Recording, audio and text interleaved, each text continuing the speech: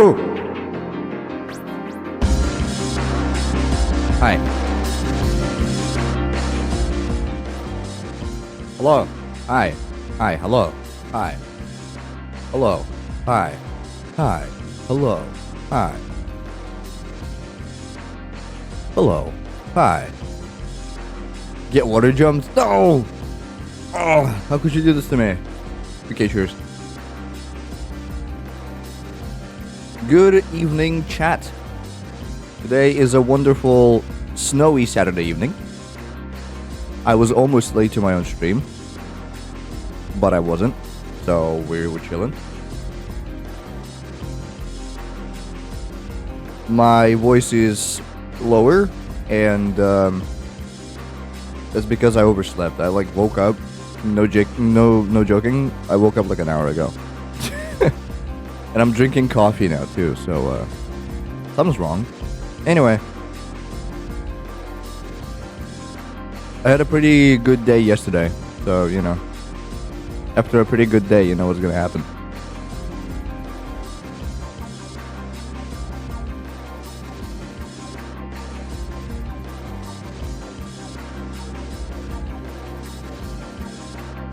Almost partying? Yeah, a little bit. Doctor. Me. Yeah, that's me. Sleepy hoe. Yeah, I'm fine now, but it was pretty bad when I just woke up. So today I'm gonna take things a little slower, if you will, chat. Got my coffee on deck though, and I was thinking for like the first maybe hour, I'm gonna just do. I want to vote in the Game Awards. I know it doesn't really matter, but I want to do it. Then I want to yap a little bit, maybe do streamer awards too, because that's going around.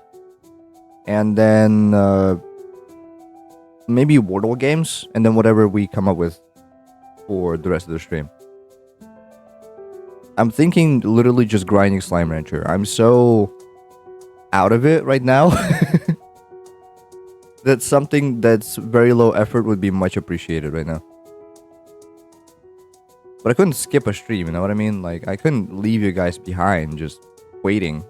So, you know, I didn't.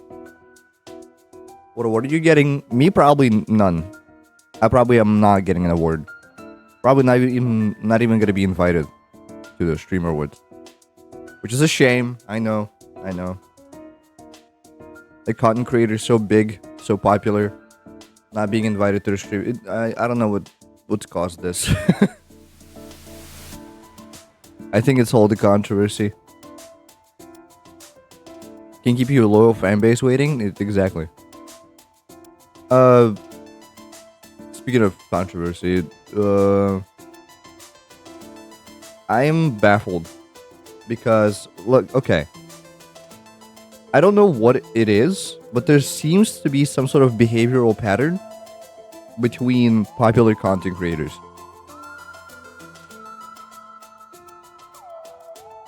And you probably know exactly what I'm talking about, but in case that you don't, right?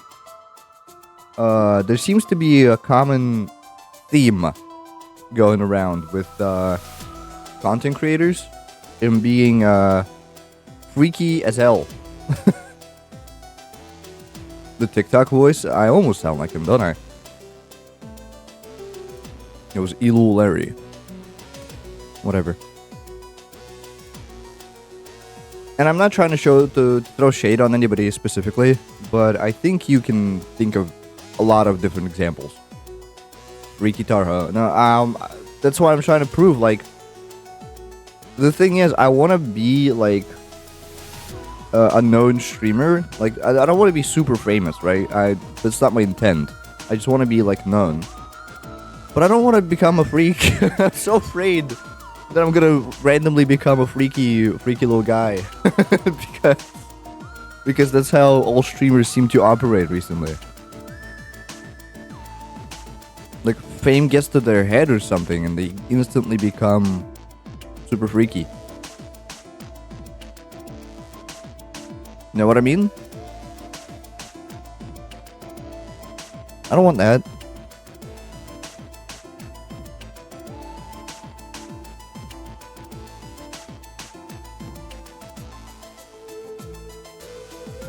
But anyway.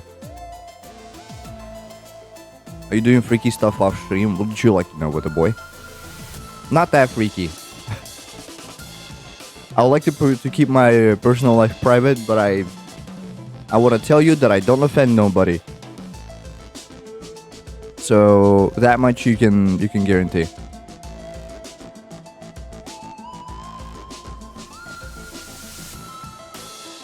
Hashtag not my freak.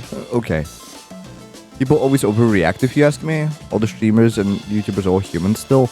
I mean, but like, okay.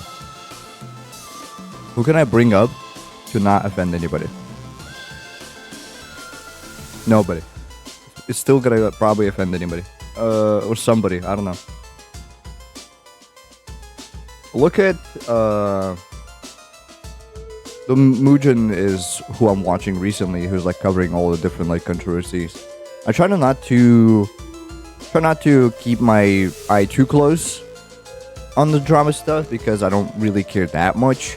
But at the same time, it's like, you know, it's hard to avoid.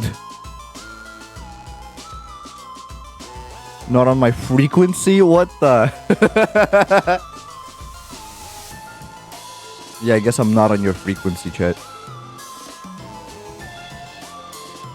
Okay, the main caveat of this speech, of this spiel that I'm going through, is that I don't want to become a kitty diddler.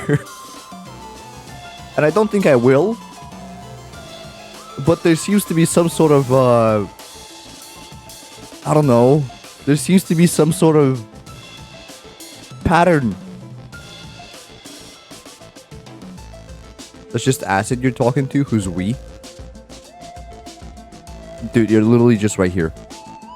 You let the frame get to his head. Okay, I'm not famous. I'm not popular. Again, I would like to be at some point, but you know how things are. Anyway, we're gonna do the Game Awards, and I cannot wait.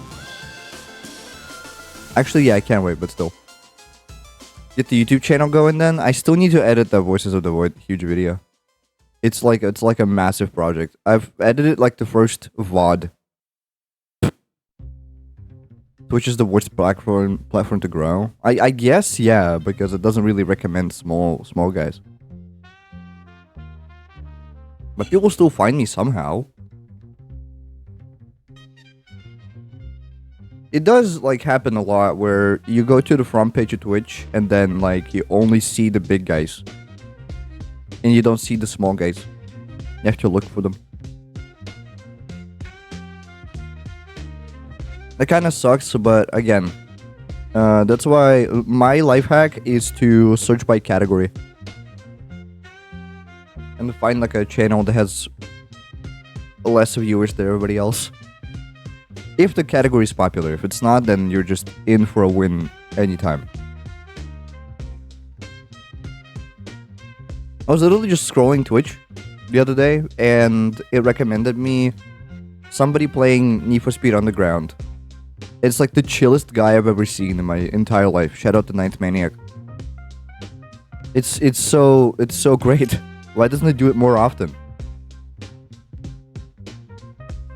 I need my Twitch recommendation feed to realize that I only care about the small guys. You know what I mean? I don't wanna watch freaking Shroud for like the 15th time in a row. Isn't there a shoutout command? You can try. Hold on, is there a shoutout? Oh, there is. How does it work? The Ninth Maniac. Oh yeah. Okay. So he was playing Risk of Rain. I skipped that stream.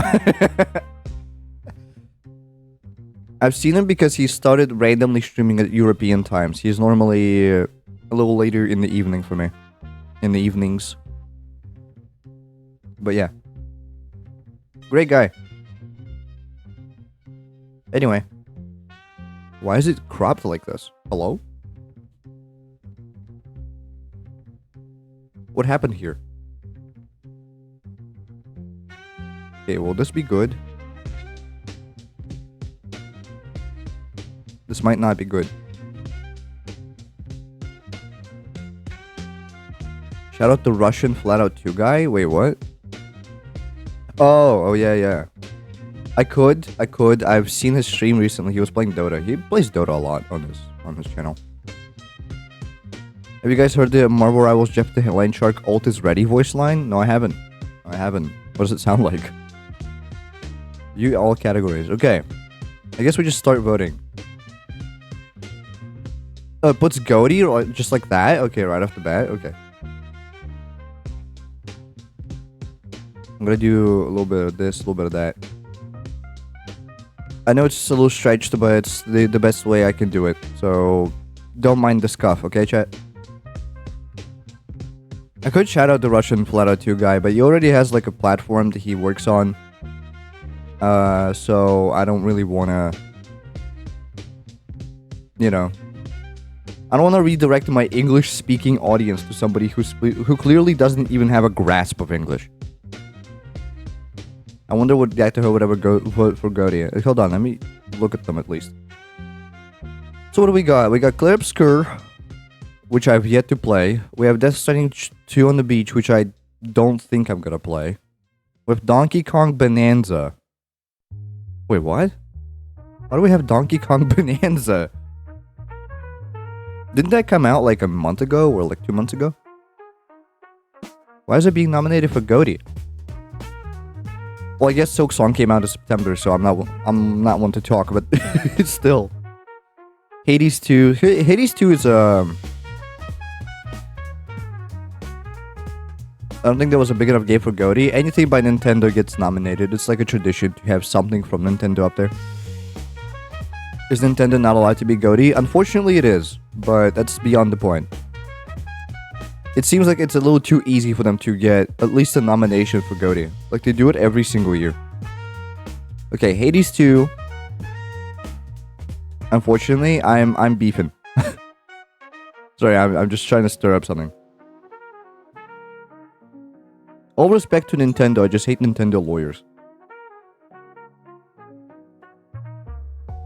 I haven't played it, but if the game is good, why not? The $100 game, does it actually cost $100? What are you talking about?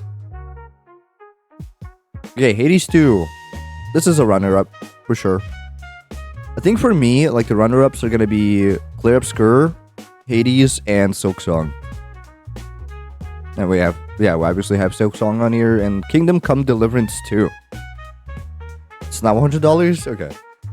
It does cost at least 80 to 90. That's more believable, but still. Freaking $80 for a monkey game. Oh, chat, by the way. Okay, exciting news. This is actually getting me pumped. Like, I'm looking so forward to this one. Hytale is... it doesn't have a release date yet. They haven't announced the release date yet, but they're, like, really, really on the way to release it soon. Hytale is gonna be $20 on release. It's gonna be $20 for the base edition, and the rest of the editions are only cosmetic stuff, so you can only buy it if you want to support people. It's like a supporter pack. It's awesome. It's gonna be in early access, and it's gonna be $20 on release. I am copying that if I'm able, like 1000%. $20 for like a great game, well, soon to be great game, you know, early access and all. But I'm so hyped, and I'm so pumped. And I'm so excited to actually see what they've been working on for this entire, like, era of them developing the video game, that I'm gonna buy it.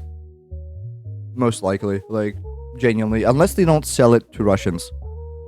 But, yeah. Amazon sells it for €63 physical. I think it was mentioned that they were supposed to release it for $80, and then they backed out. Okay, well, you know where my vote is going. It would be Hades if it weren't for Silk Song. And I know I have yet to play Silk Song, and I'll get to it. I pinky promise. But this gets to win. I mean, it's such a hyped. It's probably the most hyped game in all of existence. So it has to be. It has to be Silk Song. And if it doesn't actually come through, we all cry, and we all go to bed crying, and then we cry in the bed, and then we keep crying when we wake up. Anyway, best game direction. Oh, that's a toughie. Ghost of Yote is here. I've seen Alula play it. Feels like just making people wait long increases success. Yeah, but like, it's because it's a tiny team of dudes that worked on a passion project for a lot of years, and they were like, we're making another passion project for a lot of years. And they still kept it to a tiny team of a bunch of dudes. It's not... Well, what would you be anticipating more? A yearly release of Call of Duty that's made by like hundreds, if not thousands of people? Or something that's really long in the oven, but it comes out and it's amazing and it's made by a couple of guys? You know?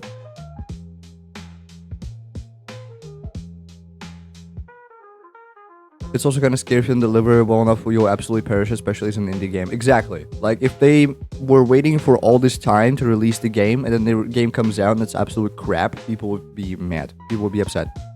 If I make a game all by myself and make people wait 10 years, are they still gonna lose their crap? Probably not. But they had a backlog. That shouldn't factor into GOTY. You are missing the point, actually, I think. Well, no, not really. We're kind of both right in our own regard, because I think that the Game Awards is supposed to be celebrating like gaming culture, and they keep mentioning that all the time. So technically, it's not just about the quality of the games, because those would be like a dry Metacritic score. It's more about the impact, right? It's more about the fuss about it. But, you know, we still, you know, we're both kind of right in our regard. Silk Song's quality was great enough to satisfy the hype. Exactly. And they had a backlog of Hollow Knight 1, the OG, and that game had a lot of content and was very good and was very high quality and was also made by a bunch of dudes. They didn't announce it beforehand, it just kind of came out. Well, they had a Kickstarter, but still. Like, they've proven themselves to be a great dev team. So I think that sort of respect that the industry has for them allowed them to postpone this project this much. I can't judge since I played neither. You should. It's a really great couple of games. It's wonderful. Like, still, hell, I've not beaten Hollow Knight, technically, for like all of the stuff that it has to offer, content-wise. And I have 60 hours in the game. And it was like 15 to 20 bucks when I bought it. Or bought it. I think somebody gifted it to me. But still.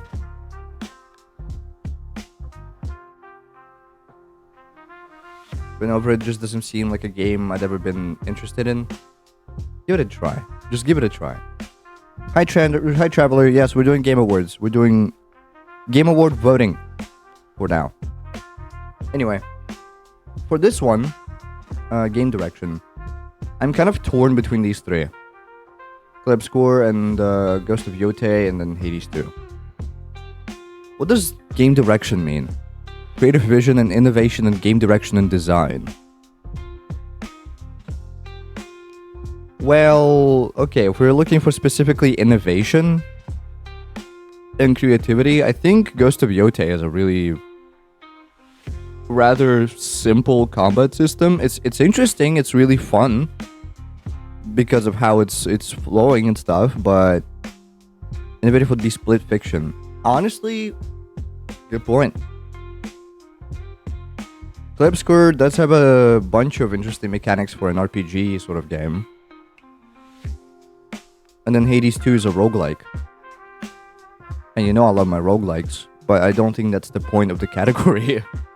to mention just like, oh, I love me a roguelike, it's best game direction automatically. I don't think that's the point. You know what? Since Silk Song is not present, I feel like giving my vote away is a lot easier. Split Fiction. let it be. Let it be. I prefer Yote's graphics from what I saw. The trailer can't play it, unfortunately. I've seen the gameplay. It's a lot like the first game. It also reminded me of For Honor, honestly. But better. Way better. But still. It had this sort of vibe to it. Anyway. I haven't played any of them, but I just know roughly what they are, so take anything I say with a grain of salt. No, Split Fiction feels like a good take. A rather fun take. Graphics is an upcoming category. Yeah, I would imagine. Next. Best Narrative. Silent Hill F has narrative? That was storytelling and narrative development. I don't know. Yote, from what I've seen, seems pretty cut and dry.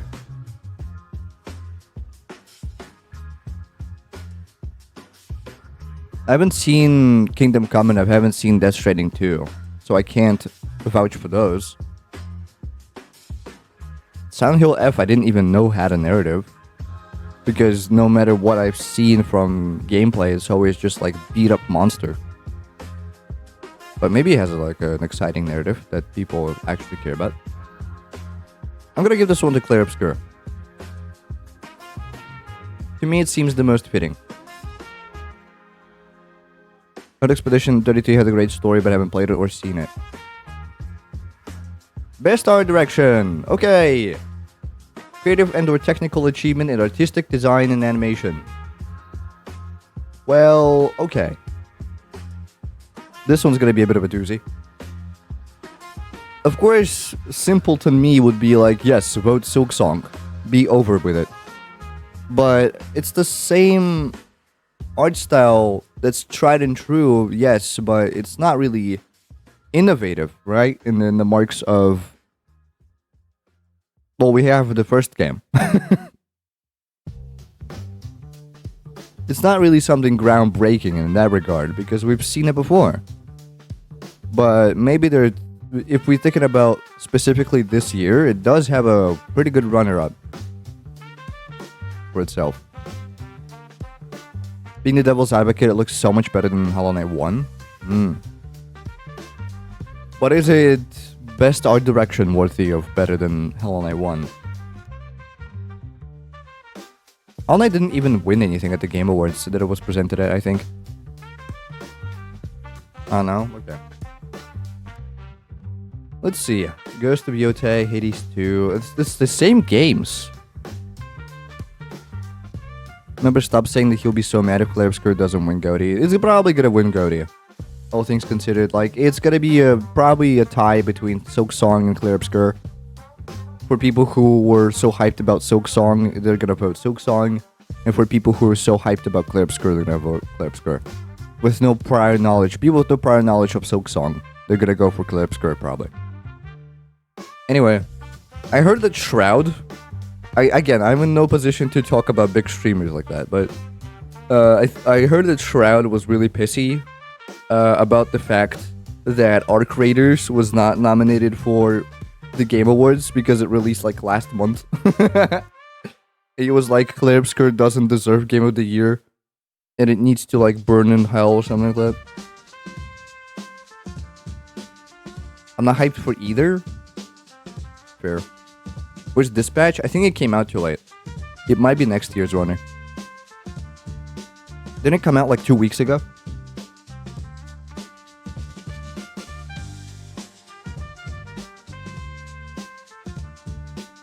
Hi Palbo, welcome to the stream. I'm gonna go with probably Clear Obscure. Because it does look interesting from like a visual perspective. It does look like Final Fantasy a lot, but it also looks better than Final Fantasy, so... Gonna give it that one. Also, Bonanza came out like 3 or more months ago, I feel like. Yeah, we're not arguing about that. I know Bonanza came out for a while, but... Best score and music. Okay. You cannot throw me under the bus like that. This is the hardest category, chat. So, shout out Christopher Larkin. Wonderful person. worked on the soundtrack for Hollow Knight 1, and Hollow Knight 1 was absolutely amazing, and wonderful, and absolutely sick. You're the music guy, you take this one. Yeah, let me have my rant a little bit. And, shout out Christopher Larkin, wonderful person, amazing soundtrack for Hollow Knight 1. I have not heard Hollow Knight Silksong. I have not heard of it. Like, absolutely. I try to keep my knowledge of Silksong as low as possible, so that in case that I do play it, I get to experience it blindly. So I'm trying not to look too much into gameplay or music or things like that. That being said, I've heard a couple of tracks from Silksong anyway, because it just so happened. And it sounds amazing. It's just like the first game. It's just as good. But then I've heard a couple of tracks from Clear Obscure, and those are honestly also amazing and awesome. Lorian Testard, absolutely. I don't know if I'm saying that right. I apologize if I don't. But amazing composer also. And the things that I've heard from the OST are freaking great. Absolutely amazing. Clear Obscure has like insane music. Yeah. It's less like collected, I guess, from the things I've heard at least. Maybe there's some other tracks that are better than that. It's a lot less like collected than Silksong. It's a lot more like sporadic and insane. But I don't think that's a bad thing. Huge orchestral scores. Yes, both of them actually. Both Silksong and Clear Obscure are huge orchestral scores. I've not heard music of Hades 2, but I'm gonna imagine that it is somewhat like the music of Hades 1. Feel free to correct me, because again, I don't follow up with these usually. I think it's about the same sound that we had in Hades 1, and Hades 1 has a good soundtrack, don't get me wrong. I just personally don't like it as much, because it sounds kind of weird to my ear, you know what I mean? It's purely a thing of opinion, and you're free to disagree with me here. But I'm gonna probably go against my better judgment. What if we just listen to some samples now? Actually, that's a great idea. Yeah, let's do Lace, because it's the one that came out like millions of years ago from Silksong. You know what I mean? Or should we listen to a... Oh, it has a full side. Okay. Let's go through here and pick one. Bellheart. Actually, no, that doesn't sound like a boss. Hold on. Although, you know what, honestly, the best track, I think, from Hollow Knight, aside from like the obvious top picks, like whatchamacallit, Cogwork Dancers, that's a good one. Okay. Well, the obvious top picks from Hollow Knight 1 for me would be Sealed Vessel, Pure Vessel, but that's DLC, so technically, you know. Pale Court, but it doesn't play in game. Dirt Mouth, for sure. Just random. Okay. Let's go Phantom. Phantom of the Opera, maybe? Let's take a listen. Oh, yes. Yes, it is Phantom of the Opera.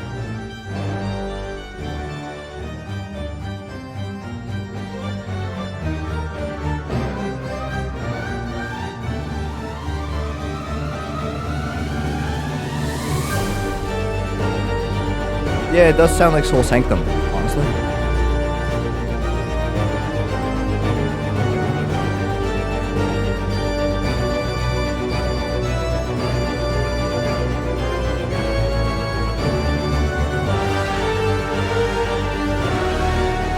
I mean, yeah, it's full orchestral. I wonder. Lovely stuff, honestly.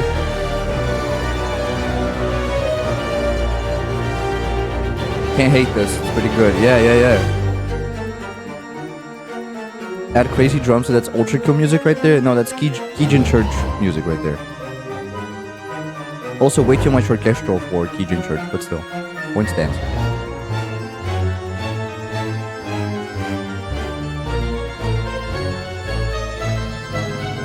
It sounds like Soul Sanctum. Specifically the boss with Soulmaster. Or the fight with Soulmaster.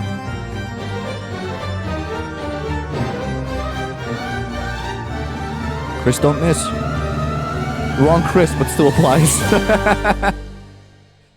That's lovely. That's awesome. Neither of the Chris's miss. Yeah. Also, we can add a third Chris into here. Because there's also Christoph Madigan, I think it was. No? Hold on.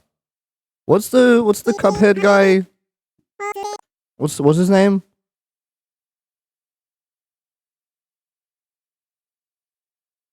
Yeah, Christoph Madigan.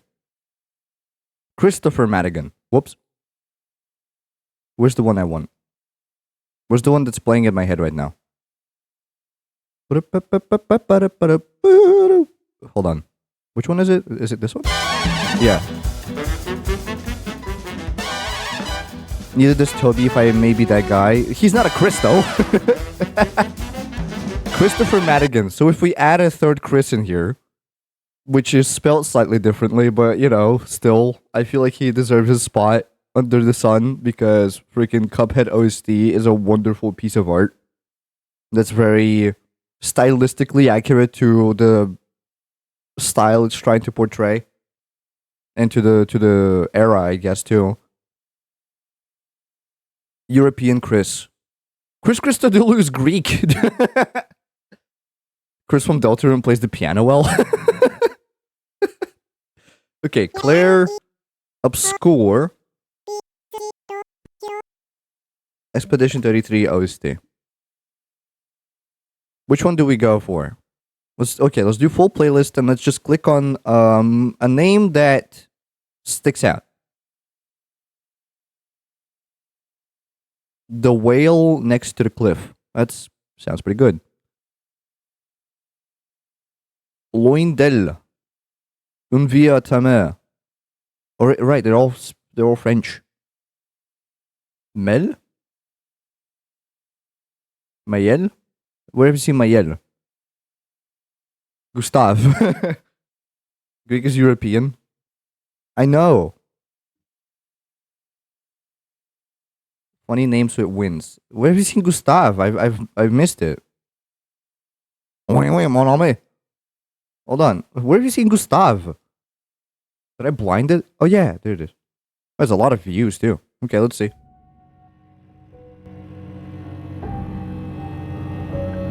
This one's also darker from what I've seen. Like Expedition 33 in general is just darker in terms of music.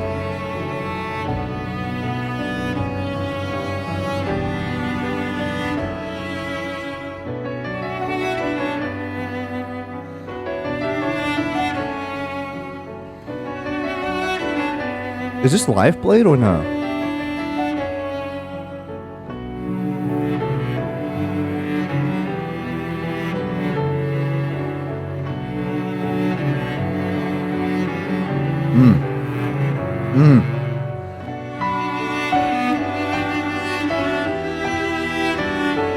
This was a lot more feelsy.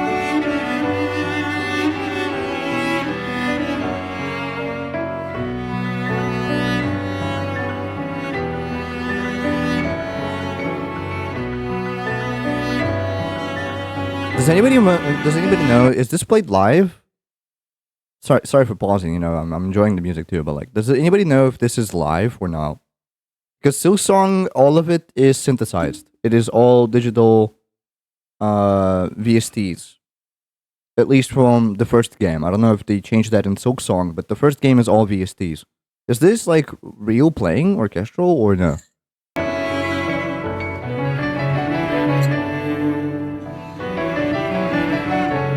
If this is played live, this is amazing.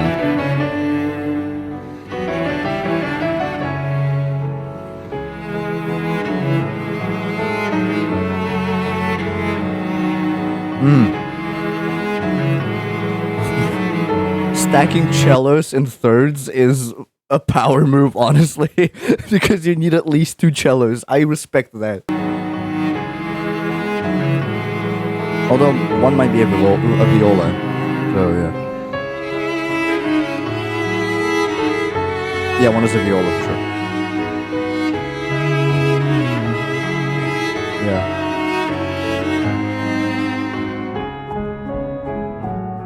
Ooh, that piano.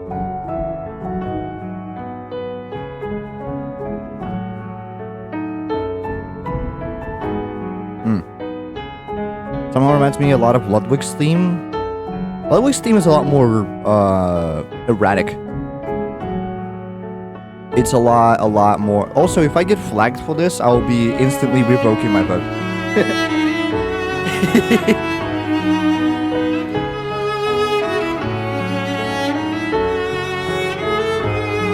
No, dude, it's Gustav. Oh, German? Oh, German is a lot more, German. Why did I say it's German? It's a lot sadder than this. This just sounds like a sad theme. German's theme, German, sounds like a freaking funeral.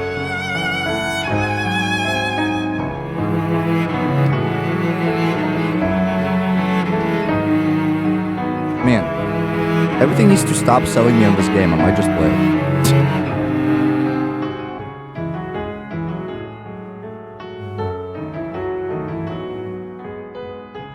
It's also the same chord progression, doesn't play a lot with time. I respect that. Sometimes simple is the best approach. But like the melody is so tantalizing that it all kind of works out in the end. Oh, it depends on the game's budget. The orchestra isn't cheap. I agree. But testament to that would be... Sorry, there's like 30 seconds left. I'll let it play, then I'll say it.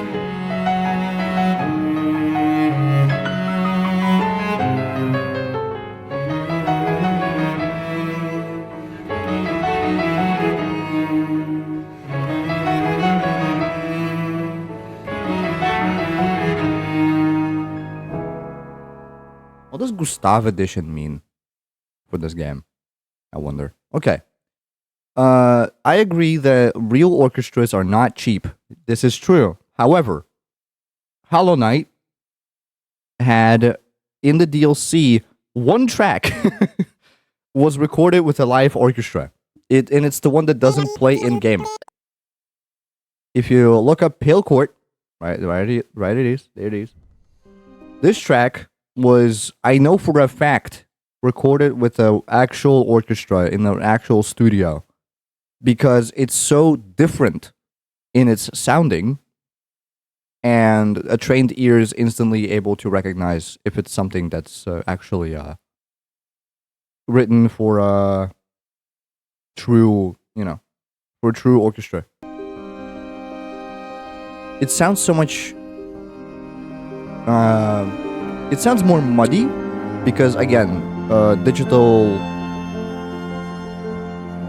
What am I trying to say? Digital, like, instruments give you a lot cleaner results.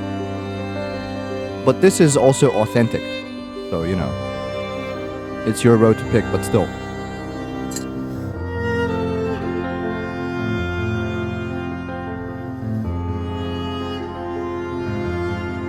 I remember this theme from the game. It doesn't play in the game. You're thinking of White Palace. This specific track doesn't play in the game.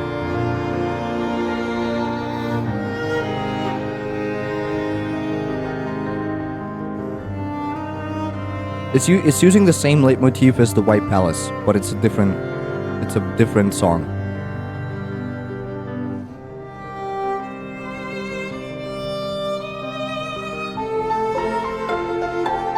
It's so pretty. It's so pretty sounding.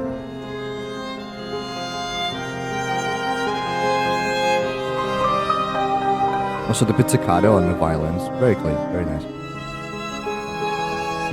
Anyway, I'm probably not gonna let this play out. If you want to go listen to it by yourself, because it's a wonderful game, and it's a wonderful track. What a banger move, though. Yeah, I know. It's wonderful. If you want to go listen to it on your own, even do it right now. I won't be mad, honestly. Anyway, Hades 2 OST. It's a really good song. All right. This one's 4 hours. What the? From the first note, I feel like I loaded into Fall Guys for some reason. Okay, it is similar from Hades 1. Let's search through and see if I find something that's gonna captivate me. King Vermin, that's not bad. Into Tartarus, in the dark. Oh yeah, I forgot. Hades is all based on like Greek mythology. Lovely stuff. Lovely stuff. Sounds pretty Risk of Rainy. It's the synth. It's the synth and the little like distortion thingy on the back. These tracks are long, dude.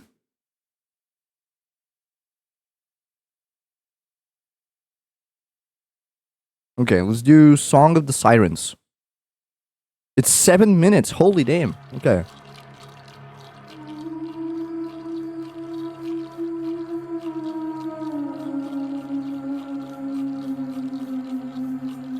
I like how the first recommendation is Shenpai.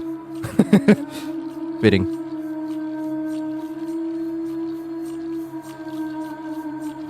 Okay, okay. I now understand why these tracks are 7 minutes long. Sorry.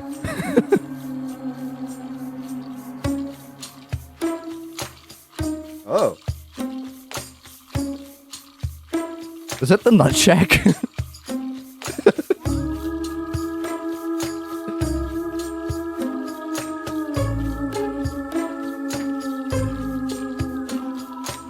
What on the Kevin MacLeod? No, hold on. Give it time.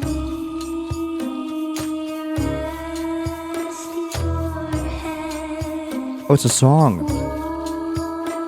Oh yeah, it's the Siren.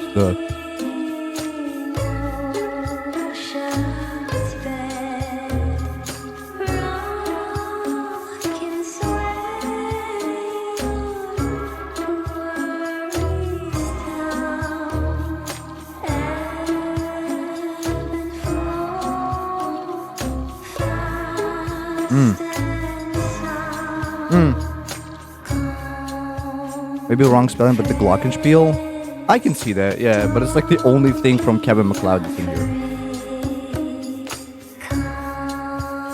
It is the Glockenspiel, I think. That or Xylophone.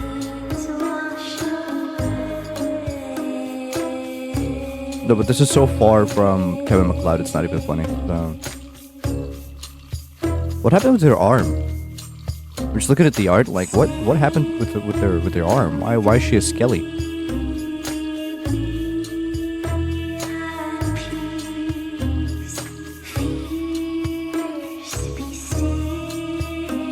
Before the lyrics kicked in? I see.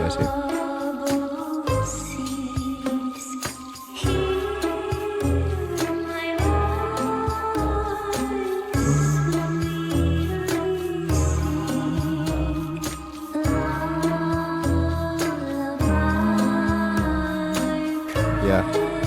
I can hear a different track though? Yeah, this seems like an ambient theme. We're trying to do like boss themes, I guess. Although I'm not sure that Gustav was a boss theme. Let's get a little glimpse of King Vermin. Oh, what the?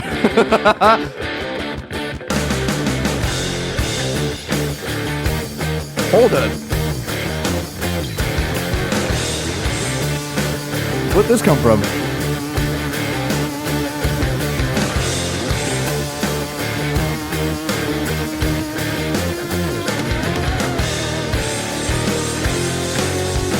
Did I just load a...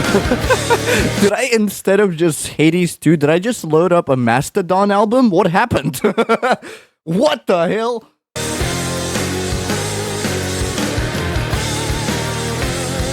Oh, this one's a lot more Risk of Rain.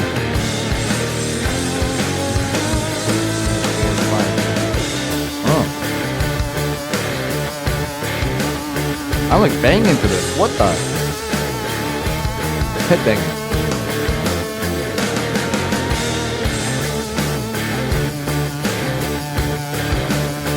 Oh, this is bumping. What the? This goes hard.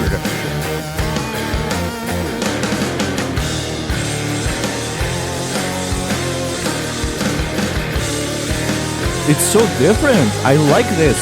I like it.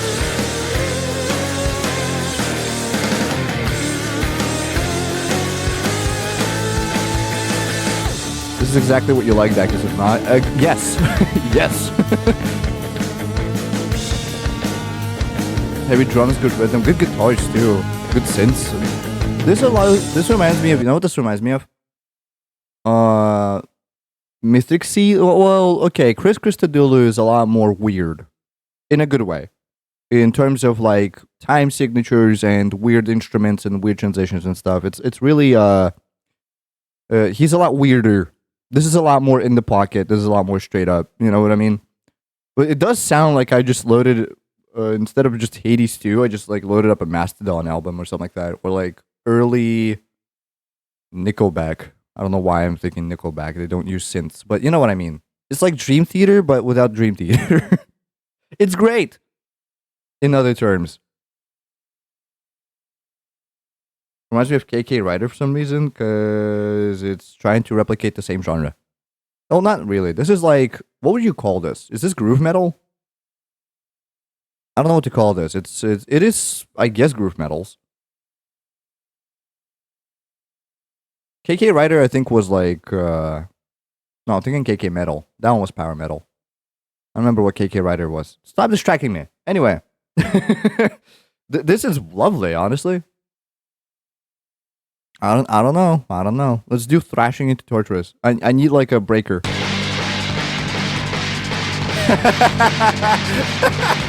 I get it. This is thrash metal. I get it. They're thrashing into Torturous. It's thrash metal. I get it.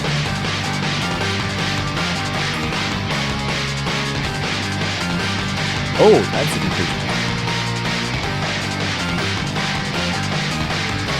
Not really. He's displacing the drums to be on a different beat every 4 bars. Yeah, that's funny. Literally just Ultra Kill? No, Ultra Kill doesn't even. Okay. Hot take. I don't like Ultra Kill's soundtrack all that much. You can think whatever you want to think, but not for me. No, sir. What? Okay, rude. It's opinions. It's a matter of taste. We're not gonna argue about this. Just know that I'm not that big on Ultra Kill. But I thought you were a big fan. I'm a big fan of specific tracks, like "The World Looks Red" or "The Death of God's Will" or "Order." Shattered Illusion, though, no. I like some track. No, it has some good tracks, but overall, I'd say that Ultra Kill's soundtrack is not that good. It's not my cup of tea. For people who are into like breakcore or whatever, because a lot of layer 4 and a lot of prelude are that, and a lot of limbo, I guess. It's just sprinkled throughout the soundtrack, and for people who like that, go for it, man. I'm not saying it's a bad soundtrack, because obviously it has a lot of thought put into it. I'm just saying that I don't like how it sounds. So, I'm going to leave you at that. Especially loved Layer 6. Layer 6 is yeah. Layer 6, both of them are good, actually, both tracks. Which one was that? It was Death of God's Will for Gabriel. It was I Call to You, Jesus Christ for Before Gabriel. Right? Or am I misremembering that? And it was something of heresy. I don't remember what it was. I need to re-listen. It's been a while. Also, I don't like verses. That's my hot take. I don't like verses. I think it sounds dumb. And I know I'm supposed to like it because it's like supposed to be metal, but it's not metal enough. I don't like it. Anyway, Jesus Christ, Dak. This has made this infinitely harder because Hades 2 might be winning me over. Too far? Okay, whatever. What do I want to listen to in the back? Hydrophobia. What?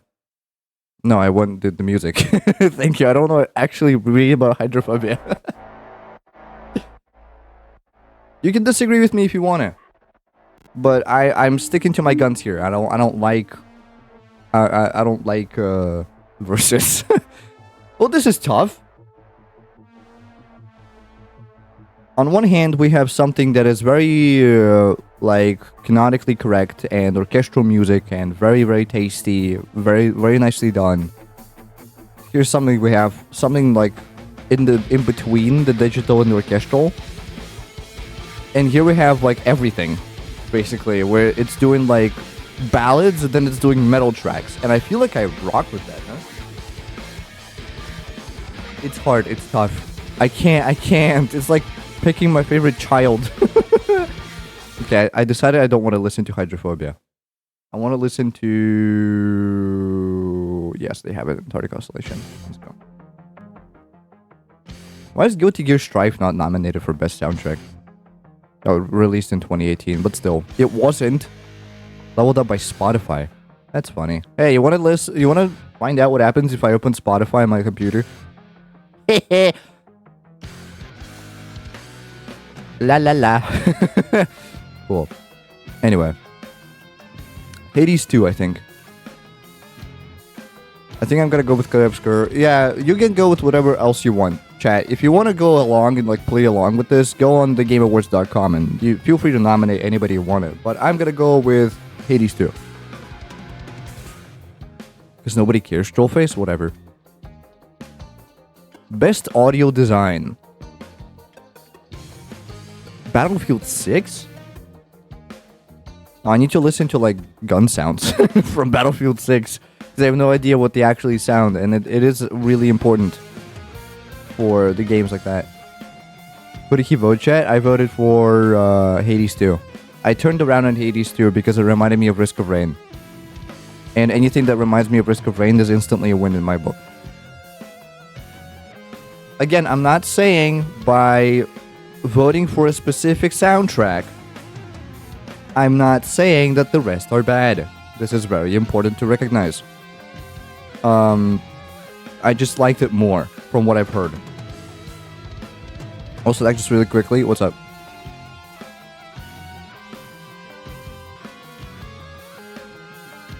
I'm listening. I'm waiting. Sent you a link on this on Discord. Oh.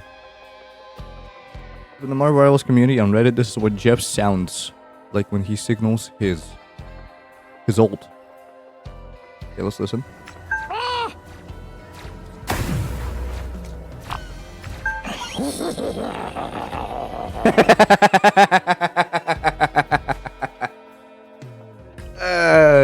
I like that. I like that. Thank you for sharing this with me. He's a little goblin.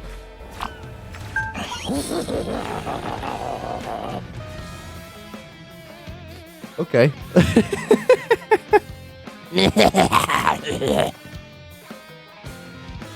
I like that. I like that. He sounds like Gollum if he was on crack or something. I also said the verses from Ultra Kill sucks balls and this was a mistake to humankind. Literally did not say that. Literally you putting words in my mouth right now. Shut up. He did trust. I did not. I would never say a thing like that. Anyway. I don't know. You know what? I'm gonna... I'm tired of hiding things. Because this looks bad. Let me just do... There you go. Oh, what? Oh, because soundbar. Okay. There you go. I'm gonna do this.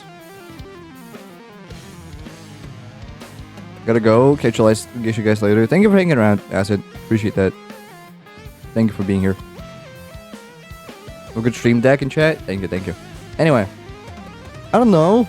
For best audio design, I've never played any of these games to know enough about their audio design. Hi, I'm Chad. Hi. There's a couple people lurking. Shout out lurkers. Because we've been at 7 viewers for the last, like, 15 minutes. And I don't know if Twitch is lying to me, but if there's actually 7 people just lurking in here, shout out. Guys, stay awesome. I'm gonna go with Ghost of Yote. Actually, never mind. I'm gonna go with Expedition 33. Why is the high emote so much faster on screen? What the? No, it's not. It's about the same, no? Maybe just skipping frames or something. Okay, next category. Best performance. Oh, I don't. Oh, no. Oh, no. Faster, I swear. Okay. I believe you. Oh, no. These are all wonderful people.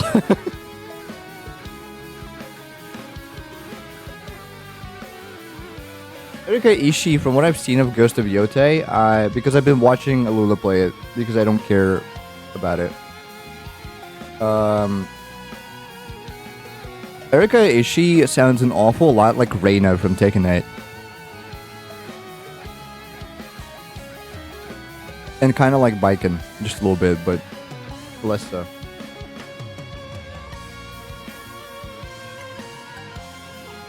Literally no idea. I know. I don't want to vote for Troy Baker. Okay. No offense to the guy, but like, he's everywhere and he voices Indiana Jones. So like, Troy Baker gets enough recognition as is. I'm always voting for a little guy. And I don't know which one of these is less known. I wonder how many people didn't know any better and just go, hey, Cox, funny, give... Wait, what? Oh, what? Charlie Cox? Okay. I see what you're doing there. Ben Starr, I think, played the main guy, right? In Klebsker. Was the one that did Shaw want to vote for them. Hollow Knight technically does have voice acting, but I guess it's not good enough of a performance to be nominated or something. I don't know. Probably somebody's daughter from Team Cherry, if I had to imagine.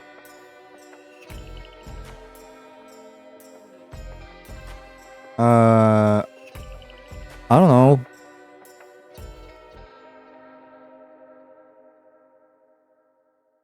Ben Starr.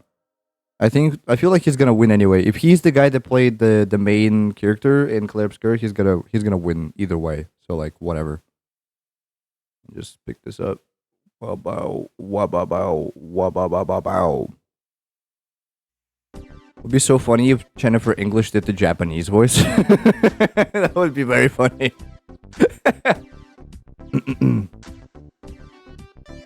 Innovation and accessibility. I don't know. Doom of the Dark Ages is nominated only in innovation and accessibility. Rebellion's most accessible game. Accessibility in mind. Configurable text contrast and size. High contrast mode for gameplay. Optional audio cues replaced with low vision. Highly customizable audio-based FPS aiming system. The game is colorblind, accessible by default. I don't want to say who cares because obviously it's bad to say something like that, but like, why is this a nomination? Why are we specifically outlining things like this? You almost did as well, I know.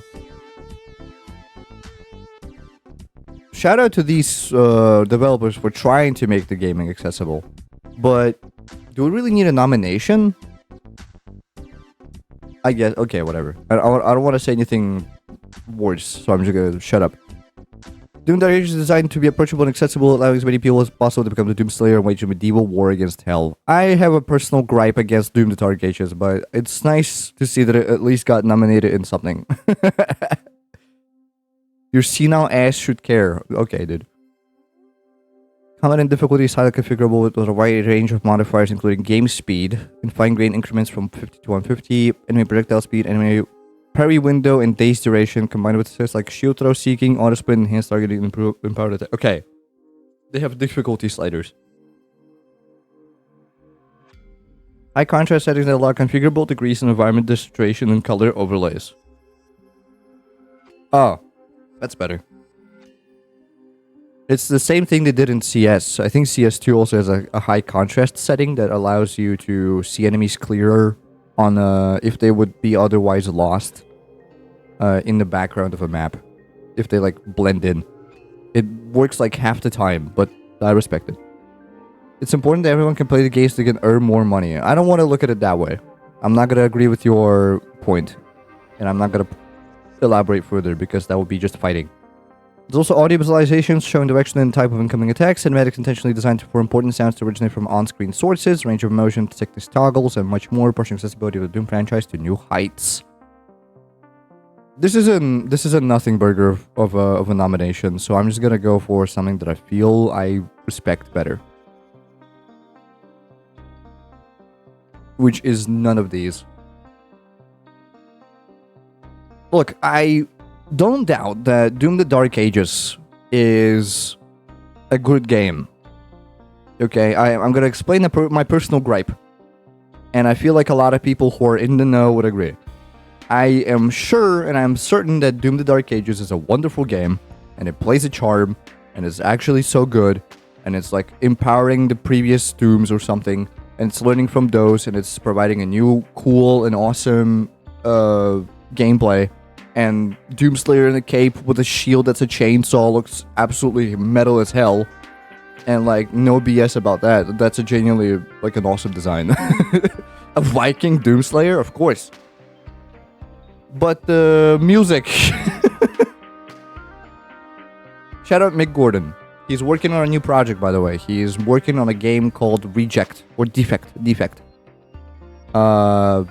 It's his first full-scale project since he did Doom Eternal. And he wrote one track for Absalom, which was absolutely awesome. No pun intended. It's called The Underking. Go listen to it. It's awesome because it's Mick Gordon, and anything Mick Gordon touches instantly becomes awesome and metal as hell. But what they did to my poor boy, Mick Gordon, for Doom: The Dark Ages and Doom Eternal, I cannot forgive this. Man is literally like a prodigy in terms of music and video game soundtrack. He's like one of the greats. If I had to make like a top of the greatest composers of all time, he would be up there. He would be at least top 5. For sure. If not top 3. But I can't justify the Dark Ages anymore because like, even though the game's awesome, the soundtrack made by Finishing Move, a shout out to them, of course, they did a wonderful job, but it's just not Mick, you know what I mean? It sounds so watered down, it's not as heavy, it's not as grimy, you know what I mean? It's a lot clearer.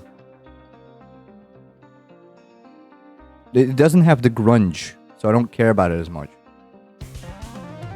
So I can't, you know, I personally don't want to play Doom: The Dark Ages anymore. It's like, that was a turning point for me. I know, usually I'm not a man of principle.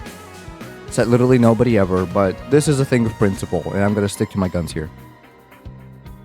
Not writing about something entirely different from the topic at hand. It is a topic at hand. We're talking about Doom. I'm gonna go South of Midnight. I don't know what they did, but I like the game. At least from a visual standpoint, it looked awesome. Games for Impact. Another game that I have no idea about. We're talking about accessibility in gaming, fool. Sure. If Doom only gets nominated for games with accessibility, I'm gonna be laughing. Because like, again, I don't want to stir up any drama, but I feel that's low-key kind of deserved. If it gets nominated for best score, I would cry. But it didn't, so we're chilling.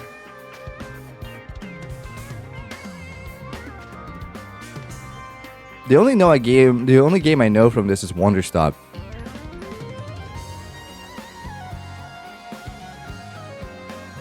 What's guessed 8 out of 29. The rest of the categories are gonna probably go away a little faster. The only 2 games I know from here are South of Midnight and Wonder Stop. I don't know what the hell Consume Me is. I'm gonna go for Wonder Stop. Because it's the game made by the guy who made the Stanley Parable, I think. If I'm not mistaken, that's what is his name? Davey Reedon. That's his next project. That's why you voted it? Yeah, why not?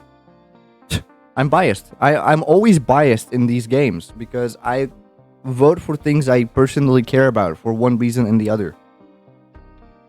Or the other. It's not. I'm absolutely not being objective here. Best ongoing, No Man's Sky. No Man's Sky has gotten a lot better from what I've seen and from what my friends told me from playing the game. It's gotten a lot better.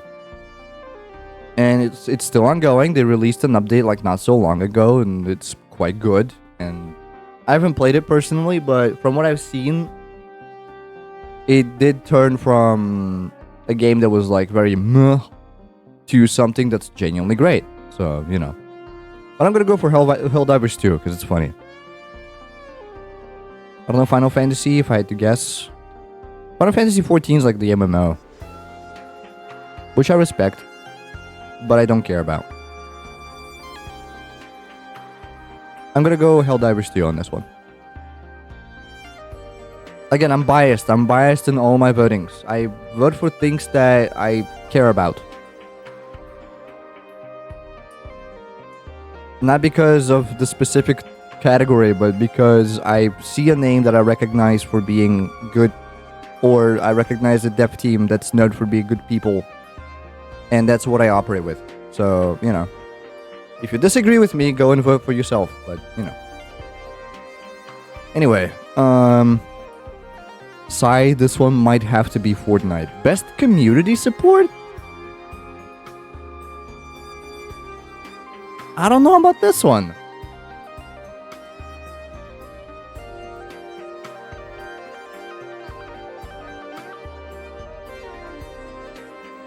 It's not like community supporting Fortnite. It's like what developers support the community best.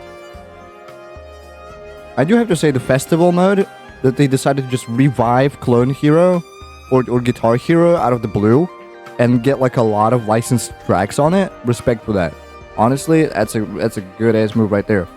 Because the only rhythm game that's like Guitar Hero-esque that people had was Clone Hero and Yarg. Unless you want to boot up a 360 and play actual Guitar Hero on there. So having like a fully fledged and fleshed out and working, quote unquote, game mode that's akin to Clone Hero. I've heard of any community support of the other ones. Baldur's Gate is like... They always shoot for the 10, but they shoot rarely, so you know. Same thing with Helldivers. They release an update once in like a blue moon, but then it gets people back onto playing the game because of how interesting it is. And their entire game is based on community support. Like, they literally have to constantly make the game interesting, because if nobody's gonna play the game, the in-game world would literally collapse.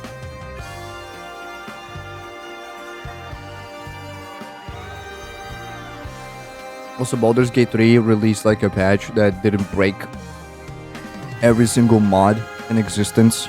And I feel like that's already doing a lot better than most other games. Bethesda. Epic Games have been keeping Fortnite alive for what, almost 10 years now? I know. But it's gonna win anyway. if we keep thinking about it like this. Like, if we go by what has been providing community support for longest, Fortnite's gonna win every year, so you know. I'm gonna go Baldur's Gate. I just feel like it. You know what I mean? I just feel like they don't do much, but what they do know, or what they do is actually great. Best indie. Oh boy, this is gonna suck. This is gonna blow. This is one of the worst categories ever. The way people get excited for every single update. I know. I don't have a gripe against Fortnite. I just don't care about it enough. Best indie. All of these are great. And all of these I've missed. Silksong probably wins this. Hades 2, close third. Clay Obscure, also close third. Clay Obscure again? No, this is gonna be Silksong. This has to be Silksong. If Silksong doesn't win GOTY, it's at least gonna win Best Indie. For sure. But again, we have two sides of the same coin here, where we either vote for most anticipated game, or we vote for game with a lot of content that's very, very good. And then Absalom is very good. I mentioned it before. It's the one that has a Mick Gordon track in it. And it's a very good beat 'em up. It's a great game. Blueprint's also a wonderful game. It's like a top 5. And Bollock's Pit, I've literally never heard of. I think it just released like recently. So, I haven't gotten a chance to check that one out yet. I don't know what it's about, but Absalom I do know. It's like a top 5. Blueprints released a really long time ago. It was like beginning of the year, wasn't it? I'm gonna go Silksong. I'm biased, I know. Freaking whatever. Oh, we have debut indie. This is where Clear Obscure wins. Dispatch here. If you wanna. I've been ignoring Dispatch because there's a chance I might play it. But yes, this one Clear Obscure wins. Absolutely, yes. Not even joking. I don't know about Dispatch though, so I haven't seen anything on Dispatch. I've been avoiding Dispatch in case I was gonna play it. Best mobile game. Vampire Survivors. I've been playing a lot of it on my phone. This year got released very recently. People like it a lot. It's like a visual novel, pretty much, from what I've seen, and it has like a bunch of funny voices in it, like Jacksepticeye.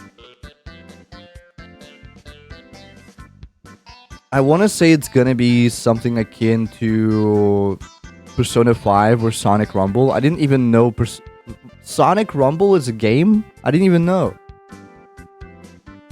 Ew, no thanks then? Okay. Why not? Wait, what do you mean, ew, no thanks then? What? What do you have against Jacksepticeye? What has he done to you? I want to vote for any of them. Knowing the current market, Uma Musume is gonna win. So if I'm indifferent on any of them, I'm probably just gonna dump my vote into that. Bullock's Pit is okay, but nothing special? Okay. I haven't seen the game. I'm gonna take your word with a grain of salt, but still. I didn't know Rovio was still in business and now making Sonic games for mobile. But just because funny YouTuber cameo doesn't make it worthwhile for me. No, he's not cameoing. He's voicing an actual like character constantly. Jacksepticeye has been doing a lot of voice acting stuff. Surprisingly, and I respect that. I respect the grind. But he's not like voicing himself. It's not like what was that movie called where he was just playing himself? Free Guy? Free Guy. Him and Pokey and Ninja for some reason. As if Ninja would play anything but Fortnite, but you know. It's just funny to think about. Yeah. He's doing a lot of voice acting stuff and he's quite good at it. So I respect it. I'm gonna go Mamusume. Because it's the only one I know. And it's the only one I at least played. Not on the phone, but still. Best VR AR. Oh boy. This is completely out of my league. Best game experience available in virtual or augmented reality, irrespective of platform. Marvel's Deadpool VR? That's a thing?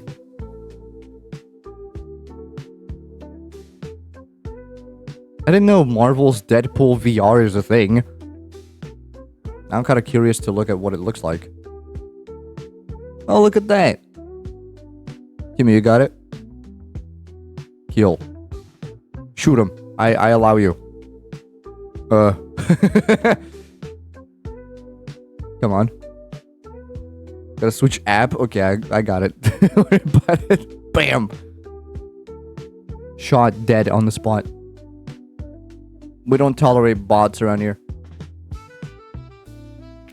Okay. Okay, then never mind. Yeah.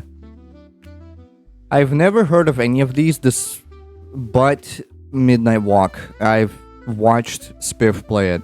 And it's PC, it's a PC game, but you can play it in VR from what I've seen.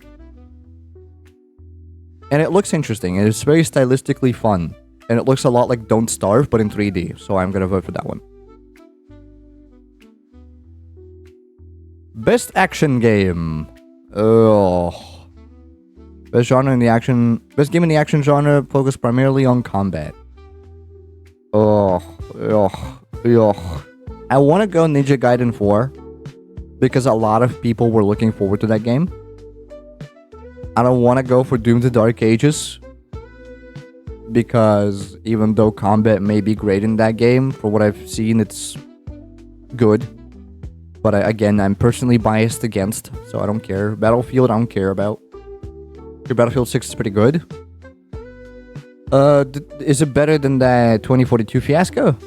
Because I've not been keeping in touch. I don't usually play shooter games aside from like CS. I have been wanting to like download and replay Modern Warfare, the original again. I don't know what caused me to do this, but I guess I just want a good COD game every once in a while. I'm gonna go for Hades 2 on this one. I know a lot of people are hyped for Ninja Gaiden 4, but I love me a good roguelike, so I'm gonna go with Hades 2. But one of Stubbs' colleagues recommended it wholeheartedly. What, BF6 or Ninja Gaiden? Best action adventure. You got it. You already know. BF6, I see. Split Fiction already won the best creative direction. Indiana Jones and the Great Circle, from what I've seen, people didn't like that one that much. Just like watch the movie. Ghost of Yotei, I think, is a fitting sort of example. So, same with Death Stranding 2. I don't care about any of them enough to actually justify voting for them. So Silk Song it is. Best RPG. Alright, Avowed. I forgot Obsidian exists. This one's between Clair Obscur or Monster Hunter Wilds. Although Monster Hunter Wilds is less of an RPG, I guess. I'll give you that one. Yeah. Outer Worlds 2, I don't care about. Avowed, I think, flopped. I don't care about it enough to know. And then Kingdom Come Deliverance was horrific from what I've seen. People love Outer Worlds. Wasn't the first one bad? I don't know. I think people like it because it's like satire. It's being very satirical to themselves and to others. Was it Outer Wilds? It was Outer Wilds. Outer Worlds, I don't know if people like. Outer Wilds, phenomenal game from what I've heard. Outer Worlds is just like a sarcastic sort of Fallout-esque thing. Something akin to Fallout or Borderlands. I'm gonna go with Clair Obscur because I like Monster Hunter World better. Gaha. What the gu? Oh, here we go. Okay, I instantly see two of my top runners. Stipendium is a song or two on Outer Worlds. Yeah, I know. Best fighting. Designed primarily around head-to-head combat. Tekken 8 is not nominated because it's been a year. It was nominated last year. You're around, don't care. Yeah, I know. Virtua Fighter 5 coming back was a lot. It was very exciting for all the people who cared about Virtua Fighter, which is like 5 dudes. Because, like, Virtua Fighter was basically just Tekken's main competitor for as long as it was existing. Because they both released on the PlayStation, just one was Sega and one was Namco. So, as a true Tekken fan, I feel like I can't vote for Virtua Fighter 5. No offense. Mortal Kombat Legacy Collection, from what I've seen, I watch a lot of Maximilian Dude in my spare time, and from what I've seen, Legacy Collection is kind of bad. I don't know any of these games anyway, fair point. Legacy Collection, from what I've seen, is actually quite drab. It is a re-release of every single old Mortal Kombat game up to, I think, Mortal Kombat Deception or Deadly Alliance. But the actual, like, internals of the games, like the way they run and the netcode and stuff, seems to be pretty bad from what I've seen. So I can't justify voting for that one either. wasn't necessarily the best fighting game of its time. Of this year, I guess. It released like a couple months ago also, so I don't know why it's in the running, but you know. Can't be Nintendo level bad at least. It's up there, but it's not that bad, yeah. Fatal Fury City Devolves. From what I've seen, a phenomenal game. I haven't played it. All I know about City Devolves is that it has that funny DJ guy. And that's pretty much all I know.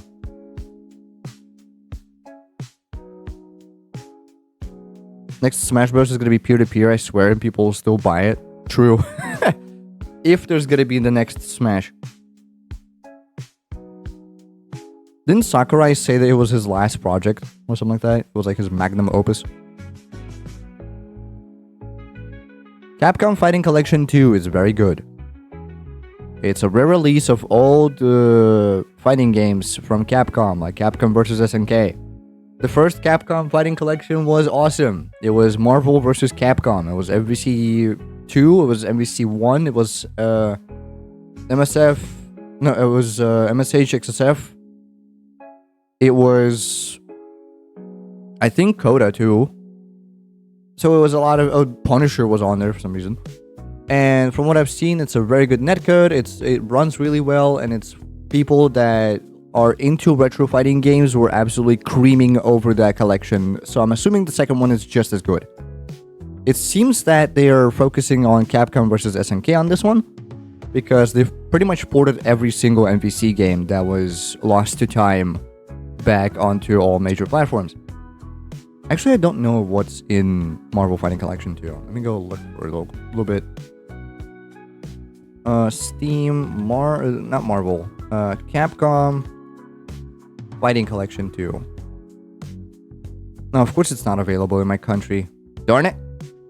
SteamDB, help me. Capcom Fighting Collection. Yeah, so this is the first one. Marvel vs. Capcom Fighting Collection. Then Capcom Fighting Collection 2 is Capcom. Yeah, it's CBS 2, CBS and K. Project Justice. I don't know what that one is. Yeah, look at this. Do you know why it's an A? Because they don't sell it in my country. Would you believe? Would you look at that? Give me screenshots. Okay, so it's just MVSNK, it seems. Like a lot of different MVSNK games. But do they have Street Fighter... What was that game called? Street Fighter something... Turbo, I think? Street Fighter Turbo? New Spotlight. Alpha 3 is on this? Power Stone is on this? What the...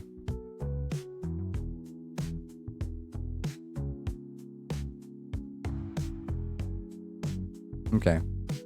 Capcom Fighting Eva. Oh, that's the one, yeah. Power Stone 2. CBSNK, CBSNK 2. A lot of good old games. 8 beloved games. Is that 8?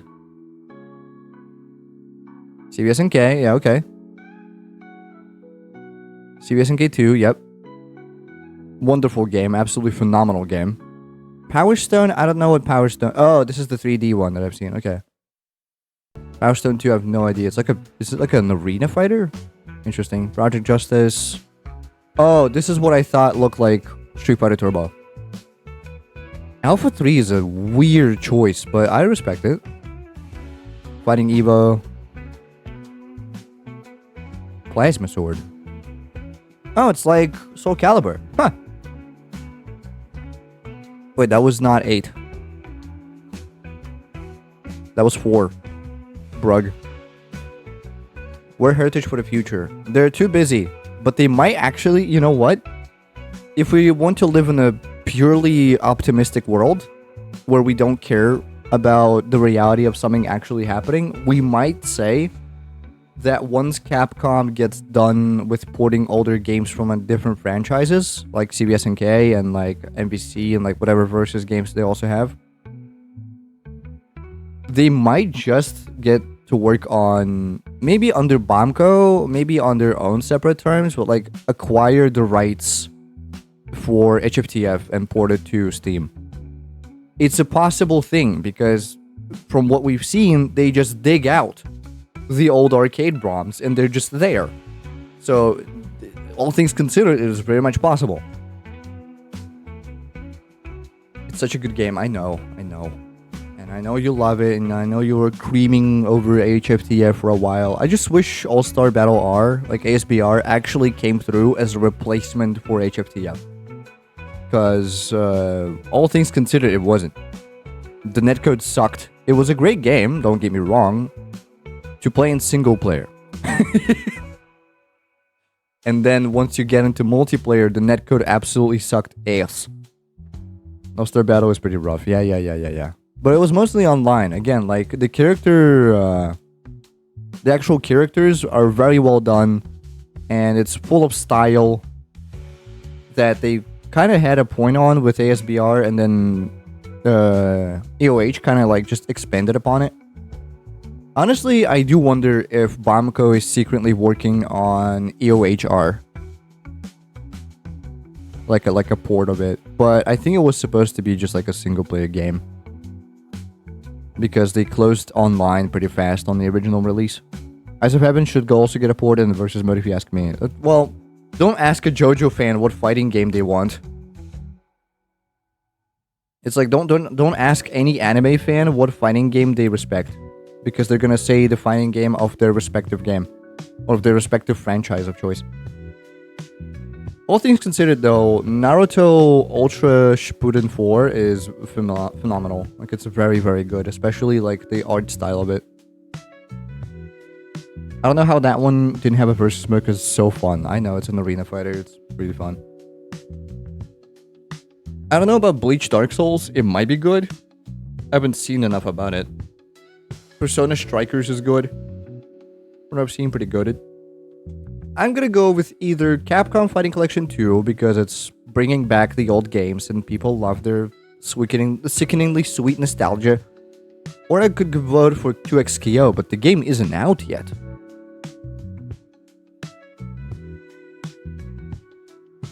How fair is it? Wait, so... How come the game is in beta? In closed beta. It hasn't released yet, has it? 2XKO released. Early access. So it's out of closed beta, it's in early access now, but like... I thought we didn't do early access games. Ultra Kill didn't get nominated. I don't think on any of the years that it was being worked on, I don't think Ultra Kill appeared once in Best Indie or whatever. Why are we doing early access? Are we that dry in the fighting game genre that we have to do early access games to fulfill the niche? Or are we talking like Raya just kind of paid to get there? Wasn't Ultra Kill nominated at one point? No, I don't think so. Ultra Kill TGA nomination.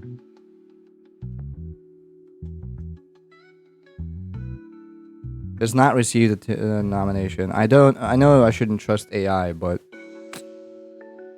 ignored by the Game Awards. What is this? Backlogged. Yeah, it was never nominated.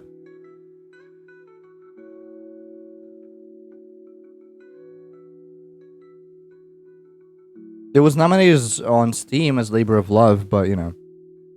Steam Awards is a lot more lenient in terms of what games they allow to be nominated.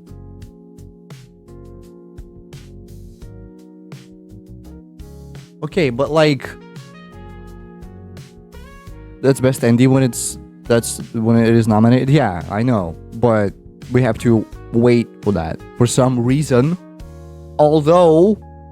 I thought we weren't doing early access games, but like here we are. 2XKO is nominated for some reason.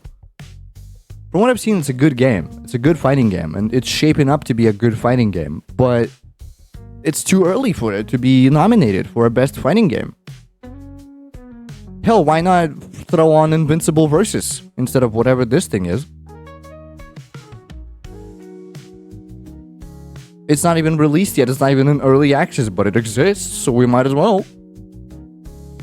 I don't know. I'm getting salty. Yeah, Capcom Fighting Collection 2 wins. I got so, like, turned off by the fact that it's an early access and nominated that I just got completely turned to 180. Okay, best family. Of course, Nintendo's here. This is usually the Nintendo category, but this year around, it seems to be pretty balanced. Lego Party. Mario Kart World, probably. Yeah, it's probably gonna win. But if I had any say in the matter, I would pick... Lego Party is like a party game, basically Mario Party, but, you know, just Lego. Lego Voyagers was interesting because it was like a co-op puzzle game, kind of like Split Fiction. But personally speaking, I do think that Split Fiction is gonna take this one instead of Mario Kart World. If Mario Kart World takes this one, it will be absolutely biased to Nintendo. We will know that for a fact. Not like it's any surprise that these awards are usually biased towards somebody specific, but still. Haven't heard of the Lego ones, so probably not that good. Lego Party is like a streamer game right now, and Lego Voyagers was literally just like a kid's game that like you can sit down and play with your child or something like that. Sonic Racing Crossroads for me, I think. The winner is probably going to be either Split Fiction or Mario Kart World. I don't know why Donkey Kong Bonanza is a family game. It's a single-player adventure game. But Sonic Racing Crossroads, I think, wins. In my books, at least. It was, A, it was so hyped. B, they keep pulling out insane collabs. Like, Minecraft is in this game. And Hatsune Miku is in this game. They keep pulling, like, insane collabs with everybody, and I respect the hell out of that. So, yeah, Sonic Racing in my books, for sure. How? Look! Sonic Racing Minecraft. This is not a mod. They have an official Minecraft pack.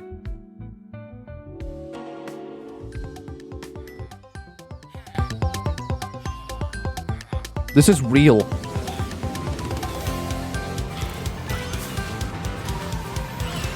And they have better music than the Minecraft collab in Smash. Objectively. It's a DLC, but still, like it's real. It exists.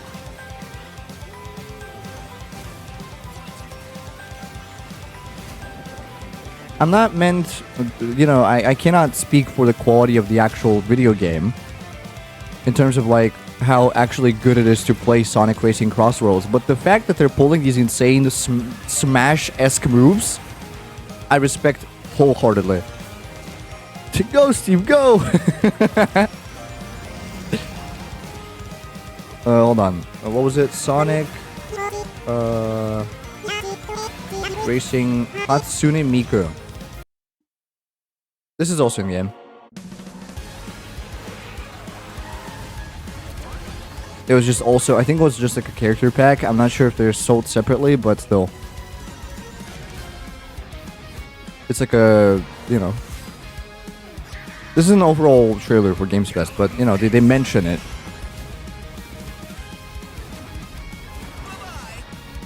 Bye-bye!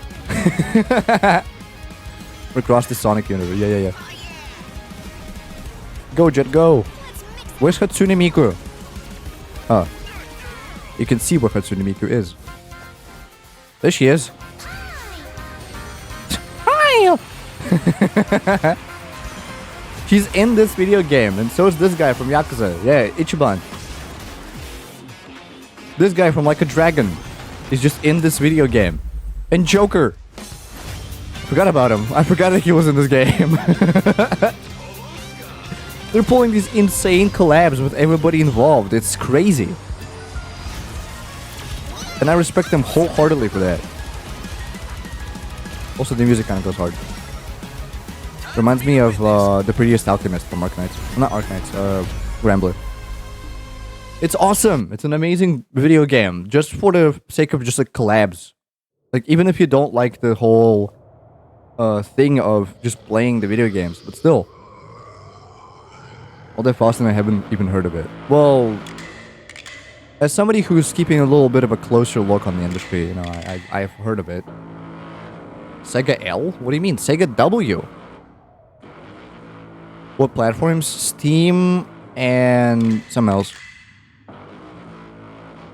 Sonic Racing platforms. Switch 2, Switch, PS4, PS5, Xbox One, Xbox X and S, and Wimbos. It's on Steam. Switch 2, huh? Yeah.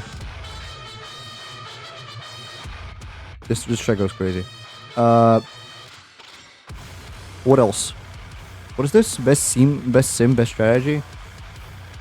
I feel like Civ 7 might win this. I didn't know they released the new Final Fantasy Tactics. I might check that one out. Because I like Final Fantasy Tactics. I like the concept of it. Is it on Steam? Hold on. Final Fantasy Tactics. Nope, it is not. Well, it's not. It is on Steam, but it's not from my country, so... Common Square Enix L. Let's see what it's like. Final Fantasy. Holy nuts, there's so many. Yeah, it's on Steam. How much is it in the great US of A? $50. No, Mario. But I do want to play a tactics game at some point. They look very fun. I don't know what the Altars is. No idea. Is that Pedro Pascal? No, it's not. I had a Sonic Racing once, but it wasn't that good. Let's just play Crusader Kings. No, that's too boring. It's too turn-based, you know what I mean? I don't know what Tempest Rising is. I don't know what 2 Point Museum... Oh wait, 2 Point is like those silly-looking management games, right? This wins, yeah. I like 2 Point. Because they're very silly. Crusader Kings is not exactly turn-based. Even less so. I hate RTS games. Best sports/racing. Ugh. Worst category.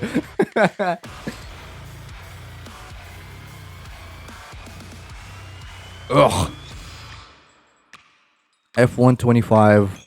EA Sports FC 26. Why are they already releasing a 26 game? It's still 2025. Mario or Sonic, and then let's get out. Yeah. I don't even know why Rematch is here. I have not seen a single person be excited about Rematch. Same with these two, but I guess they have a constant enough... No, you know what? It's not because they have a constant enough player base to constantly show up on this list. It's just that nobody does sports racing games anymore. Where's Assetto Corsa? Well, it didn't release this year. Same with Forza Horizon 6. But if they were, there would be a good runners-up. Because these never win. I'm kidding. They win. Just out of abundance of other good options. But I'm gonna go with Sonic. F1 is said to be very good, but I don't care. Exactly. Just go play Assetto Corsa or something. Where's Wreckfest 2? By the way, which is in early access right now. And it's shaping up to be a great game. Why is it not here? Why is it it released in this year in early access? Why are we getting to XKO but not this piece of crap? Come on. Ugh. I'm salty. I'm sorry. Best multiplayer. Ooh, okay. It doesn't count because it's not 2XKO. I could rant about this forever and be very, very salty, but whatever. You know what? I'm gonna let it go. Arc Raiders, Battlefield 6, Elden Ring, Night Rain, Peak, and Split Fiction. Well, if I know Shroud, he's gonna blow his butt off to get Arc Raiders to win. Night Rain is actually gonna win. Probably. Split Fiction already wins once, so Peak, why not? Yeah, I'm gonna vote for Peak, but I'm just thinking, like, from what could happen. Because I do plan on watching PGA at some point. It's gonna be a stream. But, like, Arc Raiders and then Night Rain, these are, like, the top two. One of them has to win. And then I'm gonna vote for Peem, because I like the game. and they just released a new update that I've yet to check out. But I don't have anybody to play with, so you know I could just grind achievements solo again, but that's only that funny. And then Timu can go Y again, and it will be really funny. Invincible. Best adaptation. Ugh. Ugh. Yeah. Plinking my way to safety. Minecraft for the meme. You know what? Yeah, I might just.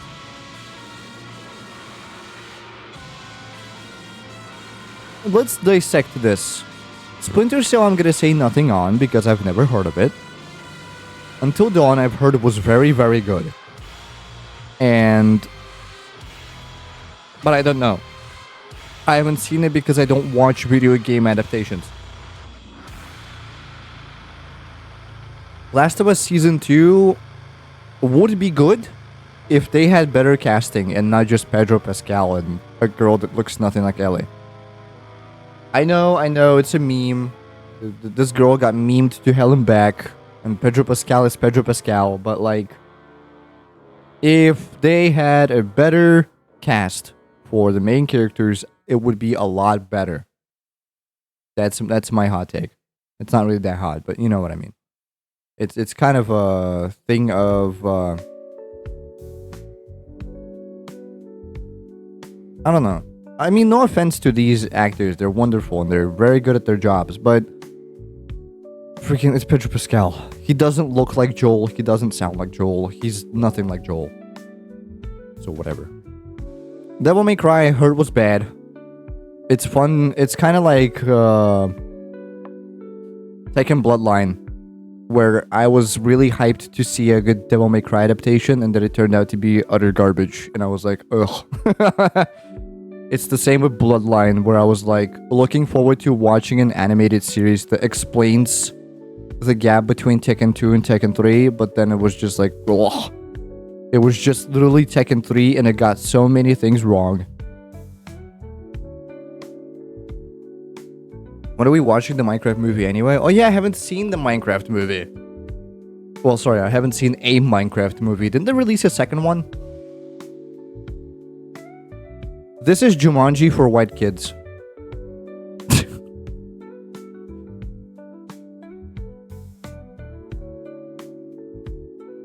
This is the only one? Hold on, I think I heard something about Minecraft 2 movie teaser. That's not official. Official teaser poster. Yeah, I've seen a poster. Yeah. This one. This is an official poster.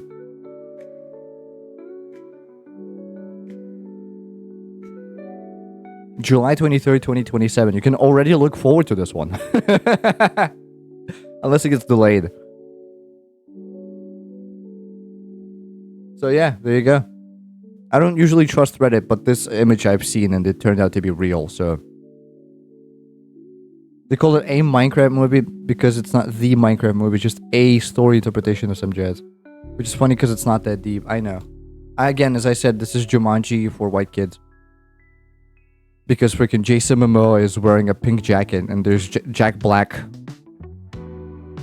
Because who doesn't love Jack Black? I like Jack Black in Jumanji. I am gonna vote for it for the meme. It's still gonna win anyway, probably, but you know. Best adaptation.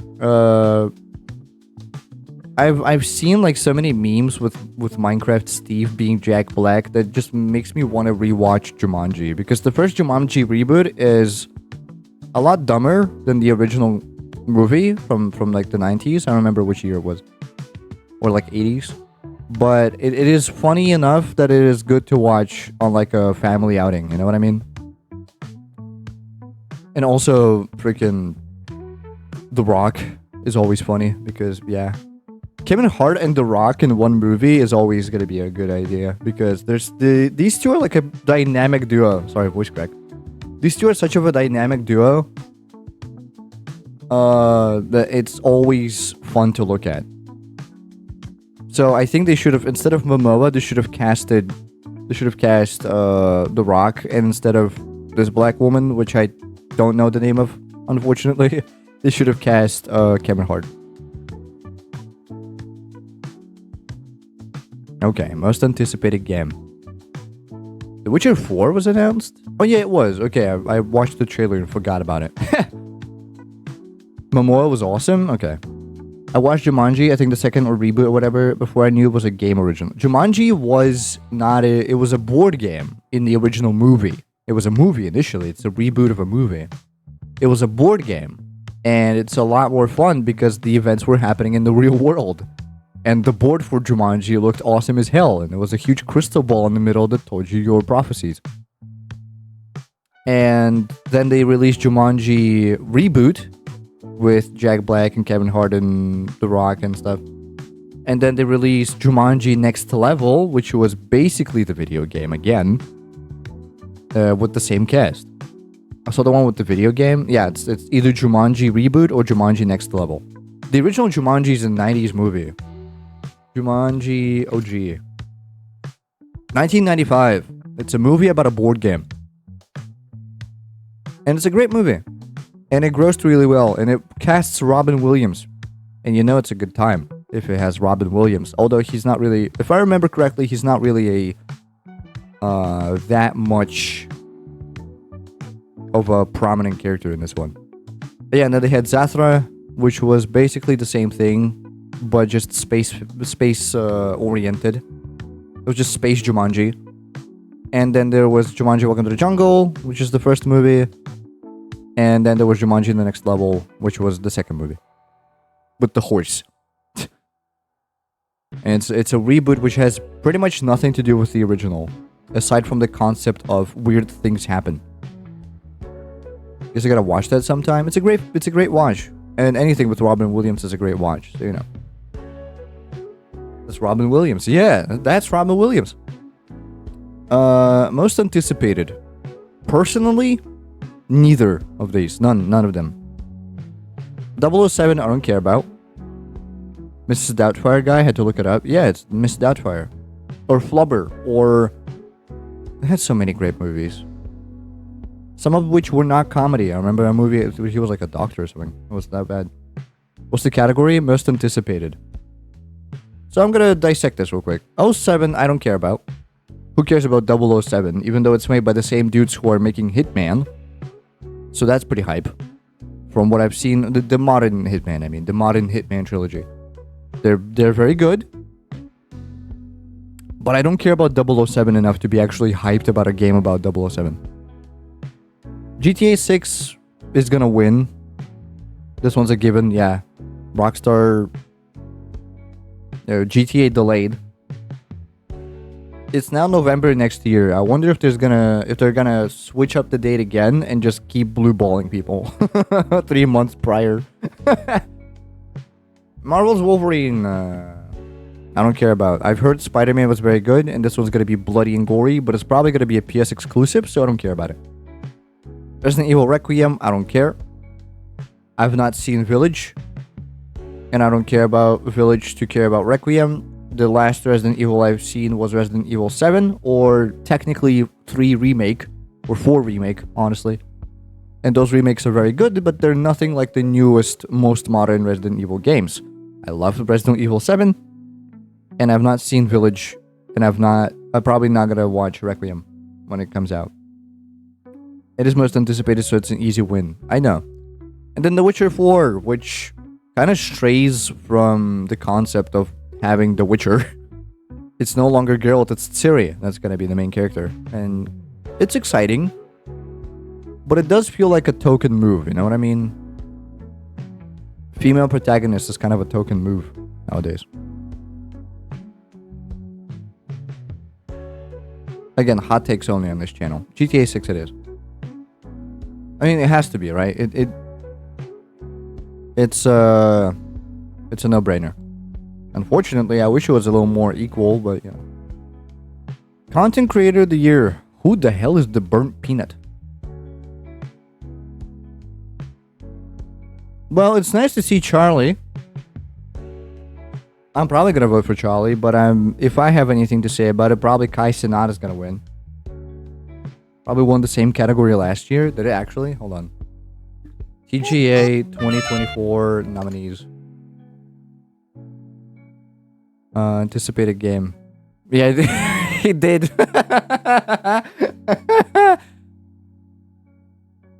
Categories content creator of the year.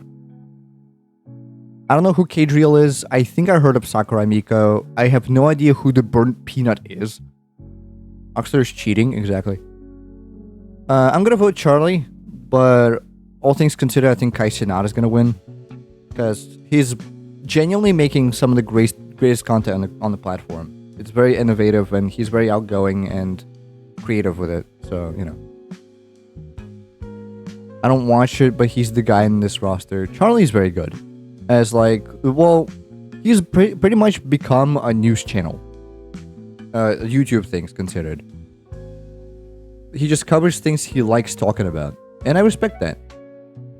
And Kai Cenat is, from the streaming perspective, is, you know, the best at the game right now. So, very innovative, very creative, very outgoing, very collaborative, very nice. I'm not trying to glaze Kai Cenat for anything specifically, but, you know, it's just how it is. I'm gonna go with Charlie, though, because he's closer to me personally. I like the guy. Where's Doug?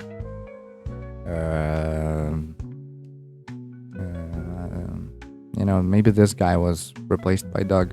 Or maybe this guy. Who the hell is the burnt peanut? This is the weirdest guy out of there. What does he do? Does he stream? Who is he? Okay. But at least it's not Dream, so, you know, I'll take it. Does Dream even do content anymore? Best esports game.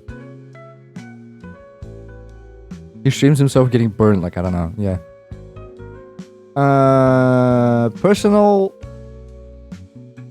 CS2, I don't care. Personally, I'm gonna go Dota. But everything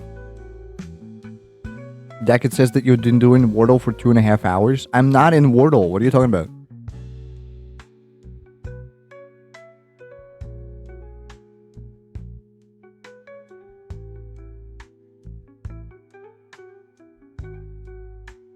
Check Discord. Well, yeah, it does say that I'm playing Wordle for 2.5 hours. Why? I got done with it like so long ago. Let me launch it and close it again, I guess. He's thonking. I got a 2 out of 6. 2.25. But technically, yes, but I got a 2 out of 6 and got done. Okay, now I'm done. Now it doesn't show it anymore. Cool. I don't know why it does that. So, personal pick is going to be Dota 2. I've been enjoying the game a lot, and I've not been getting into competitive space, but I'm starting to realize the depth of the actual game. And I respect that. CS2 I also like, but not competitively. Knowing this category, probably Valorant or League are gonna win, but I'm still gonna vote for Dota. This has not been a good year for Dota competitively because the international didn't pull nearly as much for like the latest couple of years. Let's see. Shobi, Kaikaru, Menard. Well, I'm very much entitled to pick somebody from the FGC because I don't care about anybody else. So who times 5? Times 6. There's 6 of them. Best esports athlete, probably Menard. Didn't he win EVA? Who won EVA? EVA 2025 lineup. Oh, that's games lineup. SF6 is on there. Oh, Exard Rev 2? What? Who in their sane mind is playing Exard Rev 2? Strive exists, hello? Well, no, okay, honestly, they're both very good games. But still, no Strive, but Exard Rev 2? What? And then Grand Blue Fantasy versus Killer Instinct. Interesting. Is Evo just not gonna load? Evo might have me blocked. You're covering one? Oops. Hold on. Evo 2025 winners. Wiki. Come on, Wikipedia. Don't let me down. SF6. Who won SF6? Menard. Oh, so it's literally just the top two from SF6. Evo SF6, okay. But why them? Why specifically them? I wonder. Kakaru. Well, Menard won, so I'm gonna vote for him. I don't know either of these guys, but, you know, if it was something like Tekken, I would vote for,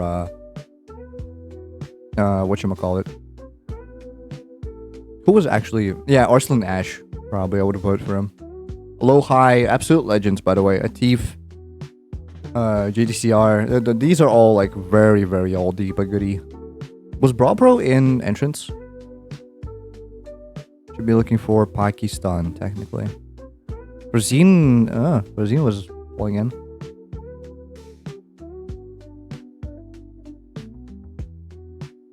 No, I'm not seeing Brawl Pro. Yeah, no. Shame. I thought he was competing. I know he went to EVO last year, but I guess not this year. No. Okay, whatever. Best esports team. Oh, Falcons for sure. I did watch the International. 2x5. Look, I'm gonna clue you in. I watched the International, and Falcons were like the ultimate underdog because they had a pretty bad run, honestly, for the last like few years, and they finally got nominated to International and won the thing, and nobody was expecting it. Let's do International. Oh, I have to go to Wikipedia Dota. Never once care about esports. It's fun to watch. Don't be rude. Tournaments. Most recent. The International wasn't like winter, so I don't know where it would be on this website. International. 2019, no. 2025. International 2025. Ticket, what? 2015, what? They're just not here? Like mixing regular sports crowd into gaming crowd? Fair. Terrible description, but whatever. No, you know what? You're true, kinda, because like...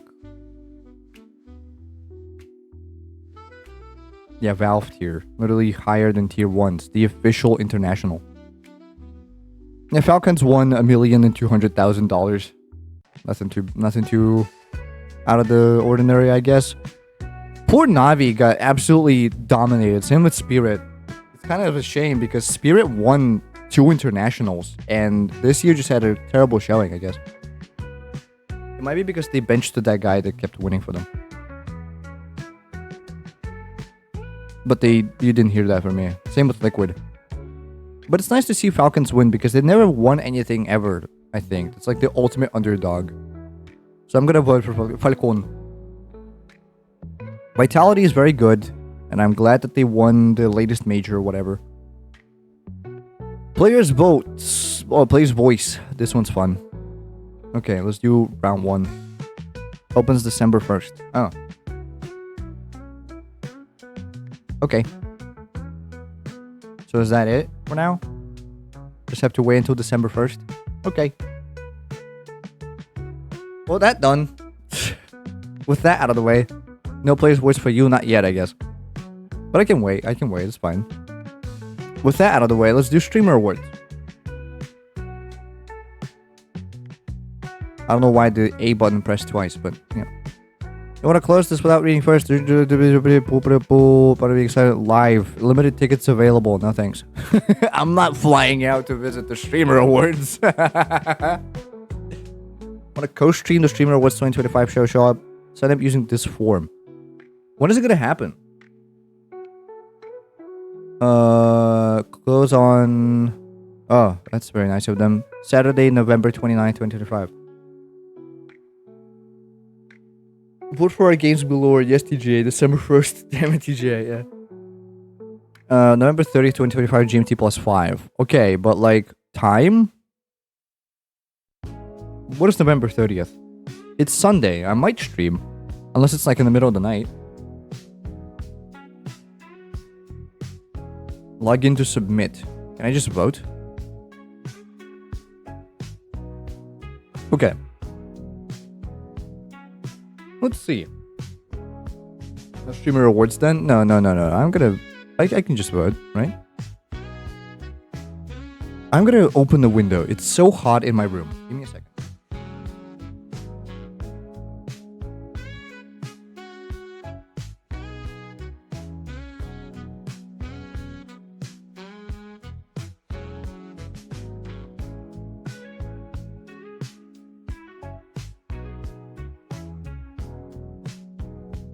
Okay, I'm back.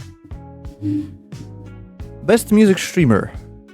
Best music content, showcasing talents such as singing, playing instruments, DJing, producing, composing, or more. And they have clips, right? Oh wait, no, they don't. Yeah, they do. Wait.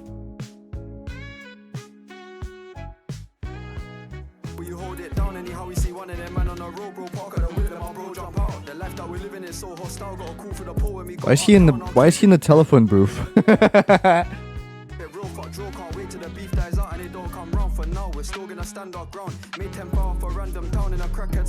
Ooh, okay.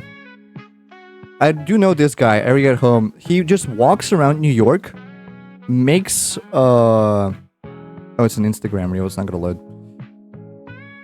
He just walks around New York and finds random people who can freestyle, and he makes the beats on the spot. It's rap, that's about all I can say. It's specifically UK drill. Get your head in the game. He's very entertaining and fascinating because he finds so many random talents around New York. It's kind of crazy. And he makes the beats on the spot. He has this sort of setup machine. Hold on. I'll not get my head in the game. Whatever. Area at Home. Yeah, he just keeps walking around with this huge setup. It's just a portable setup of basically just he's making music on the spot. He has keys, he has a whole like well, basically the whole setup. And he finds random people who can like rap or freestyle or sing, and just finds them, and they approach him, and then they hop on the beat and they just go ham. It's really cool, and I keep seeing clips of this guy. It's fascinating. It's awesome. So he's gonna get my vote. Because it's honestly, like, it's not the studio space that he can just stream from. It's all IRL. It's very, very fun and exciting. Strong contender? Yeah, I'm gonna be voting for Area at Home. I hope he wins.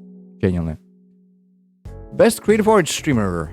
Best art, food and drink, dance, cosplay, ASMR, or makers and crafting. Excluding music. Okay. Obviously. Barley the Burr I know. I don't remember what exactly he did that I know him from. Oh yeah, it's this guy. You like this cod? Okay.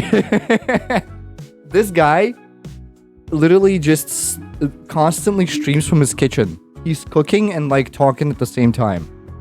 He's fascinating. That's where I know him from.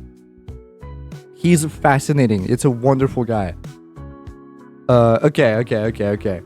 This is a strong contender. Literally, this is the setup. He keeps streaming from his kitchen making stuff. I love that. Okay. This is a strong contender for me so far. Emiru, she does cosplay. She has been hit with kind of like tough times. Yeah. I don't know what this is supposed to be, but... Okay. I respect that.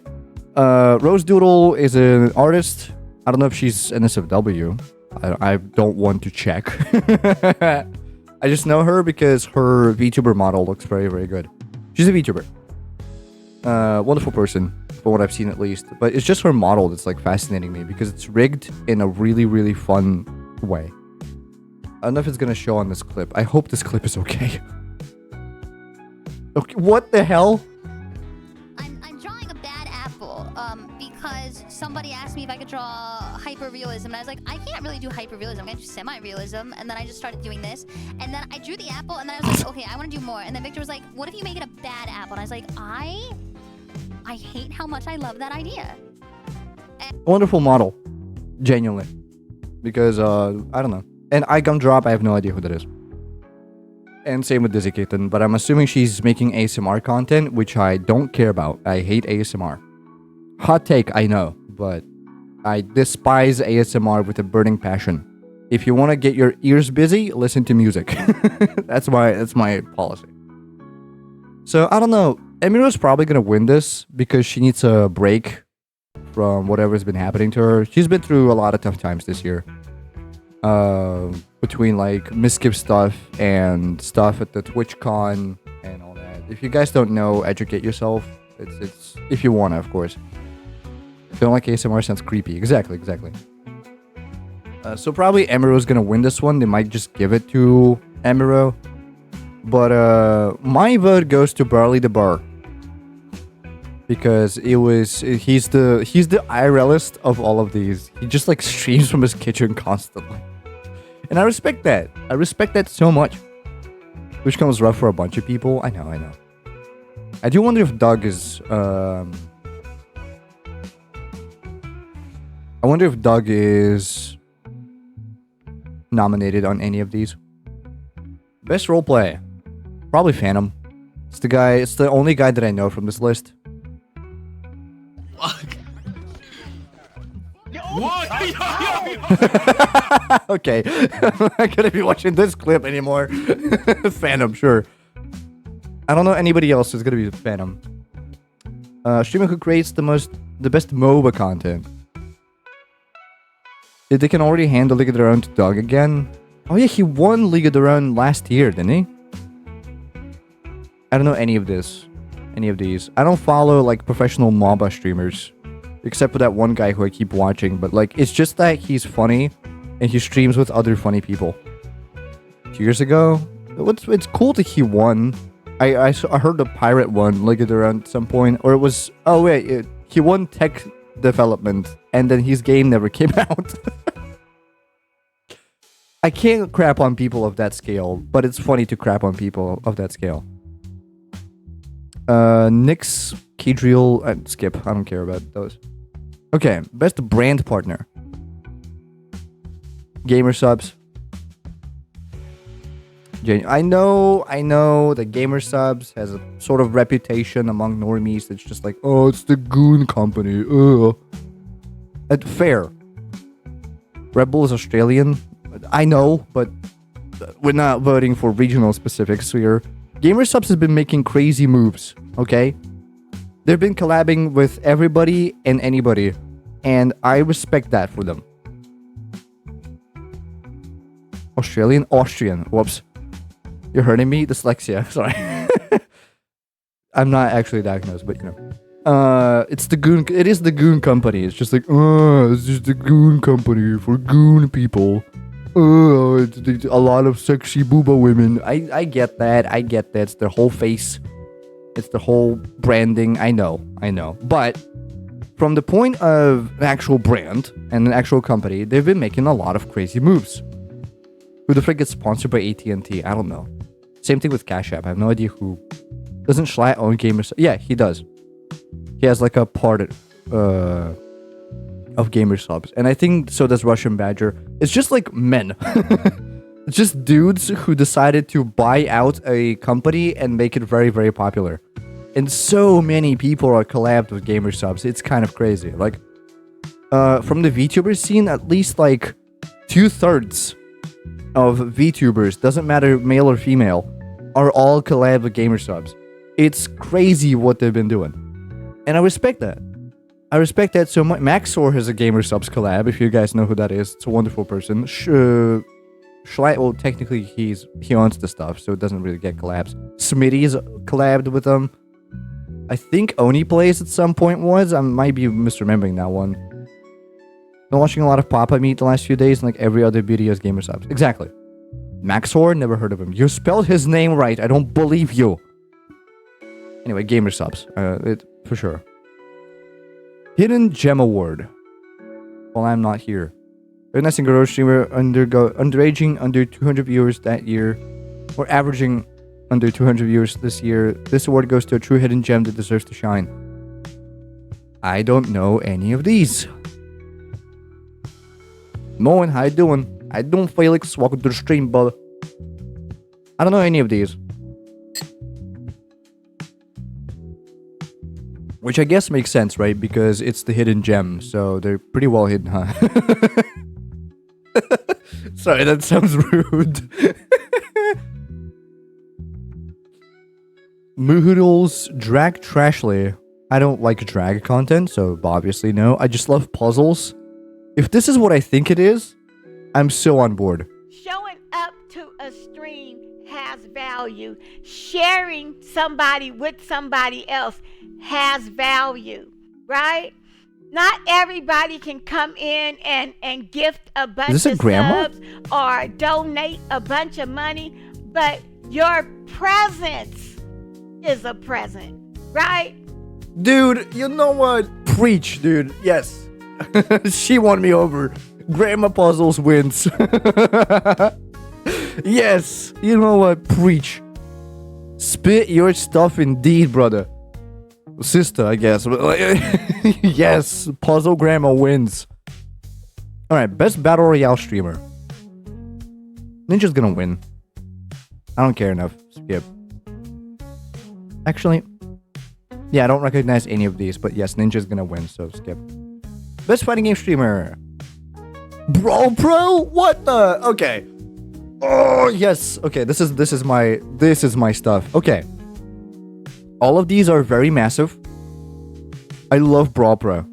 He's like one of the best, dude. In Tekken, he did this tournament. Well, Jam, which is also here. It's probably gonna win this category, but okay. I'm gonna rant for a little bit. Chat, stick with me. I'm gonna try to explain it to the best of my ability. Jam is a wonderful content creator who doesn't so much play the video games that he's talking about, like the FGC stuff. He loves organizing tournaments. And you just shot battery acid. L. He loves organizing tournaments, and he did this thing called the Jam Slam. Cinema. Oh yeah, he's playing 2xkia. Absolute Simona. Teammate did some shit and saved me. What is this skin for Jinx? Huh. Okay, wow. Yeah, 2xkia sounds like a really fun game to play. Absolute Simona. I don't know why they picked this clip, but sure. I got my revenge. 2xkia's Arcane, I don't care then. 2xkia is Riot's fighting game. It's a League of Legends fighting game.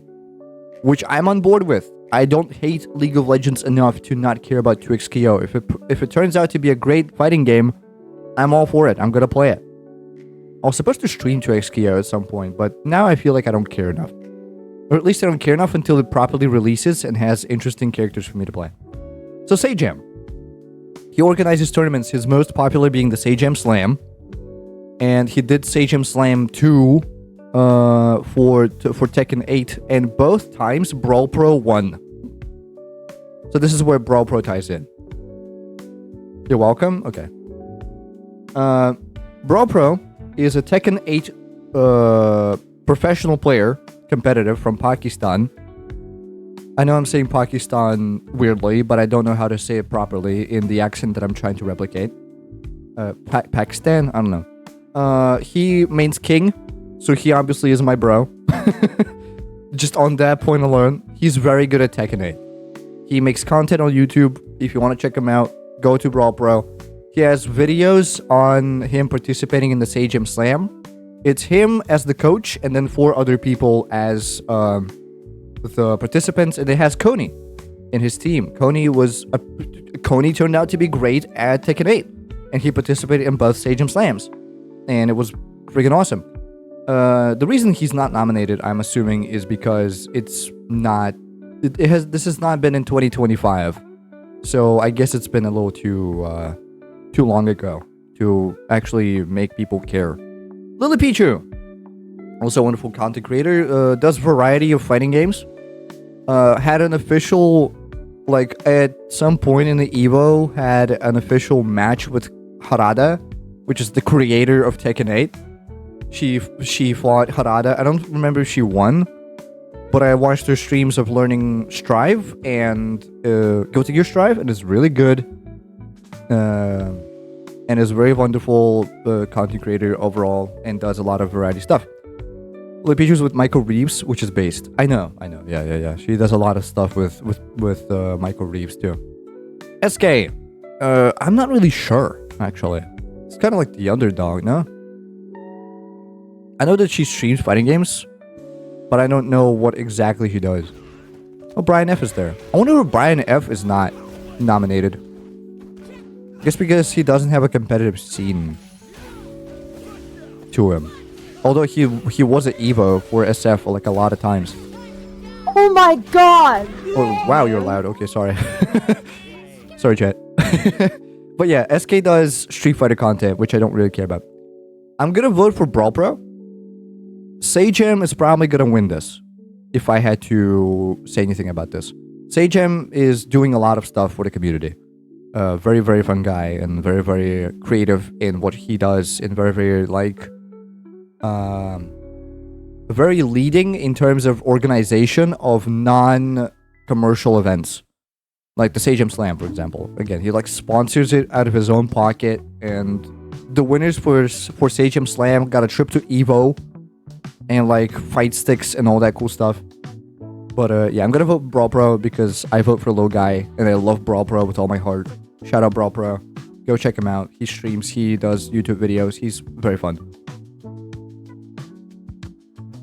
Sorry for going this little rant, but it's the category that I actually know about, and I wish a lot of people more knew about it.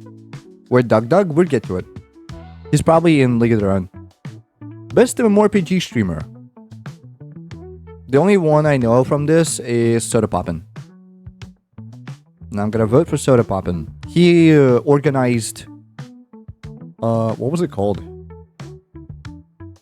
Only Fangs, which was like a huge streamer event for World of Warcraft Classic, and Doug participated in that event. Doug played WoW Classic that once. Should that count? Yeah. He played in this event organized by Soda Poppin'. He played in OnlyFangs because he got invited. Not the Pirate Game Guy drama. He was in that, but then he got kicked out, and it's a whole sordid backstory, and it's full of drama, and I don't want to cover it right now. I don't like pirate software, and it seems to be a common trend with popular streamers where something kind of surfaces about them being horrible people. And I don't like it, and that's why I'm kind of afraid of being popular at some point. I want to be, but I'm afraid. Anyway, Soda Poppin'. Because organizing an event of that scale is kind of like... respectful. Best speedrun streamer. I know only Blue SR. I think he streams Hollow Knight speedruns, if I'm not mistaken. Yeah. Oh, he's doing Silk Song speedruns already? The category is ideal for someone like me to run. What the fuck? Oh. Okay, now I'm starting to consider resetting, because actually, what the fuck is this? Bro, I did the exact same. I don't know what's happening, but I'm glad I'm right. He's doing Hollow Knight speedruns. Convinced you nearly cannot live a life where no one is not going to dislike something you did. Yeah, but like to a scale that so many people in the communities seem to have happened to be horrible people, it's kind of like becoming a trend. And I'm really Aggie, I think. I don't know who this is, but I'm gonna vote Blue SR. I understand that not everybody's gonna love you, and there's gonna be at least some person in the room who's gonna absolutely hate you. I get that, but to a scale. Don't forget, hindsight is easy to judge after the fact, I guess. Best sports streamer? Ironically, the only one I know from here is Flight, but it's not because he's good at like sports streams. It's because because he does crazy reactions and he looks like a complete goblin, which I respect. So Flight it is then. It's about if out of 500 people, 450 say you're a good guy, you're a good guy. If out of 5,000, 450, 100 say, 4,500 say you're a bad guy. Exactly.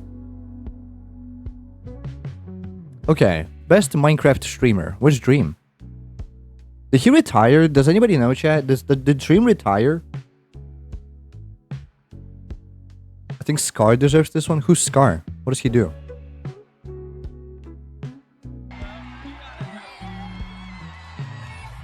MCC the Copper Crown.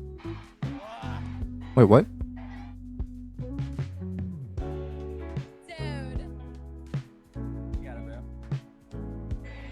If you have goggles, now is a good time to put them on.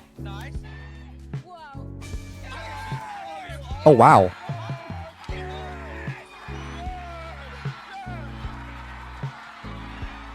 Wait, is there like a crowd of people? Is this like with a live audience? He did make a song thing? I'm not sure what that means, but he seems to be present at some sort of huge event. Respect that. Purple lost, so I just automatically hate him. That seems to be like a huge scale event. What about Tubba? I know Tubba. It's MC Mondays, I think. Scar's a Hermitcraft guy. I've heard of Hermitcraft. Oh, that looks fun to stand in and not. Oh yeah, he's British. I forgot about that. Oh, he's gonna get trapped. No, Tubbo, no. Oh my god, it actually was a trap. Oh my god, I didn't expect it to actually be a trap. No! No! Wait, what? Why? Why are we so scary? Why are we so scared? Oh my god, I thought it was a creeper trap. I didn't think it was actually a trap. Uh-oh. Well, I don't know what that means, but sure. Scar's a Hermitcraft guy. Yeah, I've read that. Wasn't Shadow at noon at some point with Hermitcraft? She's with Yoxcast now, but, you know. Las idiotas. I'm gonna go for Scar. Because he probably wins. Because from my understanding, he does like huge scale events, doesn't he? Is that Danny DeVito in the back?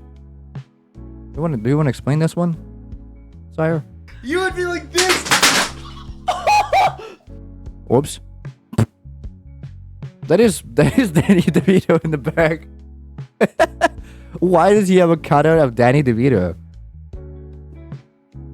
If it is MC Mondays, it's not hosted by Scar. I see it. I respect the cutout of Danny DeVito on Pangy. I don't know who this is, but I respect the hustle. It reminds me of that story from Jonas Scott, which goes by Annika something on Twitch nowadays. Hold on. I think it was hosted by Ethan Klein. Who's Ethan Klein? Sumo Wrestling Replay Live? Holy. Amika something. I don't remember.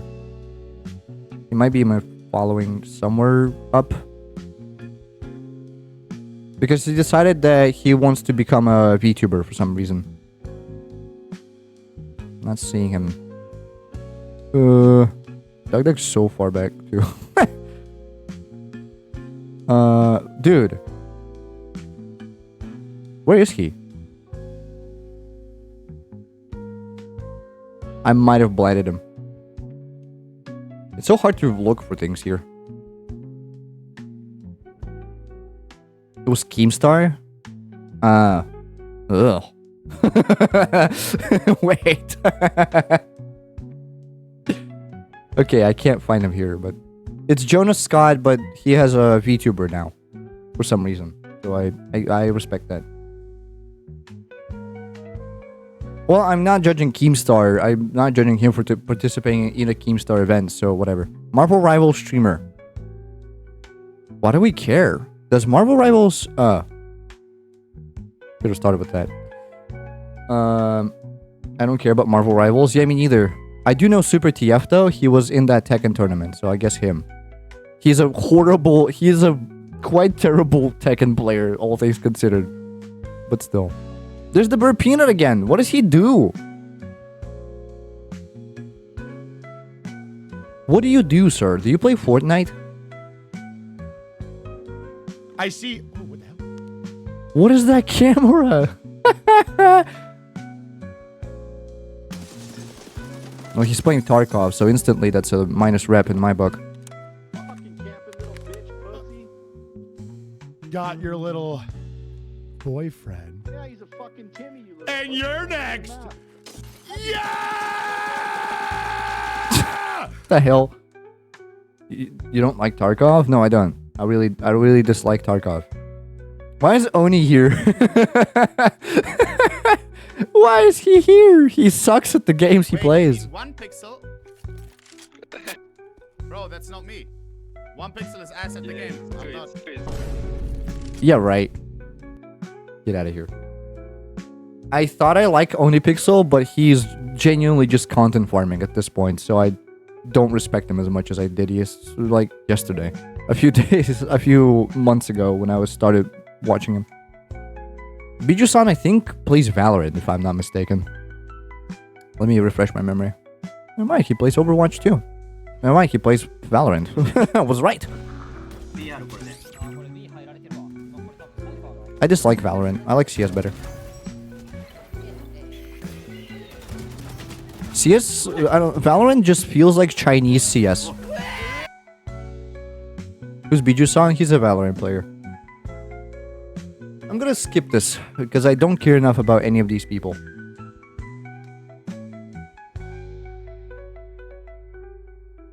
Hold on. What? I don't speak that language. That's Korean. I think. Best strategy game streamer. Teamfight Tactics, StarCraft, Chess, Hearthstone, and Ballatra, among others.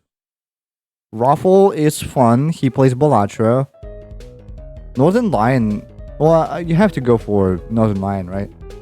You're a little too loud. Yeah, damn. I don't know, Northern Lion. Jinxie plays Siege. Which I don't care about. He made his entire... Again, he's one of those like loud streamers that just content farms. I don't care about Siege and I don't care about Jinxie. I'm gonna go with Northern Lion. Because he's a chill guy. I like me a chill guy. I'm trying to be the same. I put Siege and FPS in, not strategy, fight me. It's kind of a combination of both, whether you like it or not. But Northern Lion is my pick. Best IRL streamer. Why is the guy with the music not nominated? Are you at home? Presented by TVU. Wait, reality, yeah. I don't know any of these people. Who's Adapt? On the times tables. School that we learn is called Garfield Elementary. It's all good. That's where you learn it. Yeah, no, that's Leaked. I don't know what this is supposed to be. He punched his microphone pretty loud now. I thought did the drive-through challenge. That was IRL. He should be here. That was like 3 years ago. Me doing my taxes with my son. Wait, I know Ray. Didn't he stream with Kai Cenat at some point? Oh my god! Oh my god! Why is he so loud? Nothing is happening. Okay. That was at 3%, by the way, chat. Ow, my earbuds. Mew and fast car make me brum. I think I've seen this guy before. No one... Diving?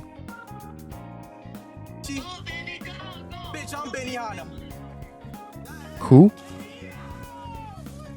What was that? What was that dive? Okay. I'm gonna skip this one because I don't care enough about any of these. Best IRL. Probably Speed. Emily is up there. Where's Maya? Can't call that a dive, brother. Exactly. Probably Speed because he keeps like traveling. Oh yeah, Ray did. He wasn't with Kai. Ray was with Speed. I forgot about that. Probably Speed is gonna win this one, but I'm gonna vote for Emily because I know who she is at least.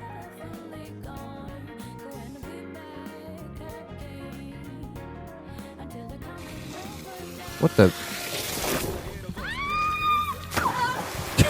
Okay, she's an eagle. I get it. Sure, Emily, for sure. This I'm flying way past because, like, I don't care about the people presented as much, honestly. Vertical live streamer. Skip. No disrespect to these people. I just think the vertical content is a plague. And I much prefer something a little more slow-paced. What is vertical live? We're just making stuff up now. It's literally just streams on the phone, like TikTok streams or YouTube streams for shorts. Ugh. Kill portrait mode, exactly. Stream game of the year. Collaborative, most entertaining, novel, collaborative, or fun game to watch and stream during the past year. Not Schedule 1 because that died like almost instantly. Not Repo. It hung on for a good while. I think Peak beats these both. Marvel Rivals probably is gonna win. I don't even know why it's supposed to be Stream Game of the Year when literally Overwatch 2 exists and like other games. Arc Raiders, which is not on here and seems to be a pretty poppin' stream game right now. Dispatch. Was everybody and their dog is playing Dispatch right now. Hold on, let me... It's kind of my dashboard. Let me just open regular Twitch. I was going to prove my point by having somebody who's playing Dispatch on the front page, but Arc Raiders. So, you know. You know, whatever. Marvel Rivals is the realistic vote, but I want Peak to win. It's probably going to be between Marvel Rivals and Expedition 33 realistically, but I'm going to vote for Peak. Because I care. Best Content Organization. Hololive. Wasn't Hololive like in some controversy right now? Oh, that was Nichisanji. Never mind. I think Hololive is chilling. They lost Mouse. I think Mouse was under Hololive. I don't know any of these. I don't watch VTubers know, but probably Hololive. I will probably go for SCS.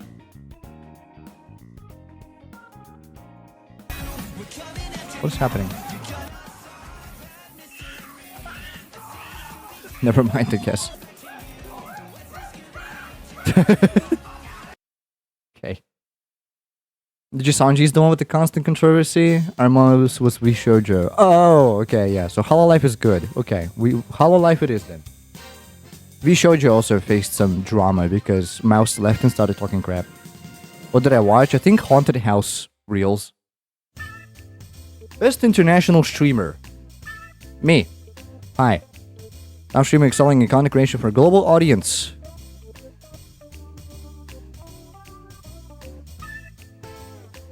I don't know. You're international, I know. Why am I not on this list? They only care about the big guns. They only care about the big tops. That's why I'm not there. I'm not even a hidden gem at this point. I'm just like dust. Best streamed Arky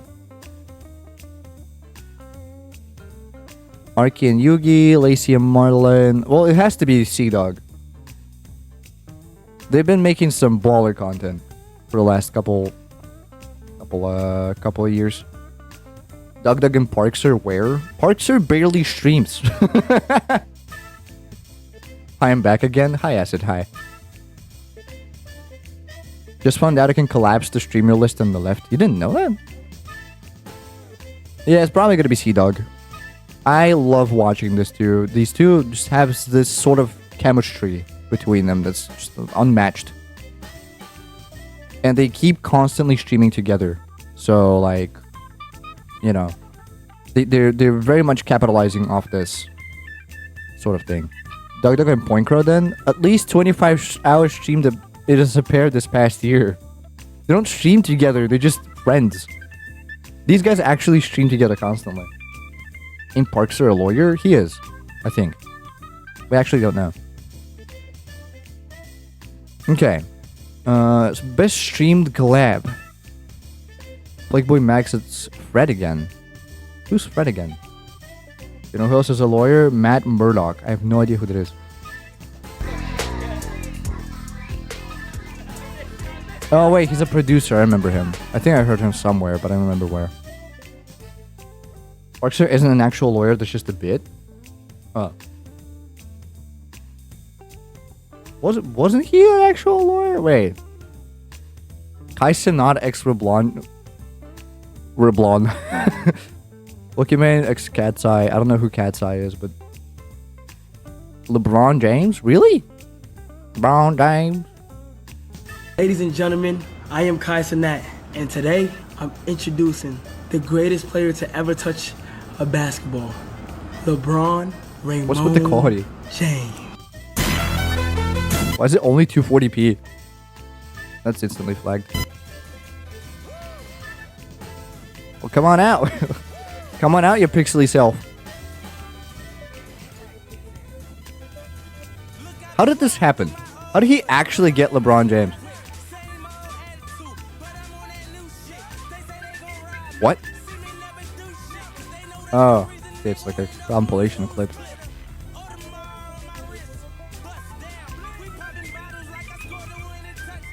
Oh yeah, he played basketball for some reason because he has to do that. What is his best collab? Yeah, this is the best streamed collab. Space Jam 2 if it was good. I'm gonna go with Kai Cenat and LeBron James. I respect Kai Cenat a lot, and getting LeBron James on stream is kind of crazy. I do have to say that it was funnier when he had John Cena on stream, but that was a few years ago. Maybe like 2 years ago, like a year ago. So it's not really that, you know, actual anymore, but I do think that having John Cena as your stream collab partner, and then having, who else did he have that I actually enjoyed watching together with? Kevin Hart. He had a thing with Kevin Hart. And then I think Kevin Hart actually visited his stream twice. And then I think he had Lil Nas. Wait, no, it wasn't Lil Nas. It was Lil Uzi. But that one went so downhill. That was kind of like a garbage fire. You can't stop watching. You know what I mean? I think the longest DAX stream was like 7 hours, maybe. It was 11 hours. At some point, I streamed for 11 hours because I didn't want to stop because we had a lot of people. Oh, damn. I might be lying, actually. Let's look at my statistics, shall we? Minutes watched. It should be time streamed. I've streamed 27 hours in the last month. Holy. And we have to go all the way back to May 2021.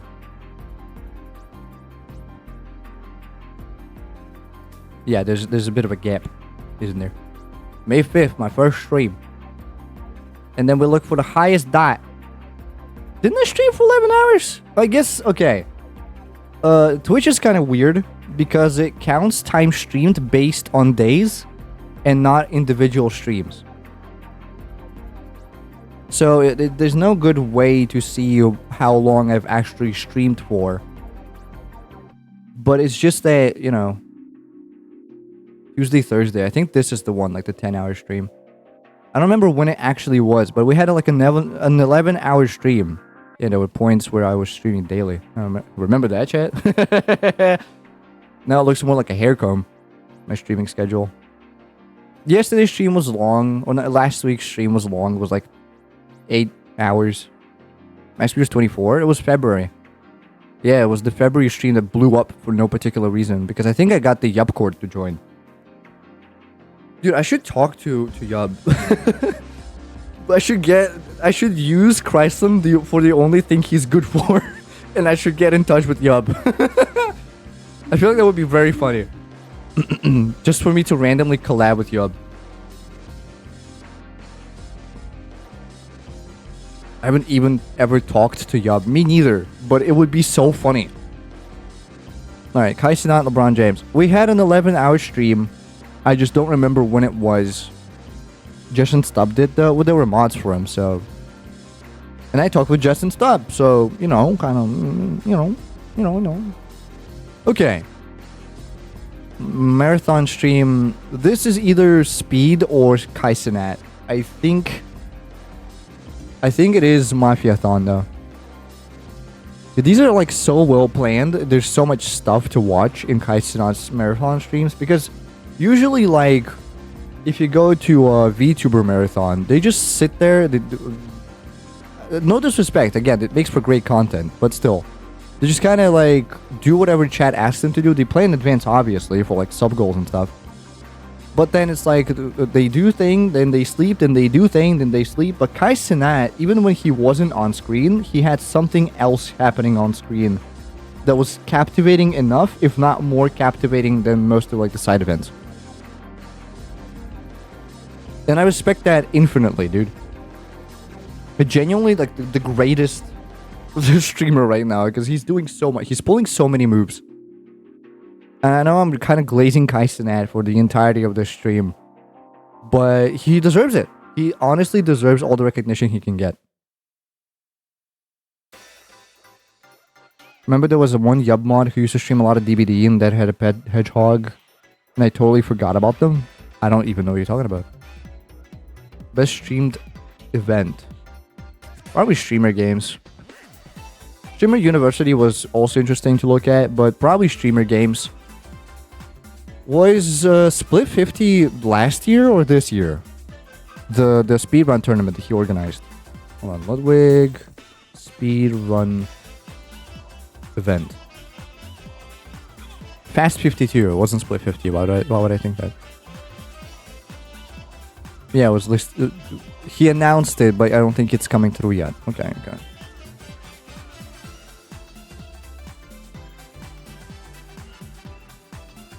Yeah, he did Fast 50, and Spiff participated in Fast 50 without learning the peaks of your speedrun. Just decided to participate in a peaks of your speedrun. Where's Shuffle Mania? You're living in the past. Best streamed series. I don't know any of these. In the booth, I think it's producer things. Obvious tours. Oh, Maya's here. Okay, obviously, top pick. Maya is very good as a content creator, and she finally pulled through with her dream, and she's making like an animal sanctuary now that she is maintaining and caretaking for. And I fully respect that. That's so cool. She has a lot of things with wild animals, and now she has her own sanctuary, a family sanctuary that he just works on. Or she, sorry, whatever. Okay, best VTuber. Chibi Doki's, of course. Mori Calliope. Where's Dr. Ho? Sorry, chat. I'm a little... The burnt peanut. Does he count as a VTuber? He just has a weird filter on his camera. I don't think that counts. Technically? I guess. Uses a virtual... I guess technically he's using a virtual avatar. Sure. I don't know who Kenji is. No clue. I've heard of Mori Calliope, but I've not heard of what she actually does, so I'm not gonna go ahead and with that one. Chibidoki I know, but she's too loud. It's another one of those streamers, kind of like Jinxie, kind of like Flight, kind of like Speed, where they're too loud. Loud and proud and very energetic and like crazy. And I don't vibe with that usually. Funny clips that make me go hee hee hee ha. I know. Because it's so easy for some reason to just constantly do crazy noises and be popular with that. I can't do that. I'm too calm of a human being to be anywhere even close to Chibidoki, but I respect the grind. I'm proud that she's up there. I'm gonna go with Mousy though.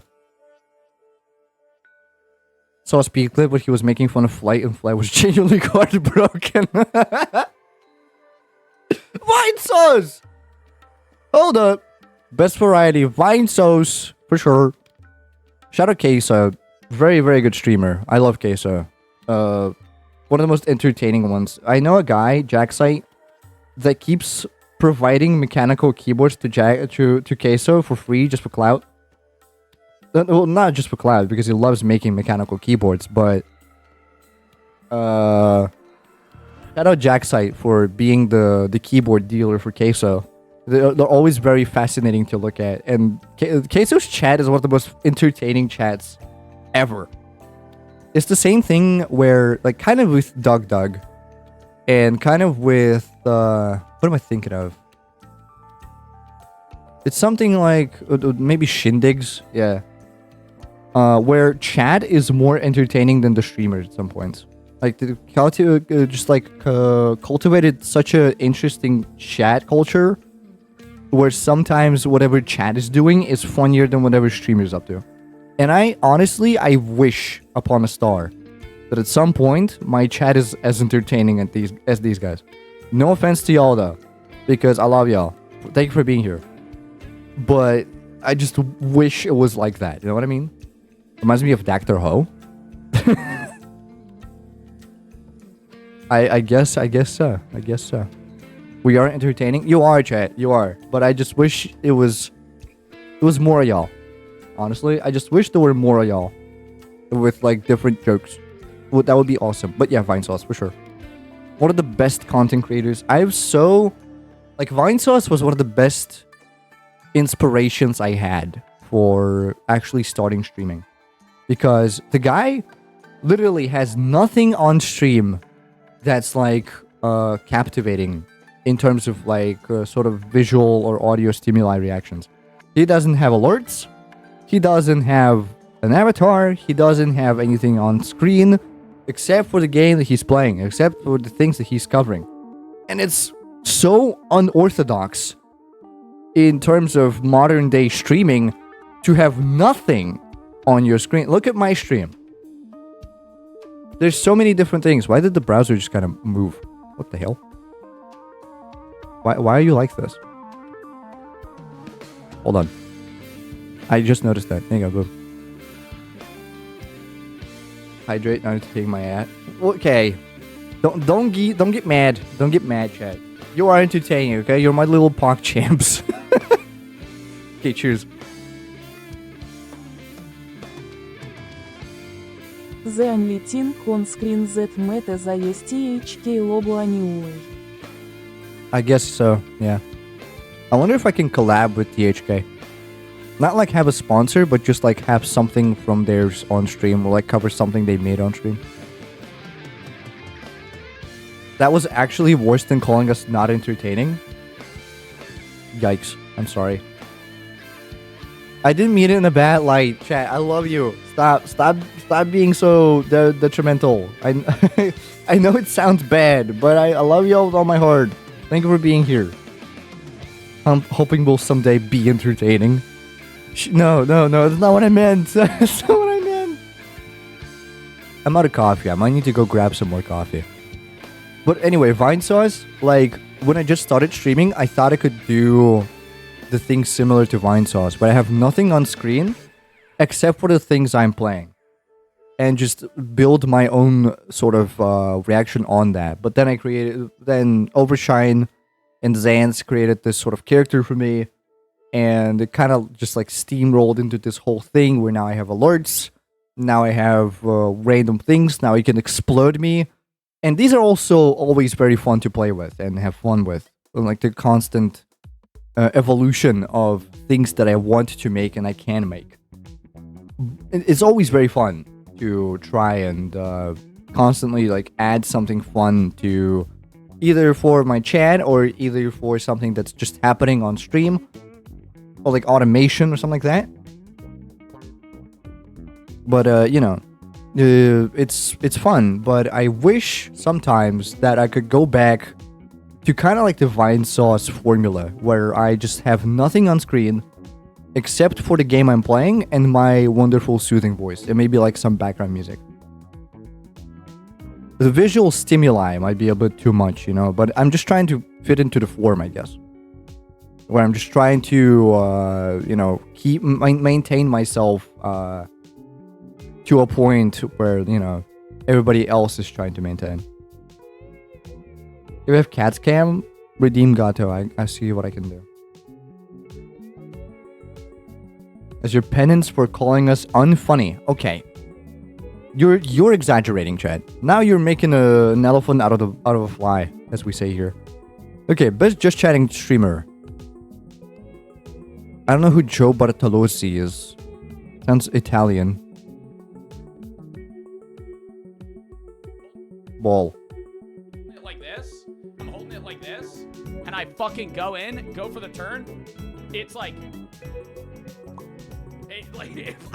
you see how much fucking effort that took? Hold it. I know you want it tight to a degree, bro. I'm about to say, widen this bitch up. I agree. That was weird. That was very, very weird. Why did it do that sound? That's how you dislocate your finger while playing bowling.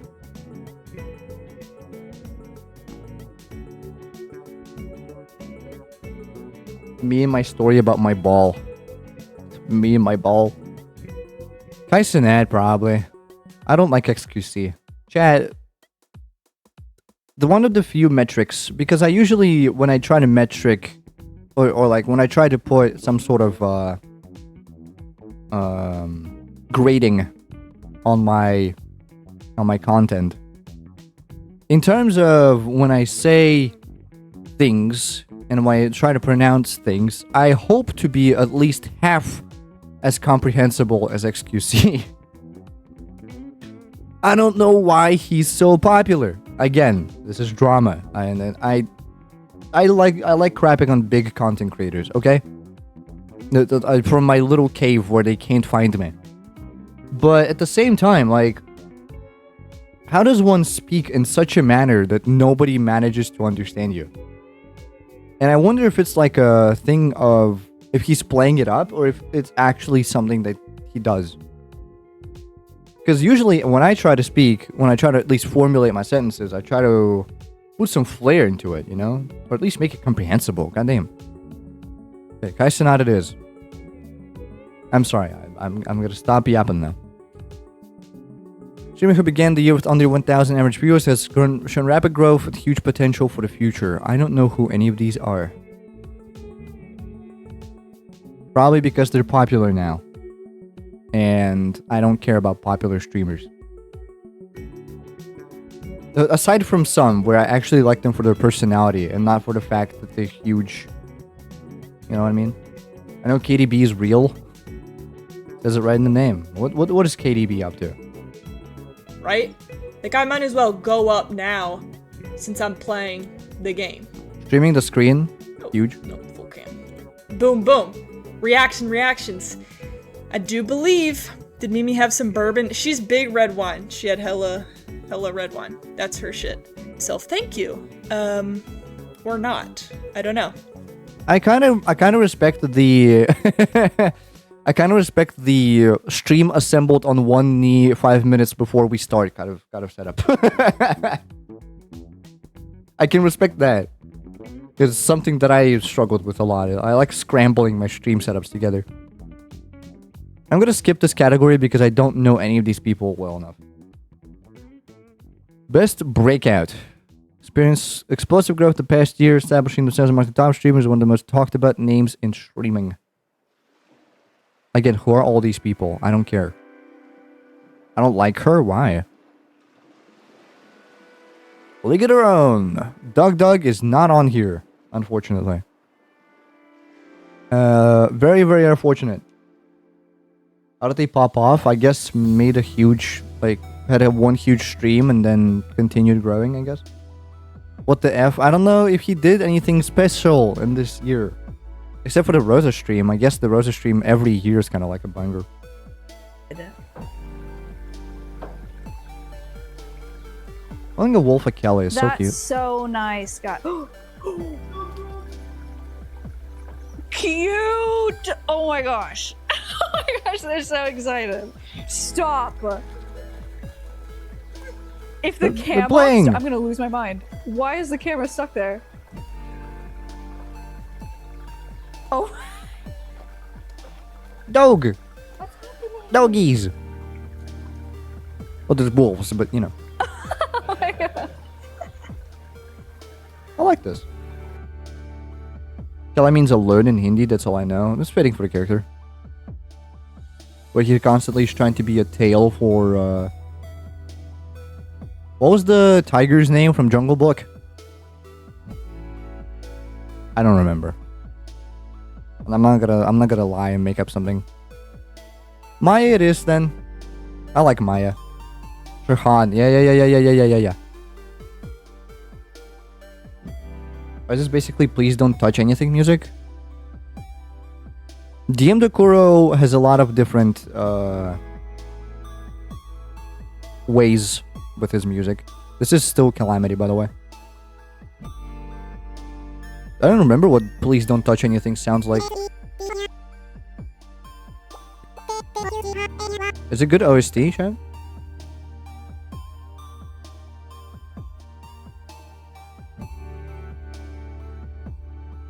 Minecraft bonus, what?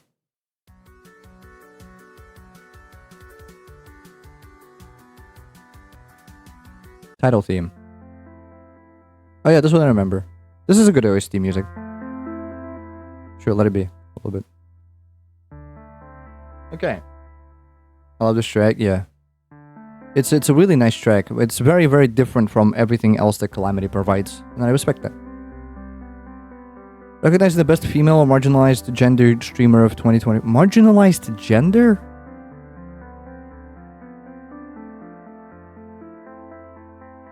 You can't see my face right now, but I'm pulling the guy face, but without the smirk. The reverse smirk. What does this mean? Okay.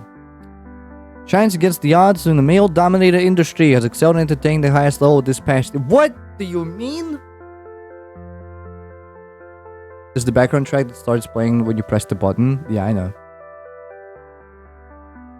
Male-dominated who? Exactly, wait. The only Sinna I know is a person I play rivals with sometimes. This is not the same Sinna. Wait. What do you mean male-dominated? Okay, well, okay. I can see the idea. Because Kai Cenat exists, and he's a male. And who else? And Queso exists, he's a male. And Speed exists, and he's a male. And Ray exists, he's also male. Peter exists, he's a male, he's pretty huge. The biggest content creator technically on Twitch that just covers huge events and gets like millions of viewers is a male. I get that. But not streamer what's trying to so hard to cater. I know. As much as I hate to bring up this example, somebody like Amaranth was kind of doing the female-dominating space of Twitch. And look at all the VTubers. Look at Limes. Look at Bao. Look at Chibi. Look at Shy Lily. Look at all of Hololive, all of VShojo, sure. Don't look at Nichisanji though, it's kind of weird. I'm talking freaking 2025. Yeah, it's exactly. It's so equal in terms of how content creators live now. Because we have both representatives of male and female in all sorts of tiers of categories. I know why I think so many names are the ones we don't know. We're just living under a rock in terms of Twitch stream. We are. Well, I am. Because these are all like the biggest streamers. I feel like the better way to do this, the Sapphire Award, is not to give it to the biggest streamers who are female. It's to give to the rising, basically the rising star, but for females. Deme, right here, front page, female.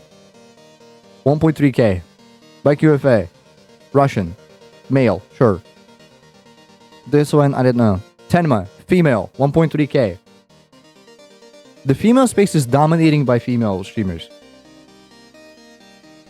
Which means that they've carved out a niche.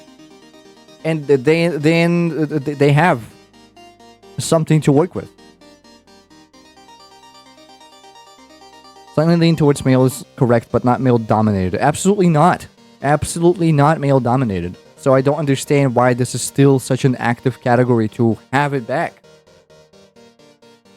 They've carved a niche for themselves that is accurate enough and that is flourishing enough to a point where they can, you know, sort of exist in that space. Maybe I'm just female-oriented in terms of my preferences. I don't know if that's necessarily true, but, you know. I don't know. It just seems kind of weird to have it so proudly shown, like a marginalized gender. Oh. No. whatever. Sorry. This is a controversial topic. I'll stop. Sorry if I offended somebody. Sorry. They did it purposely because last year, a couple years ago, there was drama against streamer awards for awards being given to friends of Ludwig or something. If the top streamers just so happen to be friends of Ludwig, if it was unbiased, then it's not a problem. It's just coincidence. If they deserved those awards and just so happen to be friends of Ludwig. I haven't defended the sausage party here at least, so I can tell you that much. This is true. In terms of statistics, Twitch doesn't collect the demographics, sadly. They're fun to look at, but I think that male to female ratio of people watching my stream is like 97% male to 3% female. And I wonder how I can fix that. Not because I was like, I want more females in my community. I personally don't care who's on here. Did that not come through? We have not a single woman who is active in your community. Did Oh He Gone not come through?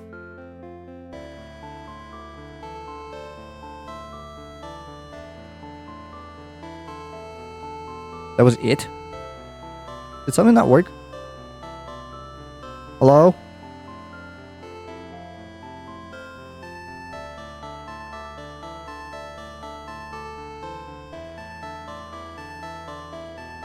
Disappeared for 3 seconds. Oh yeah. Okay, then it worked properly. I thought it was just... I didn't work. My 200 points. Pretty sure we have not a single woman who's active in your community. I know. Wait, no, that's not true. Zeronium is here. Well, not in the stream, but she's out there. And then we have Jelly. Sometimes hangs out, really rarely, but still, she's out here. Somewhere. I wouldn't call Zeronium active. Okay, I thought you were gonna say something much ruder, but I'm glad you just decided to not call her active.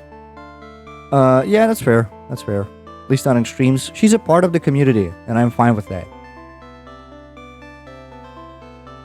I realized that a lot of people who are in the community cannot visit the streams because they happen at unfortunate or uncomfortable or, you know, not convenient times. I respect that.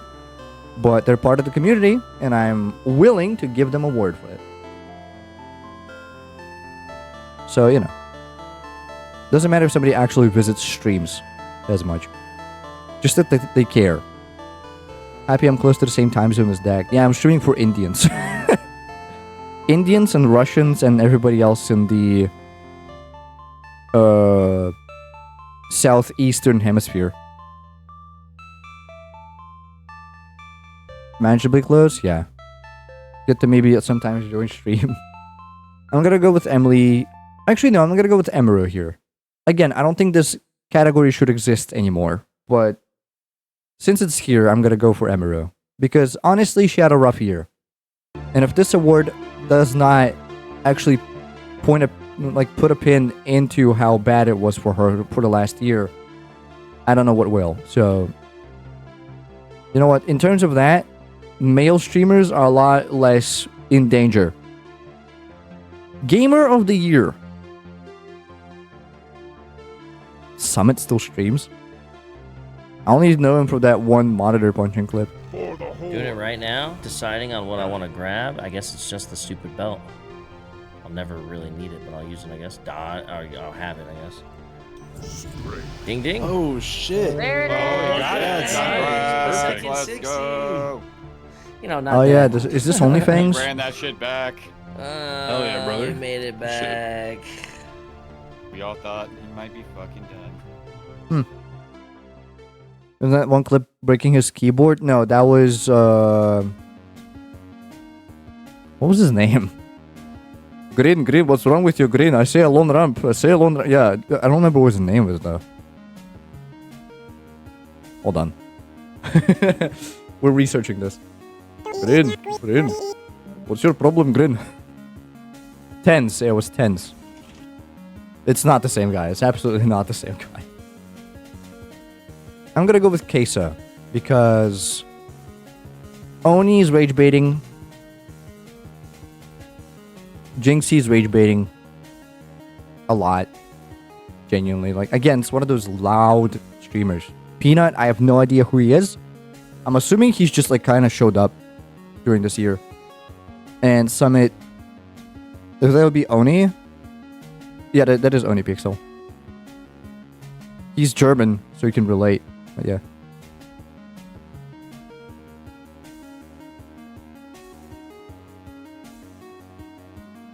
Pronunciation? One. I guess it's One. I don't care though. Queso it is then. I like Queso. He's a chill guy. And then Streamer of the Year. Who are these people? Okay, Plague Boy Max is a producer. We've seen him before. Extra Emily does like variety content. Not Oni if it's German. Okay, One. I see. It is German. He's German. Jason Lewin. I have no idea who this is. No Doug a single time. What is happening? What? Who are you?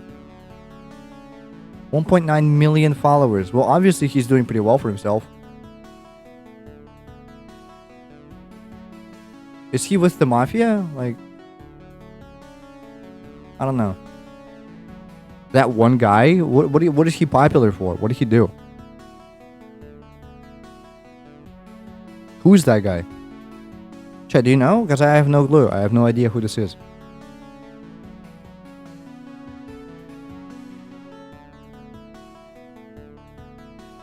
I think Ludwig did some hoops against him one time. Imagine being known for doing hoops with Ludwig.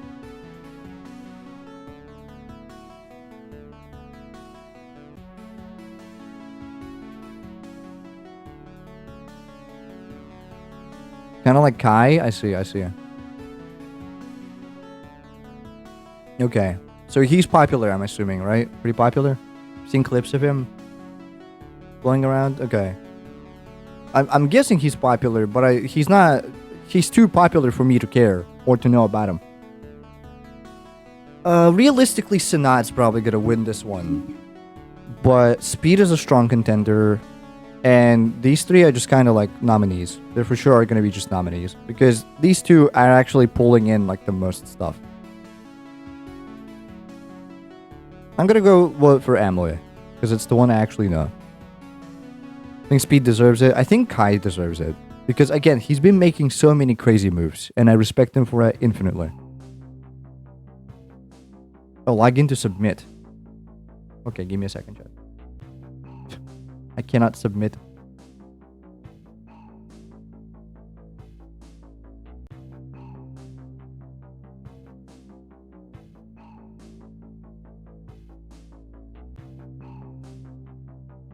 Hold on, let me authorize. Authorize. Are we good? I think we're good. Not only the male-dominated thing, by the way. Did you see them force women that barely fit a category just so it's more equal?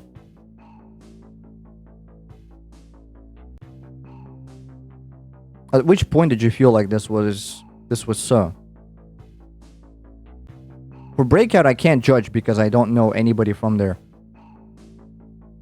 There are some categories that are specifically just legit just males.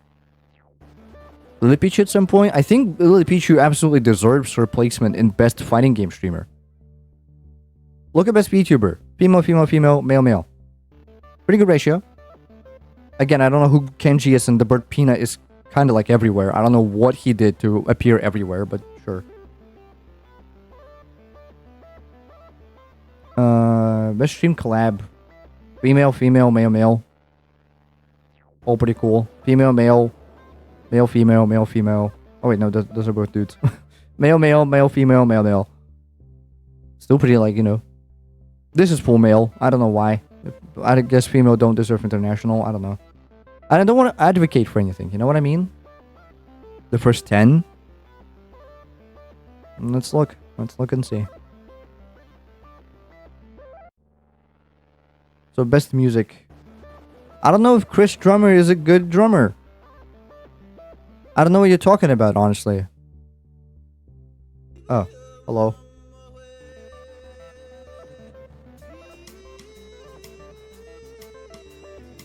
That's a weird setup. I'm not gonna lie. I'm starting to see your point, maybe. It was very out of the blue. I don't think it was very out of the blue. Yeah. I don't know how good of a drummer she is, but she, I think, fits into best music streamer if she has a pretty big enough following. Keep in mind, by the way, that this is not based on content, it seems. This is more based on, like, how much of a following you have. Or how big you're shooting this year. You know what I mean? Male, female, female, female, female. And all of these, I feel, in their respective category, deserve their own place. Except for Igum Drop. I don't know who she is. But I'm gonna assume that she also deserves this placement. That wasn't the one? Best RP. I know of Legends of Evantris because they keep making funny D&D shorts, and that's the only reason I know about them. But it's male, male, male, male, and then I don't know who Legends of Evantris is in terms of gender. Best MOBA's all male. This is a brand. Hidden Gem Award. Are you saying this is kind of like stretched? How it's all females, and one of the drag queen, one of the grandma, and there's a one guy? Actually, I don't know if Sina is a guy or a girl.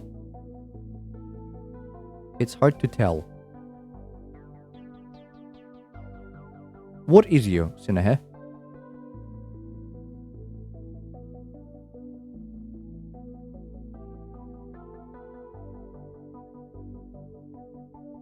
Doesn't tell. Okay. No, I don't know them. Do you care about Battle Royale streamers then? Are you talking about this? This is literally the most even spread. 2 males, 2 females. If you're talking about specifically FGC streamers. I'm starting to lose your point. Both of these have a very prevalent appearance in the fighting game community.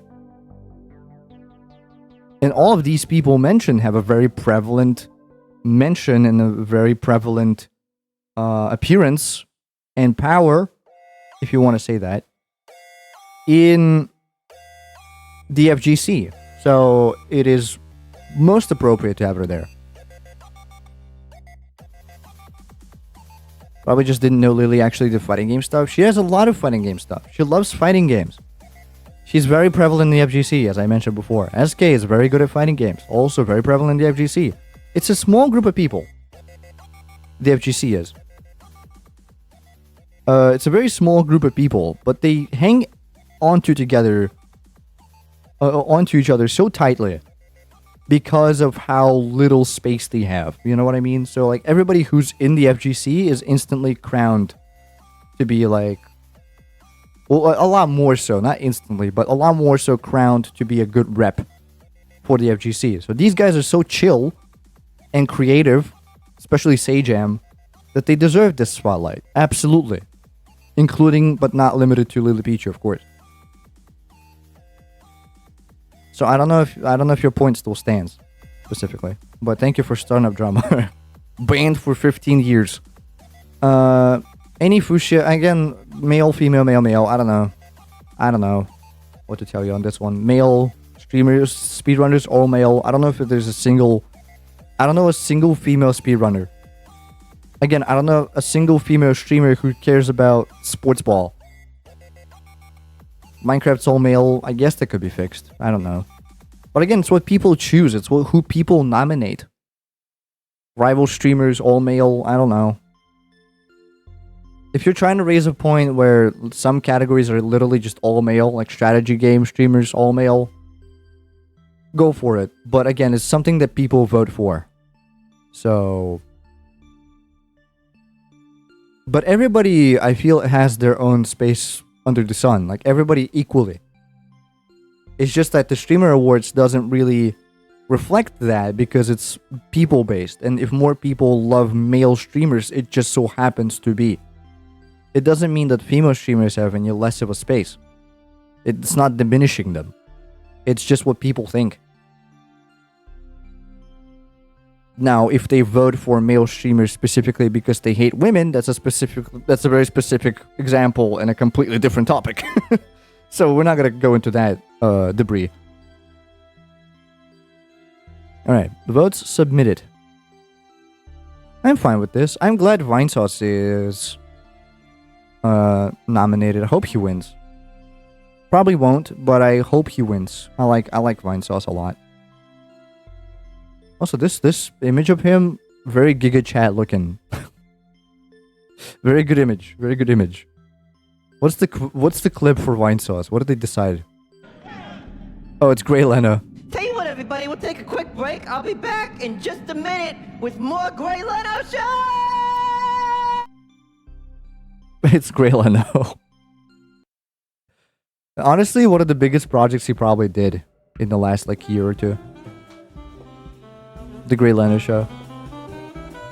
Very low effort, but the setup that it required to do, I imagine, is immaculate. So it's an elaborate, it's a really elaborate a mess of a stream.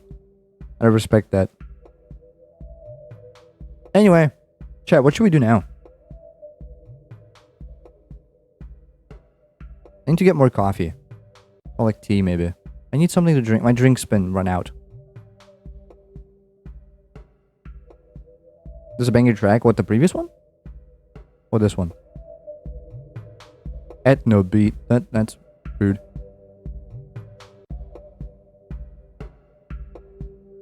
Are these just like minute-long samples?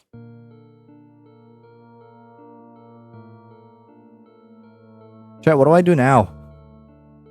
Actually, I'm gonna run a BRB break because I want to grab some drinks, and then we'll be back with something else. I don't know what else, but you know. And I guess I can keep the. Should I keep it on? Actually, no. You know what I want?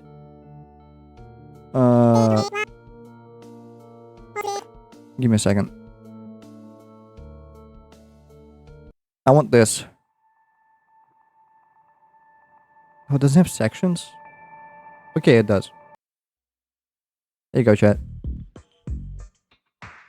This is slums specifically, but enjoy. I'm gonna go grab some drinks. I'll be back.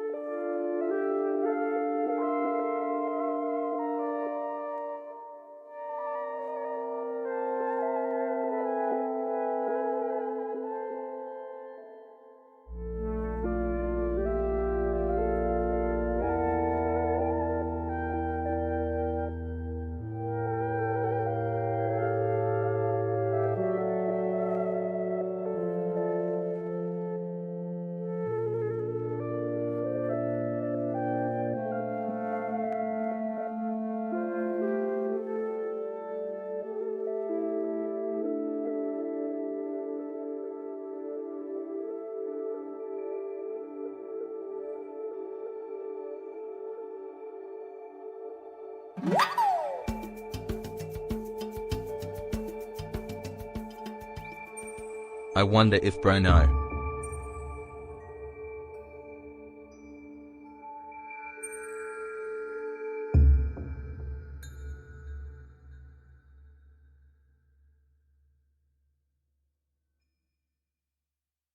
Okay, hi, I'm back. Oh, what the? 845 months of Prime. Thank you, brother. I wonder if bro know. I wonder what? Know what? Hello? Okay, I need my regular album back. Actually, Hades OST, why not? I wonder if it gets claimed. I guess we're just checking for a lot of different things whether they get claimed or not today. I keep playing random things. No. No what, brother? Okay, what can we do now? I could launch Slime Rancher.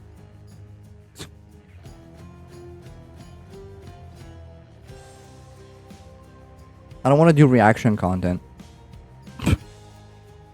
Although that would be really funny to do. All things considered.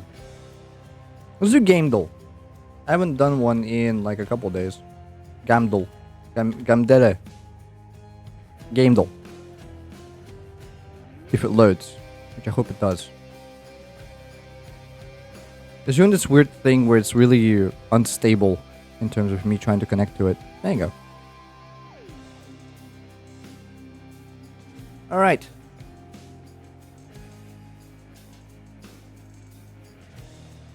Instantly confused. I wonder if they have Clive Barker's Jericho. Chat, if you don't know about that game, Clive Barker's Jericho, probably one of the weirdest games I've ever played in my entire life. And I encountered it at the very young age, at the age that you are not supposed to play that video game. But if you're interested, look it up. It's a honestly, it's a trip. What? Why am I unable to look for L.A. Noire? So it's not that. Is this from the anthology, the Dark Tales anthology? Or the Dark whatever anthology?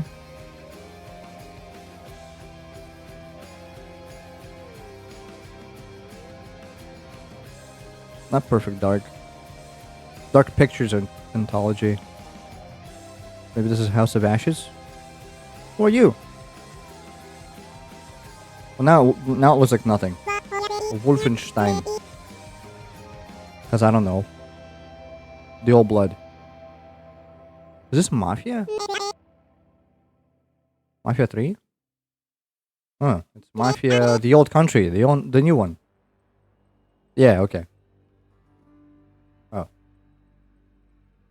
I haven't seen Mafia the Old Country yet, so, you know.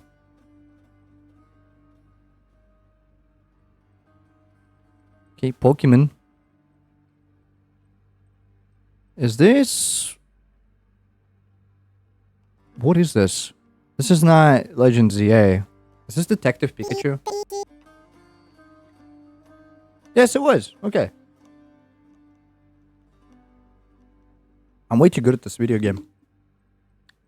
Character. No boy. Is this Raiden in a poncho?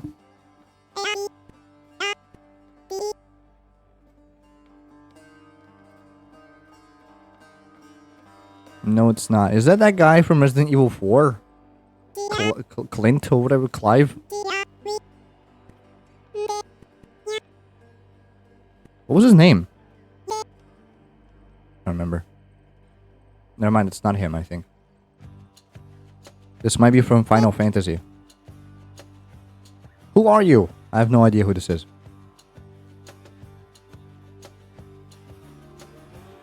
I have no clue. Bro, no. What do I know? What am I supposed to know? Thank you for 45 months with Prime. It's a crazy long time, but like, what am I supposed to know?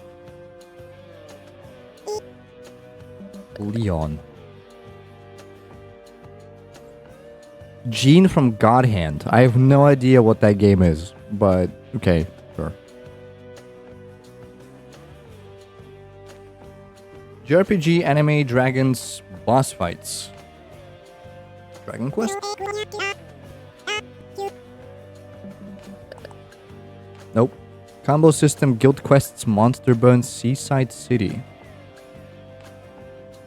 RPG, anime, dragons, boss fight.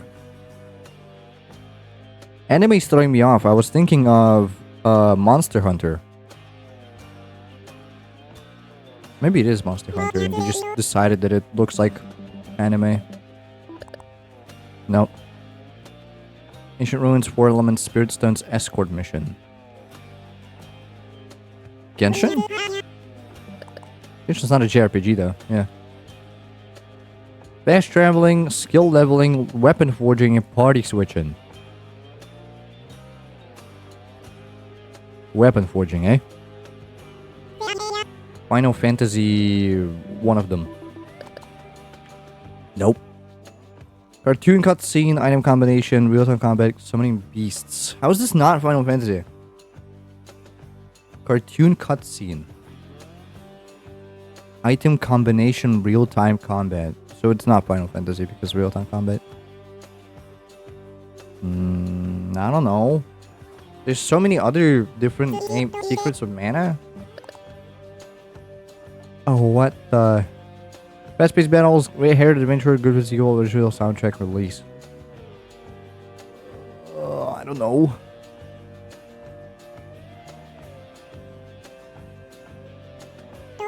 Resident Evil. Revolt. Why is he's 7? Why is 7? Who has ever heard of this video game on this white earth? I don't think anybody ever. Okay, it's fine. I'm not gonna get mad. Bro, no. Bro's supposed to know. Bro don't know. No, bro don't know. Yes, okay. Let's start with something... Doom Eternal. So I was thinking about it. Older single player and multiplayer or co-op. Yeah, multiplayer, okay. Saturday stream? No way. I stream every Saturday. Or at least try to. What are you talking about? Hi, Bala. Single player, multiplayer. No co-op. Older than 2020. Was that earlier?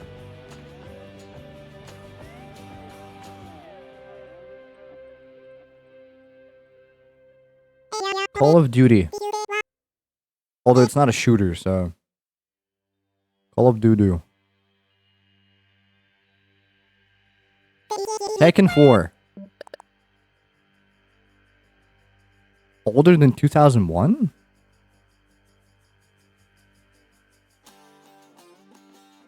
Or younger than 2001?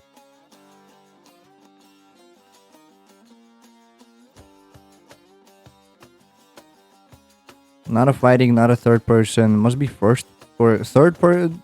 It's either third person or isometric.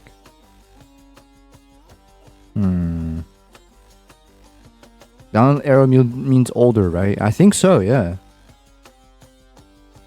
It's an old game. Battlefront. Star Wars Battlefront original. It came out in 2004. Okay, it is sci-fi, but there's co-op. And there's split screen too.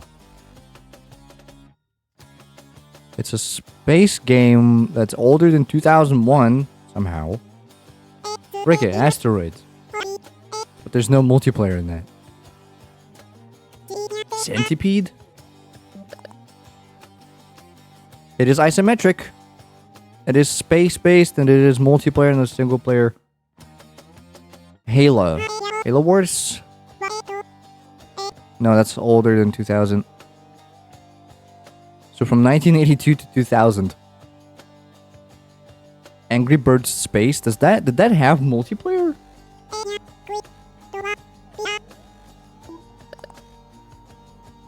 No, and it's also not isometric and it came out in 2012. I just wasted a guess on that. It's one of these titles. It's not an arcade because we know it's not an arcade. It's either a strategy or a puzzle game. Angry Birds Star Wars, it's not on here. It's an old game. It cannot be Angry Birds.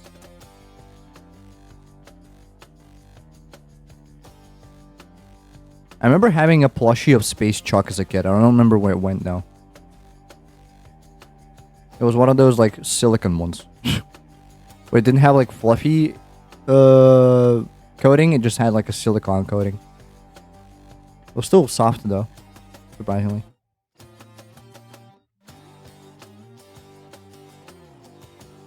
Let's see. Some probably stupid, and I just can't think of it right now. What came out in the 90s? Doom. Not new. Original. Original. Between 94 and 2000. Okay, closer. Doom is in space. I know, I'm just looking for ages. For years. Isometric bird. It's a strategy. It's a strategy with StarCraft? Yes, okay. Okay, I was thinking about this way too hard. It's StarCraft. Could have guessed.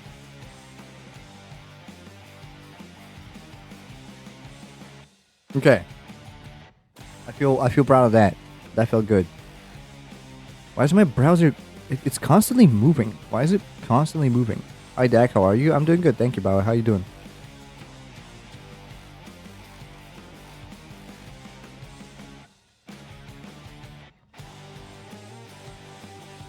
Well, that's game doll for today. What can we do? I'm just pulling at straws here because I have like 2 hours left of stream. Or maybe 1 hour. Wordle already did Wordle. I do Wordle in Discord. The country game? Oh yeah, global is a thing, yeah.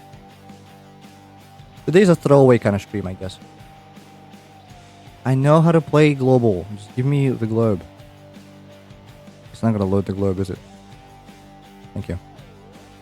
Spelling B1? Yeah, spell check. Shout out spell check, by the way. If they kept fixing the actual game, it will be, you know, much better. Start with Qatar.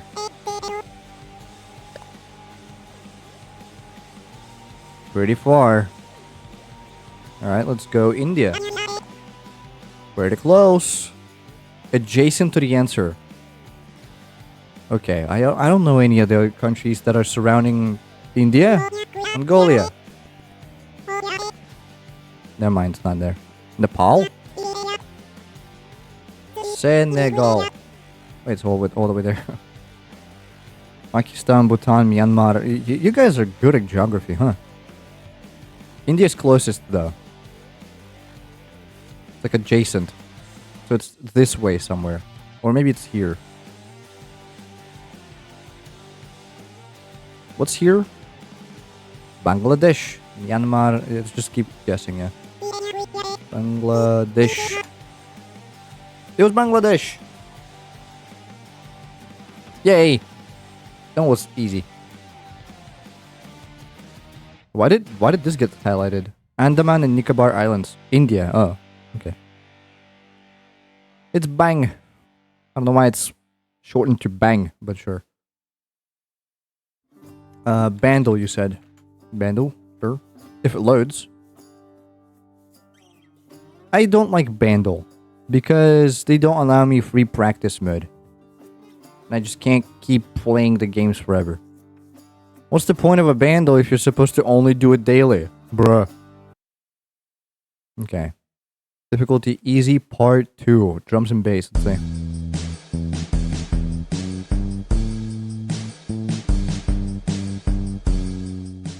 I'm instantly thinking Iron Maiden, but I don't think that's true. Wooden Clarinet. Too slow for Starway to Heaven. Too old, too. Get out of here. I find the part to always be wrong. Skip.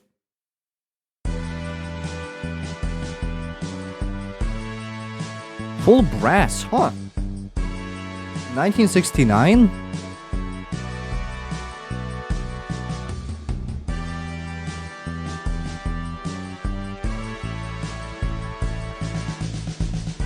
Is it Queen? Wait. But no, okay. Let me try it anyway, but I don't think it's gonna be that. It was My Way? Why were the drums so prevalent? The ending chords kind of reminded me of My Way. I was like, what? Okay, did we get Glorp? Okay, we're getting nothing. We're getting piano. The record shows. Yeah, I remember that. I remember that song. Correct lyrics. Too few to mention, for sure. Give me back my 80s. Which photo shows the performers of the song? This guy. This guy. Where was Frank Sinatra born? US of A? Significant change that Frank Sinatra made to the lyrics of My Way when recorded in 1969. I don't know. Added a new verse? He improvised the closing lyrics during the recording? Really? The record shows I took the blows and did it my way as improvised? Interesting. We showed the song was released in 1969. This one's too old. Or this one's too young. This one's way too young. This one might be. I remember. I think it was this one. It was Zeppelin? Oh. Which album was the song released for the first time? Strangers in the Night? No, My Way. It was a single. The song has a perceived beat per minute of 75. Which song has a similar tempo? Not this one. Jolene, maybe. Maybe Pink Panther. Although it's kind of slower, I think. Similar. I think this one. Huh. I don't know this song, so sorry. More Bandle. Where? Where Bandle? Okay, I'm going to spell check. I'm not a robot. Last time I checked, I wasn't. Having Biscoff for the first time is actually hella good. It's Coffee's favorite cookie. Or something. Or was that different? No, I think it was the branding for Biscoff. Alright, this one's gonna suck. I just know. Most spell checks kind of blur. Aforesaid. An adjective meaning said or named before or above. Aforesaid comes from Middle English, combining a free facts for Bandle for you to do more practice rounds, but I don't know why it's blank for you. I've already did them. Also, Bandle barely works because it's being blocked in my country. badger. A noun meaning buffoonery. A noun meaning what? Buffoonery. A noun meaning foolish or playful behavior or practice. Buffoonery. A noun meaning There are foolish two or playful. Gross. Wow! I forgot I can't do that. Oh, that's a reset. Aforesaid. An adjective meaning said or named. I didn't know I could fix. Badger. Okay. A noun meaning Buffoonery. buffoonery. Like this. Yes. Carving. Carving? Yama noun meaning carving. A noun meaning the act or art of one who carves. Yes, okay. What? Yama noun meaning a border of a cloth article doubled back and stitched down. Yama noun. This word originates from Middle English and was derived from Old English. Yama noun meaning a border of a Yama cloth. noun. The TTS is kind of. Should I lend them Russell to make these? Like. Yama noun. Yum. Nope. I have no idea what do you mean, Yama noun. Mosaic. A That one I know. noun meaning a surface deck. Mobility. TF is this? It's spelling bee. Apelf. A noun meaning money, riches. The word originates from Middle English, adopted from the Anglo-French term pelfrey, meaning booty. Apelf. Pilf or a pelf? It was with the E. Meaning what? Booty, treasure. Grateful. A adjective meaning appreciative of benefits received. Obsolete, great pleasing, thankful. Acrylics. A noun meaning acrylic resin. Acrylics. A noun meaning acrylic resin. Acrylics. What? I thought there were 2 L's. Okay, sure, whatever. I'm taking 2 L's today. Pico.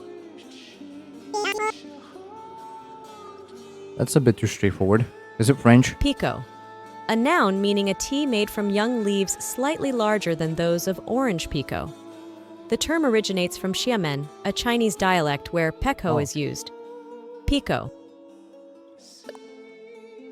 Sure. Gesticulations. This one I know. What? It's G-E, not J-U. I'm stupid. Goosander. What? Goosander. A noun meaning common merganser. The etymology of this word is unknown. Goosander. A noun meaning common merganser. Goosander.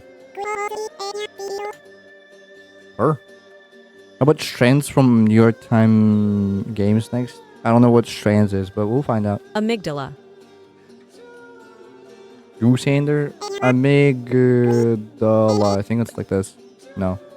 Sibilant. Sibilant. A adjective meaning having, containing, or producing the sound of, or a sound resembling that of the S or the eshe in sash. Sibilant comes from the Latin sibilla. No idea. The hard ones I always fail. We're getting cooked. Oh, I put the N. I put the M instead of N. I put the N instead of M. I would have gotten it. It's amygdala. Yeah, I know how to spell this one. Goosander. They dropped the E. Yeah, gesticulations. This one yeah, it's G-E, not J-U. That's Pico? That's Pika. That's Pika. P-E-K-O-E is Pika. Okay. Pelf. Ham? That was hem. She said yam a word. What do you mean hem?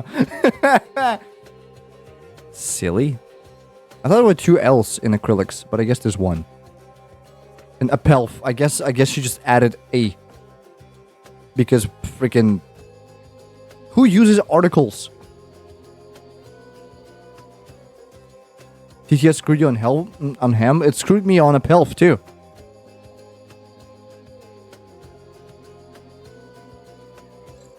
It said a pelf.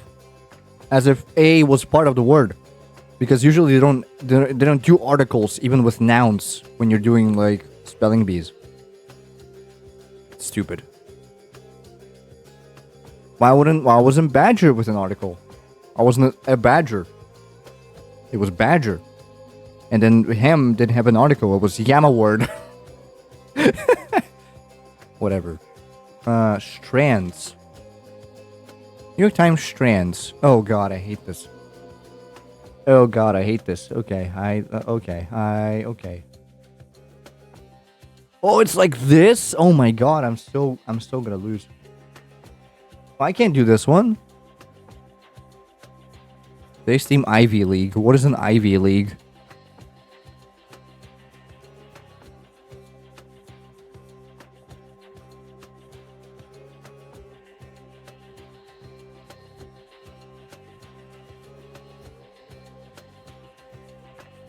Sell 'em. My eyes are splitting. I don't know why. It's really hard to look at this. Ivy League colleges, I would think. Sure. As if I know any of those. Con. Okay.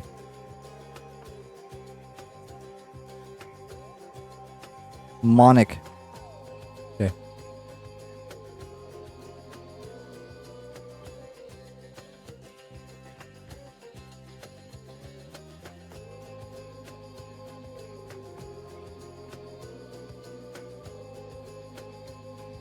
Bureau?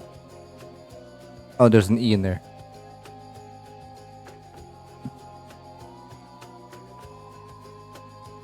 I see square in the top right, maybe? Square. Yeah. That doesn't help me, though. I can't do this, chat. I'm too stupid for this one. I see beats. Where?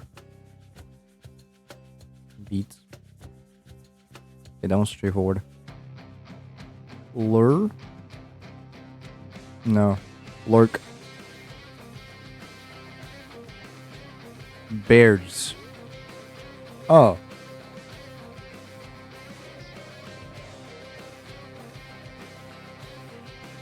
Glut. Oh, there's no O in the middle. I would go for glutton, but there's no O. Glut. Ivy League school mascots. Maybe. I don't know them. Let's go look for eagle. One of them has to be eagle, right? I don't see eagle.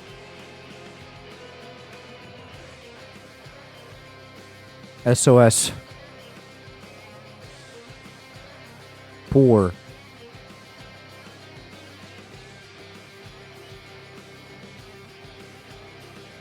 Rare. Lions. Football teams. It is mascots. I see snake. No.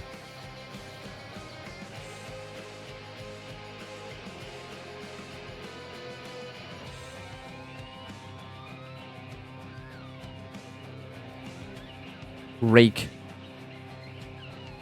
Lurk. I did already. Boar. That's not a mascot? Okay. Mate. Tigers. Tigers. What? I can't do this, man. Bulldogs in the top left. Bulldog. I can't. Dude, how?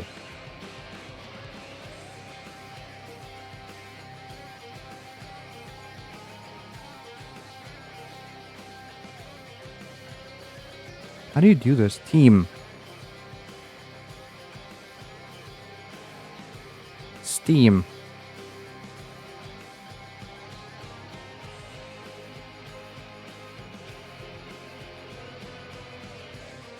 Ratat. Ratate. Spangimus from top to bottom sports stream. What? Spangim? Short. Sports team. Sports team. Ivy League sports team. Okay.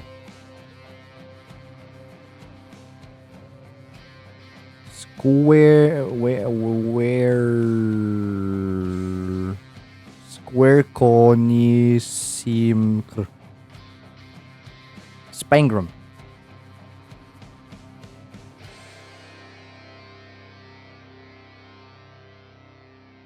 Square. Did we not do square? Square. Okay.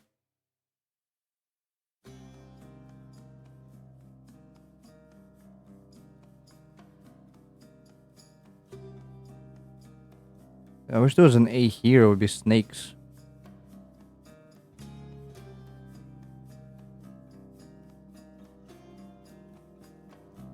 Mint. What?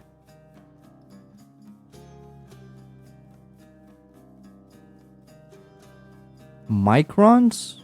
No. Crimson. How in the name of hell? Quakers. Okay. I hate this. Thank you for letting me do this. I hate that so much. What next? Chat members.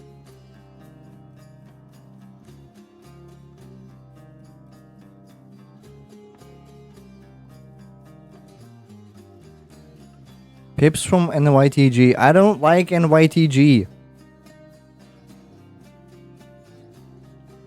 Wordle's the only game from New York Times that I can comprehend. The rest are too difficult.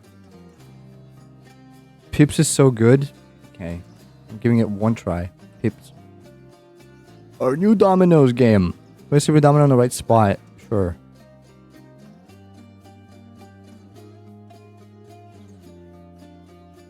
Oh, what the hell? 2 equals. Oh. Oh. Okay. Giant domino to satisfy the blue region. Okay. Must add up to 0. Okay. Next. All dots must add to the same number. Okay. So like this and then like that. Okay. Kind of like Sudoku but with puzzles. Okay, the tutorial looked so easy. What the hell? Okay, 6 here. 1. There's a multiple ones. Less than 2. They all need to be equal, so it's 2. This is a 2. Then this is a 2. And then like this. But at least one is in the wrong spot. Wait, what? Oh, this means more than 2? Oh, wait. Like so. And then, wabam. Yay! Alright, let's do medium. Oh, brother. Oh, Nelly! Holy cow. Okay, so equal should be 6s. Doesn't matter what dominoes I place on the other ones.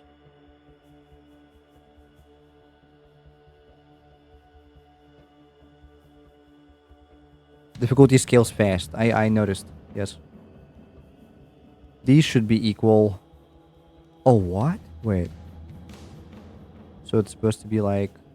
okay. I get it. Rotate it this way. Put this one here-ish. Put this one like here. Yeah. Okay.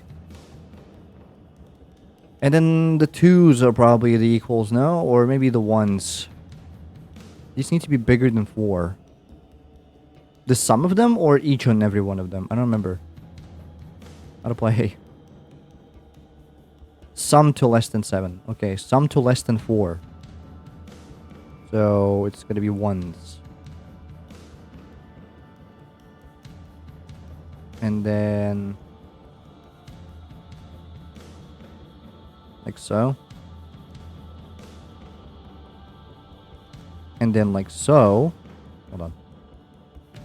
And then like so, it should be less than 6. How in the hell? Less or equals or just less? I guess just less.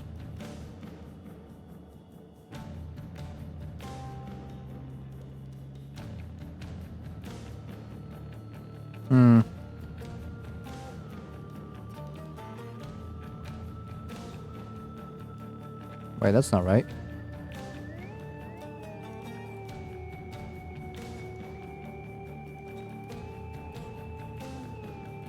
Am I stupid? Hold on.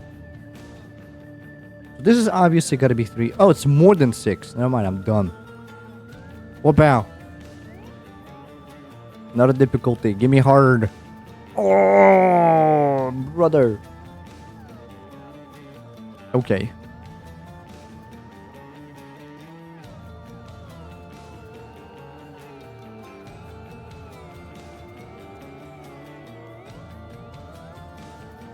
Okay, which one the symbols have we have 4 of? We have 4 5s, we have 5 5s actually. We have 5 1s, we have, and the rest we have not enough. Okay, so let's try with 5s. Do we have a 5 1? No. Both of these need to be 1. So literally just do this. No, wait.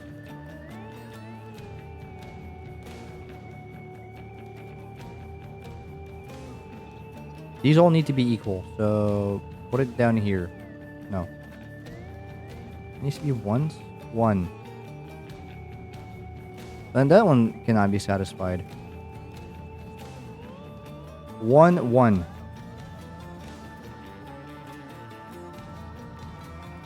There's a 5, 1. You know what? Yeah, let's do 1, 5. But then, wait. 2 5s. I think 5s is the way to go. 5, 1. Do we have a 1, 4? Nah, that would be too easy, wouldn't it be? 5, 1 goes here.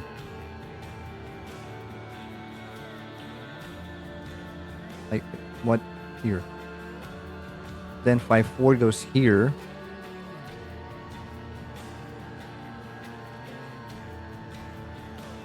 Then 5 something. 5, 2. 5, 2, 1? We do have 2, 1. So 5, 2 goes right over yonder. 2, 1 goes here-ish. Wait, no. 2, 3. 2, 1 goes here.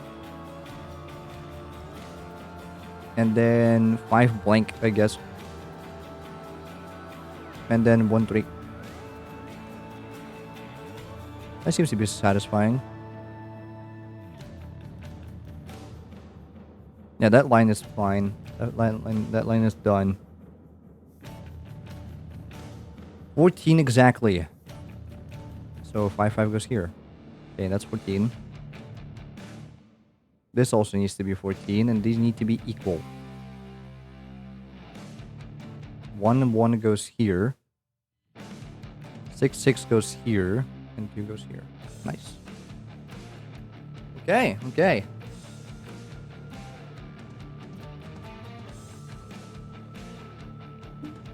Me likey, me likey. This one's a lot better.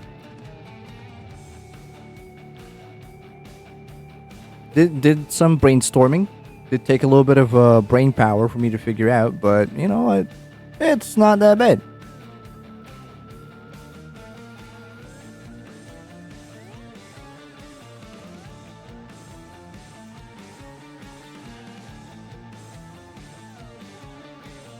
What now? I want to grind Slime Rancher for like an hour. Can I do that? Chad, do you think I can do that? I think I've ran out of dull games. They should bring video game SFX back. I'm just saying.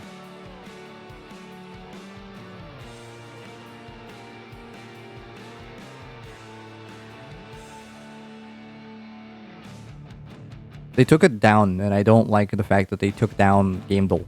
Well, not Game Dull. What was it called? SFX quiz. It was like a quiz of 60 different sound effects. It was really fun to do for people who have nothing to do with gaming. I subjected so many of my friends to the torture that is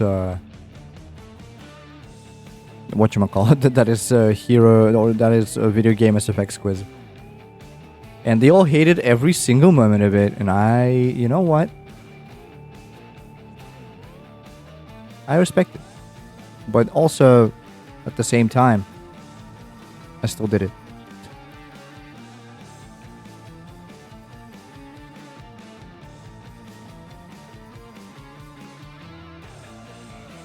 Chessel? I can't do chess. I cannot do chess. I'm doing Slime Rancher.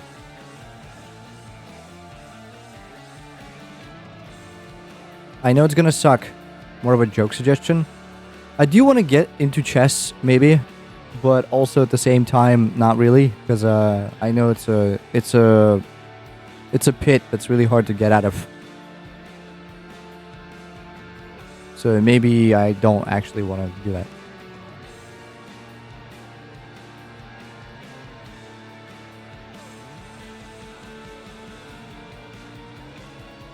I like chess. I know you like chess, and I know you're good at chess and stuff. I'm not. I can't afford myself the luxury of being good at chess. There's something I have to be bad at, you know what I mean? Can't be good at everything.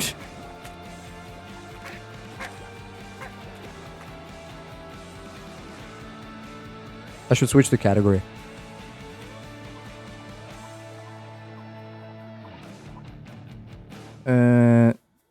Slime Rancher.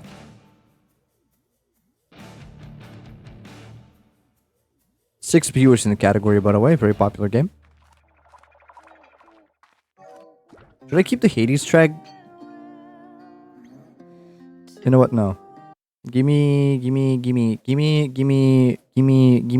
playlist. Give me my playlist back. Give me my playlist. Stop making that noise. What I want to listen to. Yes.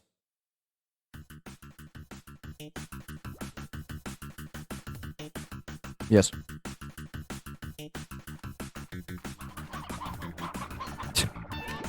Perfect music to do wrench work too. Hey.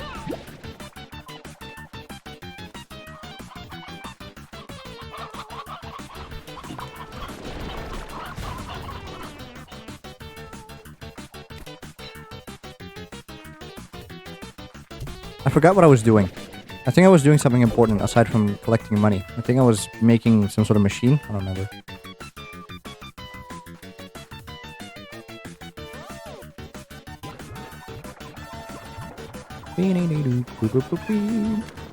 Oh yeah, I forgot. The stock market might be crashing. Actually, no, the stock market crashed last time, and now we're watching it slowly build back up. I think that's the... Oh yeah, no, it's still crashing. Okay. So we're just waiting for it to stop crashing and start slowly building back up.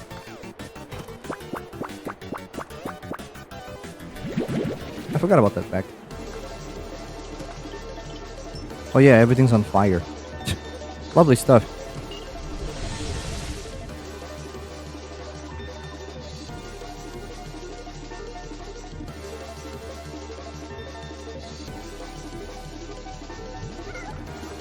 Maybe at some point I do actually get into chess, but it seems so sweaty. Like my brain is not huge enough, not even close, to comprehending how to actually play chess like a decent human being. For me, it's just like place random figurines until something happens. That's my level of chess. Chess. Why not eating your carrots? I guess they're not hungry or something. I don't know.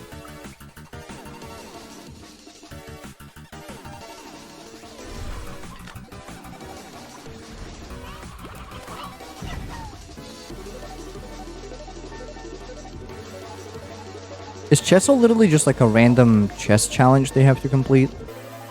Like put a mate in something turns?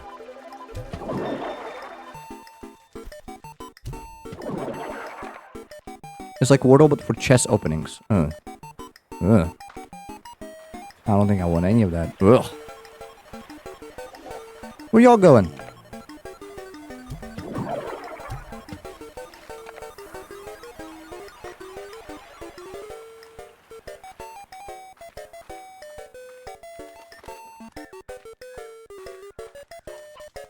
I need to find more puddle slimes. Because all of mine died. Gotta go grab a couple.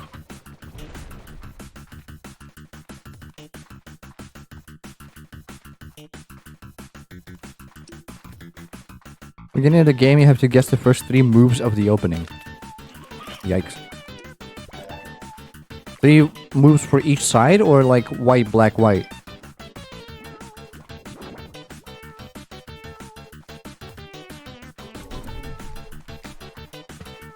Three moves for each side, I see. Becomes super easy once you realize 90% of openings start with either E4, E5, or D4, D5. Yeah, but like, after that it can do whatever. Oh, hey.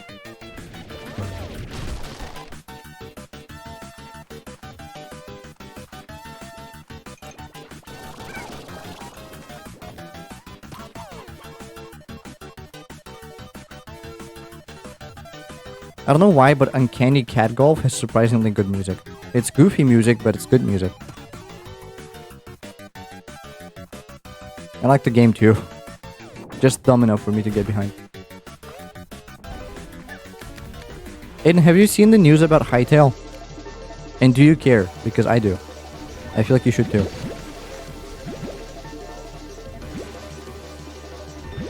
Drinkers.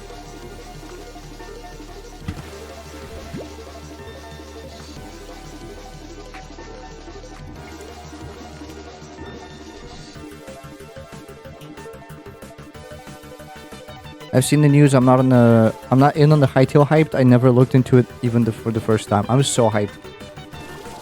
I looked into it when I was a kid, and now it's finally back, and I feel like I'm still hyped for it. Because the first trailer released like 6 years ago. I was a wee lad back then.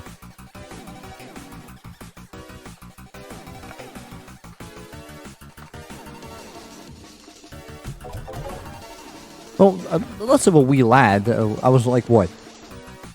16? 15? Something like that? I guess not that much of a wee lad, huh? Okay, if I remember correctly, they don't like being... Yeah, I don't like it when there's like more than 5 of them or 4 of them. I don't remember. Puddle slime. Puddle slime is a rare species. Will not produce spores if they're in close proximity to more than 3 other slimes. Okay, so if I put a 5th one, it's gonna be mad. I get it. It's gonna be 4 of you then. And the other goes into the ocean. Don't worry, they like it. Still a kid? What? Mentally, maybe. Mentally, I'm like constantly at a value between 4-year-old and 70 years old.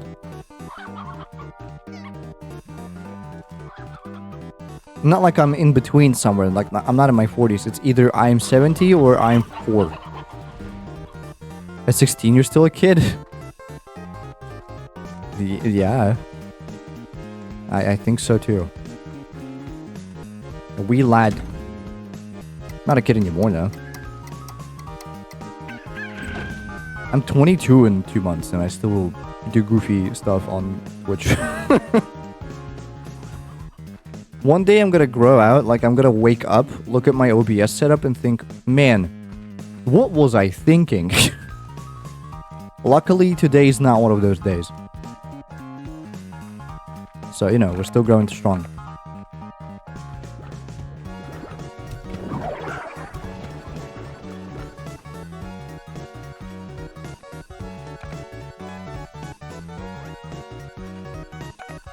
I still want to stream when I get access to the internet again. Hell yeah, dude. You do that. I will support you when I'm able. And however I'm able. I'm gonna be streaming Minecraft or what? Bedwar? I think it's a silly hobby / interest for your or my age. Fair, fair. Imagine if I got into like Warhammer figurines. Wouldn't that be so funny? But I can't because I'm poor. So I can't win. I'll be streaming whatever I feel like doing. Maybe Minecraft, maybe chess, maybe some other games. Fair, fair. Maybe one day you'll meet Gotham Chess. Whatever his real name is, I don't remember, nor do I care, but still. Maybe one day.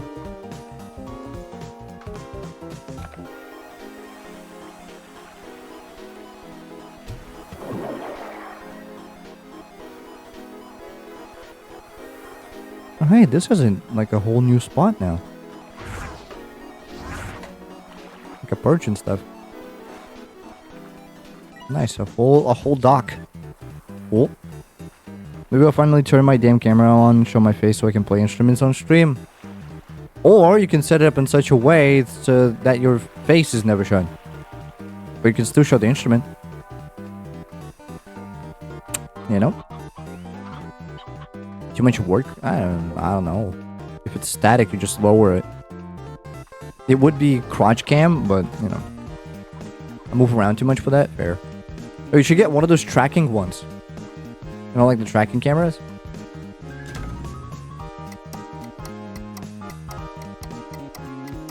Crotch cam fire. Automat did not like that one.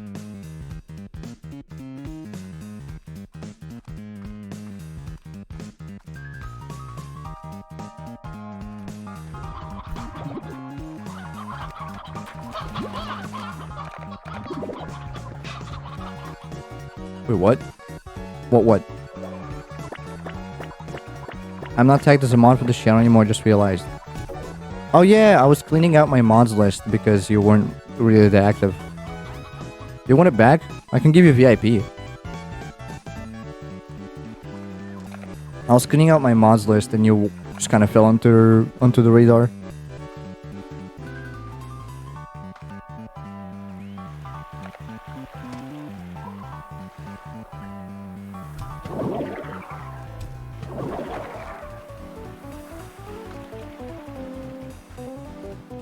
Very confused when Automod got me. Yeah. Doesn't matter to me. I know I'm pretty busy now and I don't make it too many streams. Yeah, especially because of the freaking time zones. I'm gonna VIP you. Hold up. Give me a sec. Flash, VIP. Awkward. Aiden. Wouldn't it be funny if I misspelled your name? Can't watch a stream while I'm dealing with customers at the UPS store. You should say to those UPS customers, be like, hold up, I'm watching a stream right now and there's something happening. Give me a sec. I'm sure they'll understand.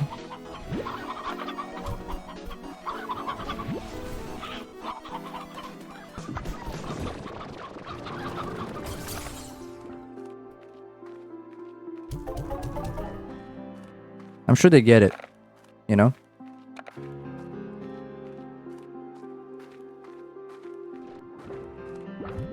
I wonder when the stock market stops crashing.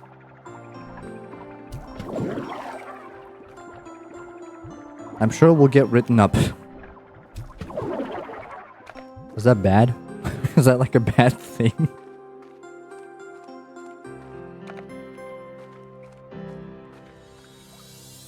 I don't know what being written up means. I don't know, because my boss and one of my other new coworkers were watching the game all day on the Sunday, so... Well, I guess when it's your boss. Like a warning notice? Oh, yeah, that's pretty bad. I guess once the boss, it's allowed? I don't know. Sounds a little nepo, but, you know. The boss.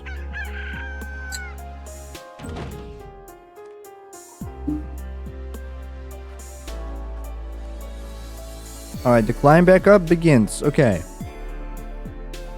For everything except honey. And saber. And boom is stuck. So, waiting on that one too.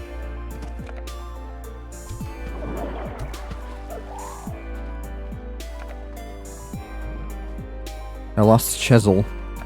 L.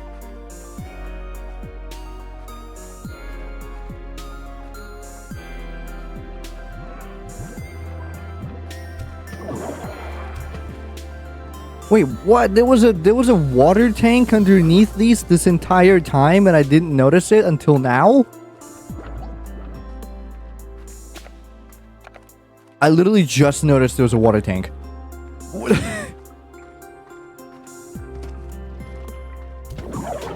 How long has this been here for? Bro. Bro didn't know.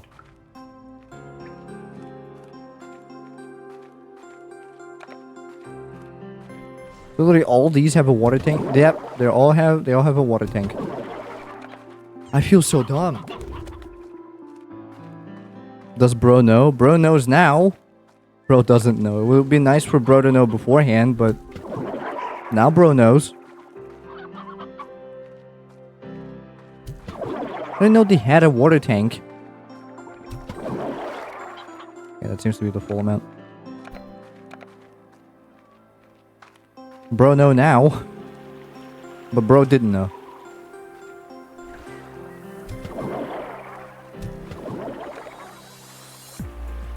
Well, one splash of water seems to always max out the tank, no matter how empty it is. Noted? Bro was tweaking, but now bro freaking. What does that mean?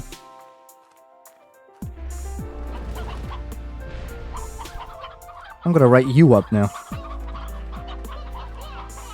Does this not have an old chicken collector? Oh yeah, it does.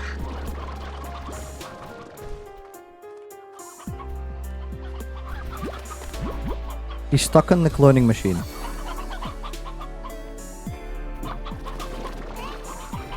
He's unstuck from the cloning machine.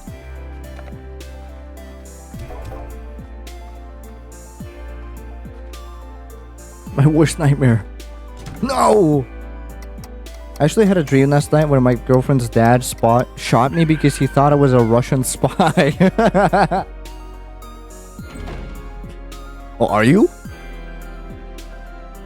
How do we know you're not?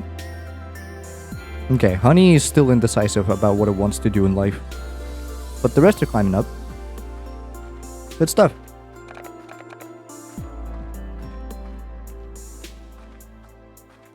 Can't wait for a sale day and literally crashing the stock market with my huge resources. Am I a Russian spy? Now I have to ask myself. I'm sure you're not. You're not. You don't know Russian too well to be a Russian spy.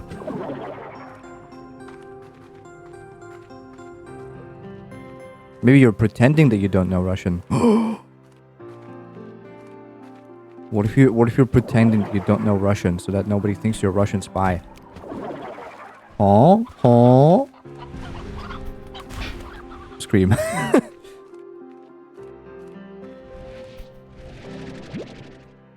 It's not an actual emote, is it? No, it's not.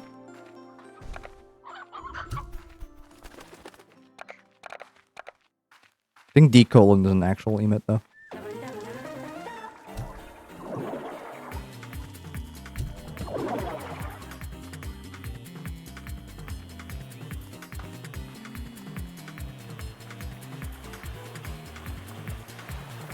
D:? No, it's the actual, like, capital D:.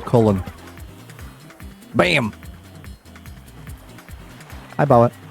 Welcome back.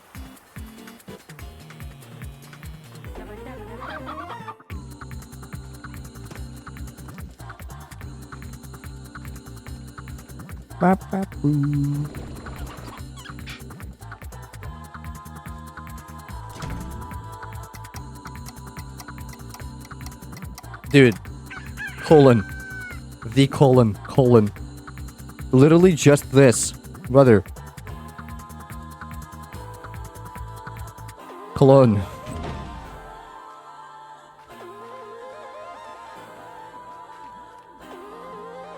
Okay, Tangle might be going down soon. I hope it doesn't, but it might.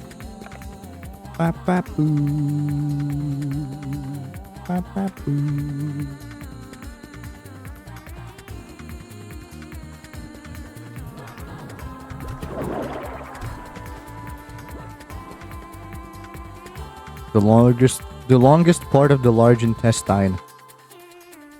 I know. You don't have to tell me. Me when I know things.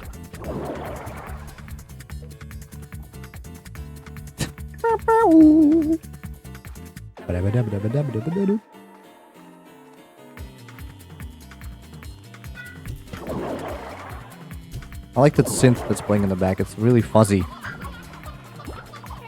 Mitochondria is a what? Back in jail, they used to call me mitochondria. I was the powerhouse of the cell. Your mother. What is the mitochondria? Powerhouse of the cell.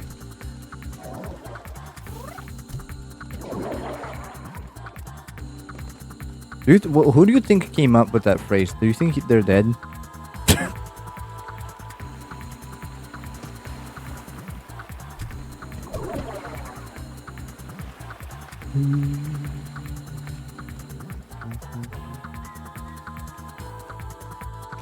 Woo! Whoa. That was a weird one. Oh. Excuse me. That one was freaky.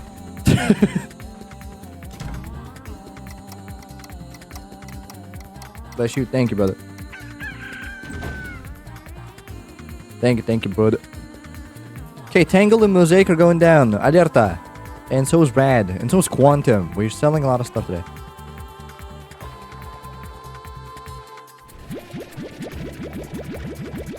Analyzed by Philip Sikiewicz in a 1957 Scientific American article. Yeah, I'm fairly sure that he's dead. What is this song? It's Kitsch from the Tekken 4 soundtrack. It's K-I-T-S-H. K-I-S-T-H? K-I-T-S-C-H.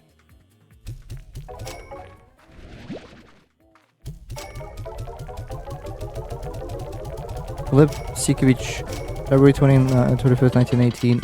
2009? He lived for almost 90 years? Was he doing some evil science to keep living? Bro was 91.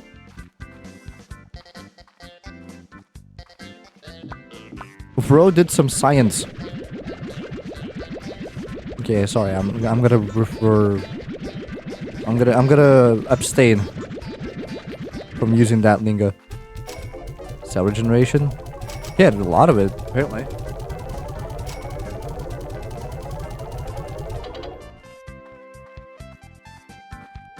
Okay, Tangle, Mosaic, and Quantum.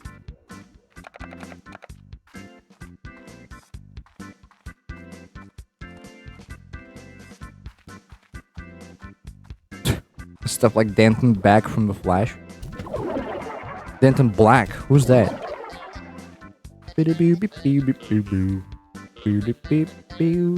We don't have any quantum boards? Oh wait, never mind. I just blinded them.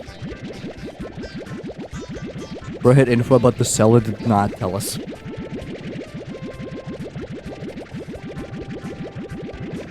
The metahuman who could replicate himself with cell regeneration. Oh, so like duplicate, kind of.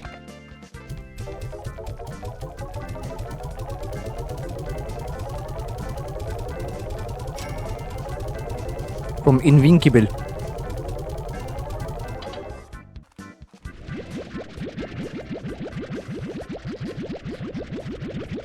I regenerate cells every day. Why am I old? You're regenerating the least important ones.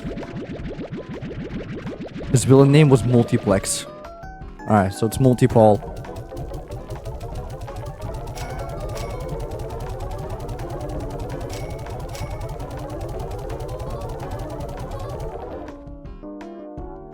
Okay, that's another level.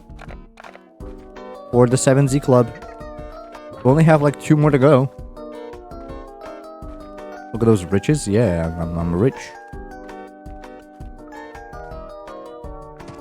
I'm making bank. Delicious, scrumptious, divide. I'm making crazy bank.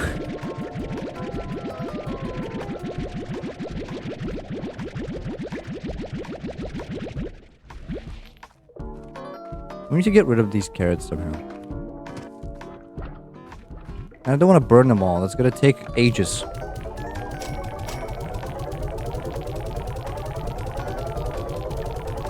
I think anytime someone sees the word divine, they automatically think of Candy Crush. No, I don't. I don't know what I'm thinking of when I see the word divine, but it's certainly not a Candy Crush. What the? What do you mean Candy Crush? What does the divinity have to do with Candy Crush? You just sell it like Vro does in Candy Crush, though? I've never played Candy Crush. I have no idea what it sounds like. Don't bring this upon myself.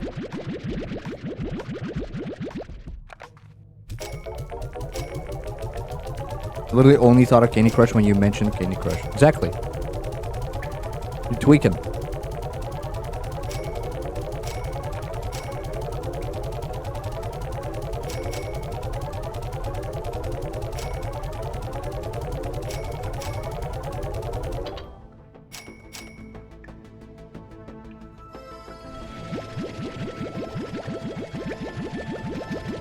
TS. TS scrumptious. He's rolling in the tangle. I know. I haven't sold these in a while. Not since the last market crash, and apparently they like producing them a lot.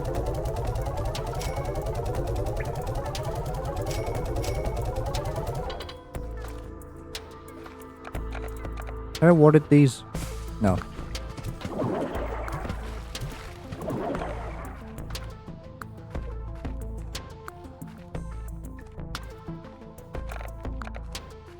Alright, time to swing by the main area. Water every bee. Check the chickens, the roosters, the whole spiel.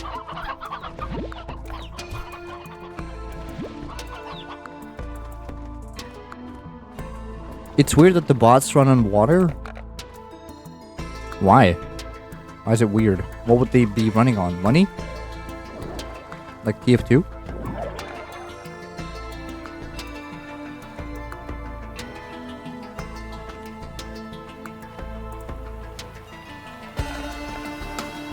Or nuclear batteries like Fallout. Pick your poison.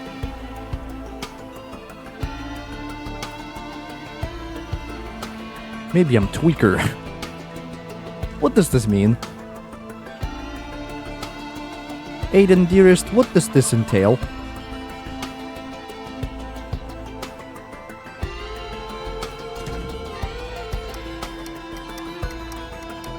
Off the sauce! What are you talking about? Aiden, you're scaring me. Uh-oh, Dervish is going down. Brad is going back up. I just sold all of it. You suck. Okay, we're selling Dervish today.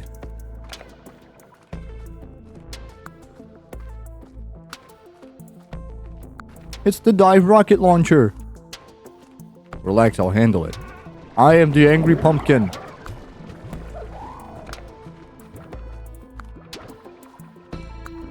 I think Aiden lost the mitochondria. He might have. We never know. Sorry, okay. I strafed a little too hard and completely missed the bee. Oops. Take action regarding the individual. I still despise you for showing me that video because I can't stop thinking about it now whenever it gets brought up. Genuinely funny.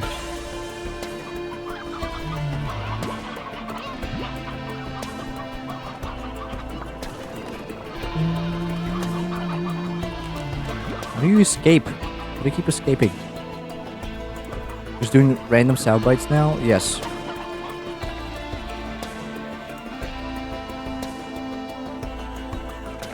Oh no, we're referencing one specific video.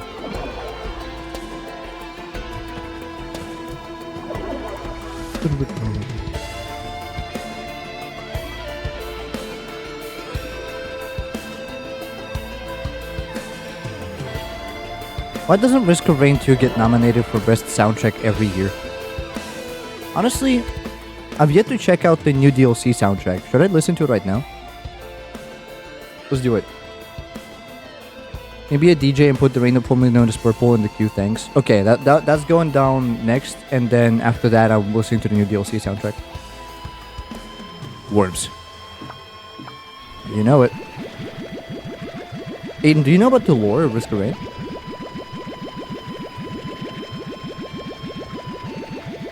One doesn't randomly reference worms in Risk of Rain 2. No? That's a crazy coincidence then.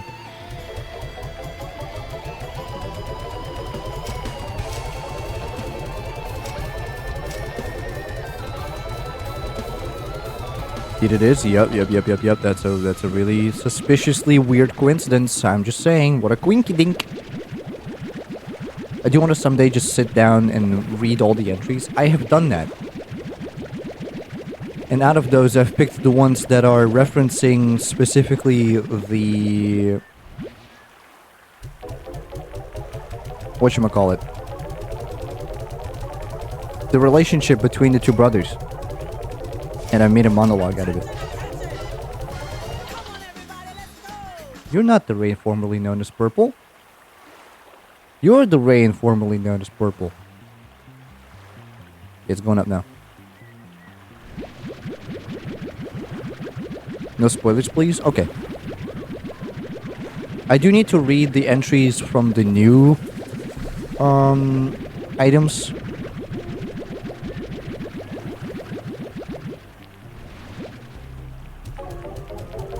This song is such a banger. I know. Risk of Rain 2 is known for having only bangers. Tommy2284. No, your evil alter ego. First time I caught it playing in game, I was vibing too hard to actually play good. That's what you're supposed to be doing. Nobody cares about the actual gameplay of Risk of Rain 2. No, that's not true. A lot of people do, but I care so much more about the music. I only listen to the music while I'm playing the video game. Like, I'm too bothered with listening to the tracks to actually pay attention to what's going on in the game.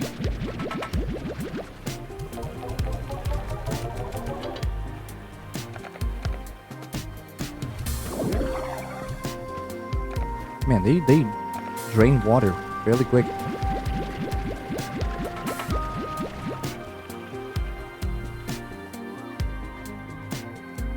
Is this game about manipulating the market to gain as much as possible? I wish I could manipulate the market, but sadly no. It's about just selling your stuff at an appropriate time. This is capitalism. Yes. This is crypto pump and dump. Almost.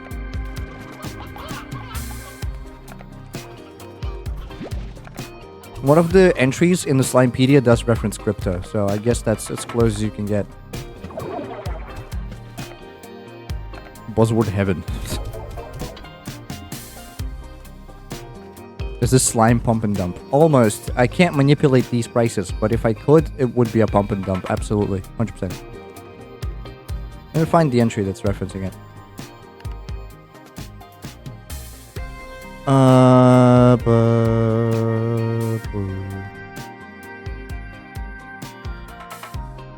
Was it glitch slime? Yeah. Glitch slime does not display any drive to eat the simulate for the slimulation, so no known ports exist. However, glitch slime ports did exist. They would be virtual, like everything in the slimulation, have no actual value. Unless, of course, a bunch of people decided virtual ports have value, and then maybe everyone would start buying them. Heck, maybe eventually glitch slime ports would be worth a fortune because a bunch of us just agree on that too, and then we all created our own simulations to generate glitch slime ports. But if that happened, then we would all be using an absurd amount of real energy, harming our real environment further to all generate virtual ports. So obviously, that's a very silly thing, and we'd never do that. And if this is not a direct reference, I don't know what is, brother. Alright, 7-0 Rewards Club. I did it! This was the last one! Yes! We're free! Yes! Finally! I'm free! Okay. 7Z Corporation are absolutely taken aback by your commitment to the 7Z Rewards Club. They have achieved the highest possible rank currently available to Rewards Club members. Congratulations. Oh. There he is. Having no further ranks or rewards we offer you at this time, we have elected to make a substantial charitable contribution in your name to the International Association for Otter Awareness. Honestly, yeah, cool. I'll take it. Because of your efforts, more people will be aware of otters than ever before. 7Z Corporation, creating systems that enable rangers to purchase rewards that result in charity that raise otter awareness. One smile at a time.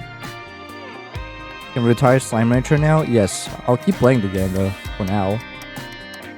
Oh yeah, otters exist. Right. When was the last time you thought of an otter? Right. They exist, you know? They were selling Crystal and Hunter.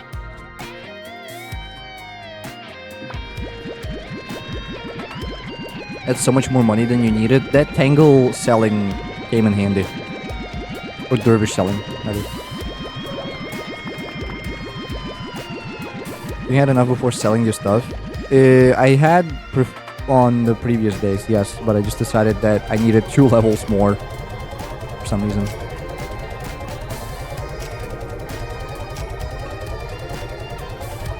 Alright, let's see what we got actually. Well, this guy, first of all. There's diamonds for eyes.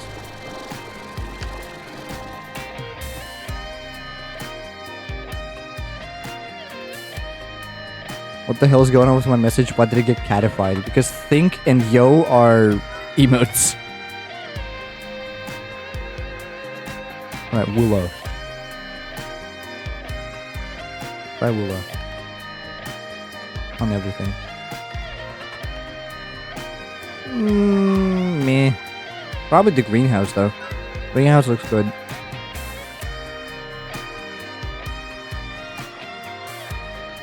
Pretty light. Night light. What is? Ooh. Not bad. I wish you would order them in the order that I actually got them, because I know the Astropor and Frozen Violent I just got.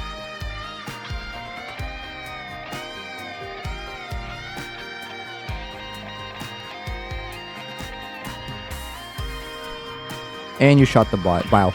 Okay.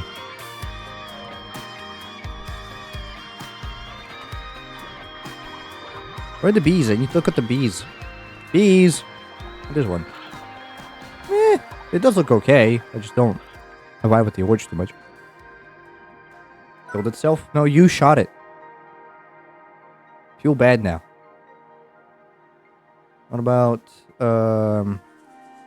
Silver Fox Vac? Actually, let's do house, because house is pretty good for... Now it's shiny. Yeah, I get it. I don't think I like it though. Everything is in silver fox. It's like that episode from SpongeBob where everything is chroma. Future!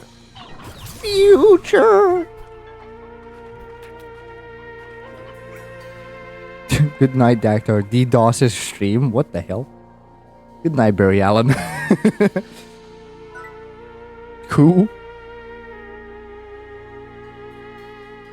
Frozen Violet. Let's see. Ooh. Ooh. Now it actually looks like chroma. Nah. Future. Good night, Iris West Allen. Who are these people? Who are you referencing? Now, yeah, now it actually looks chroma. I don't know if I vibe with that. Okay. New DLC tracks. Coming up. Alloyed. Collective. OST. Because I'm not going to play the game anyway, but, you know. And this one doesn't have Chris Christodoulou. It's Stavros Markonis that's, you know, ruling the game now. Gotta mute the game. At least lower it a lot.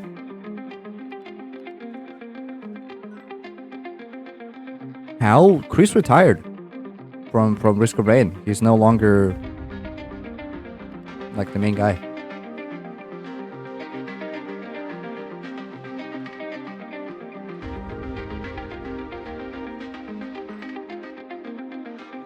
I like this. It reminds me of Pliny.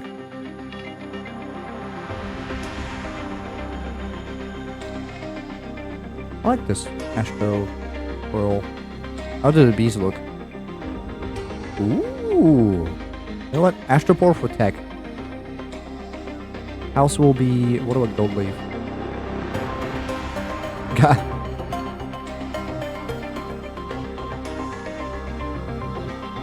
Can't make a banger without Chris? Let's listen. Maybe if it's good.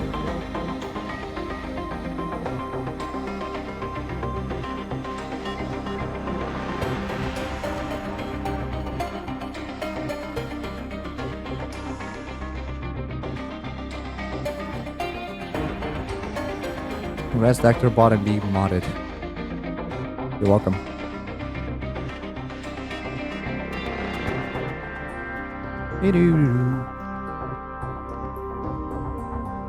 Purple Vac doesn't sound bad. Silver Fox. This one's less chroma, yeah. Nightlight. I like Nightlight. Volcanic also kind of rocks. Let it be Volcanic for now, sure. I don't care enough. Fool? What are you calling fool? Ooh. Volcanic also Kinder Rocks. Jet IT. Jet IT. Jet IT. Jet IT.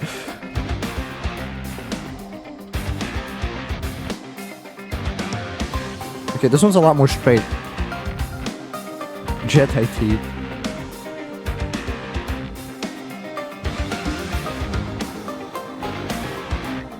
I wonder if this is like a stage track. Maybe trailer music. Like Monsoon 2.0. Now please don't touch anything OST again after this Alloy Collective DLC soundtrack. If it's short enough, because I want to go sleep at some point soon and grab dinner.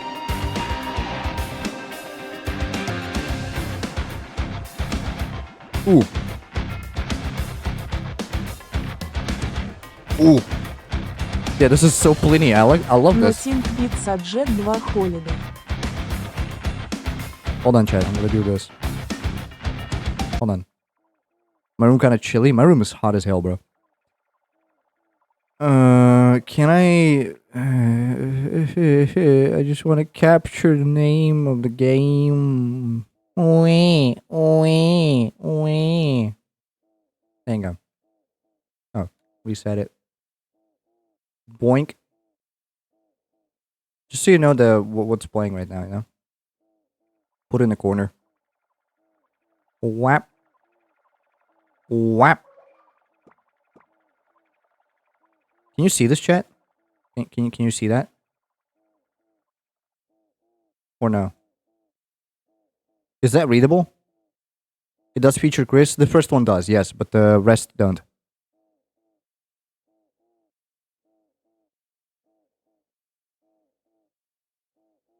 Readable? Okay. Can you just put your cool thing you have in your starting soon screen? You're right. I forgot about it. Hold on. Let me grab it. From the it's not starting soon. Relax. Where's song? Okay. Copy it. Put it here. Whap. Over here should be good, right? Does it work? It does work. Genuinely wondering why you weren't just doing that. There you go.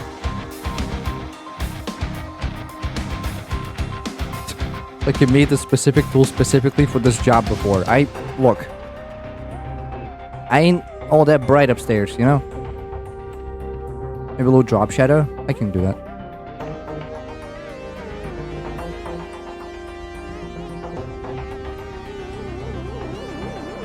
I think so.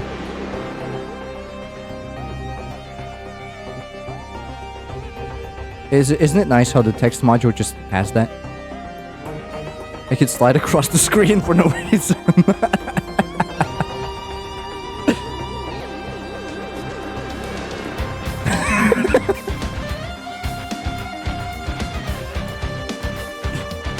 I ain't doing all that.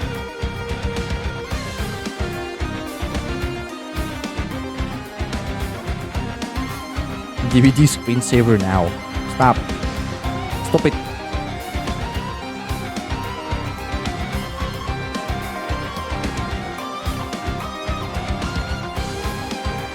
I'm recognizing that synth.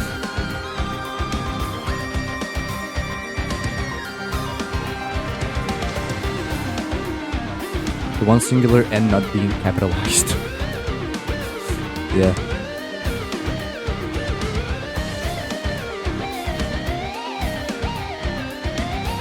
I want to try something real quick.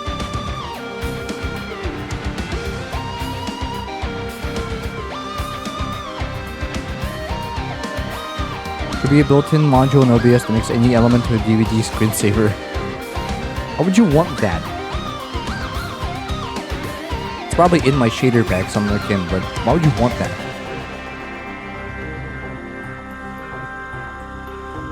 I want to try some real quick.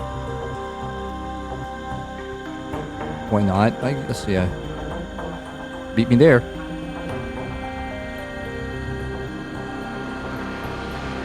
Let's see if this works.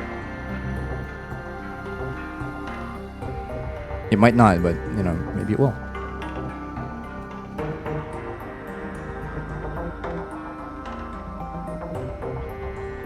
Where did all the chickens go? Oh, right. Yeah, the rooster.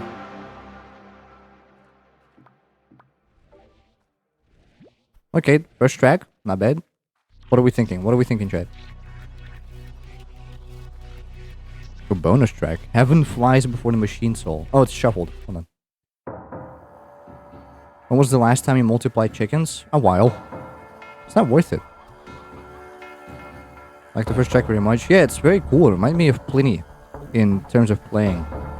Pliny and like maybe a light Dream Theater, but more Thank You Scientist than Dream Theater.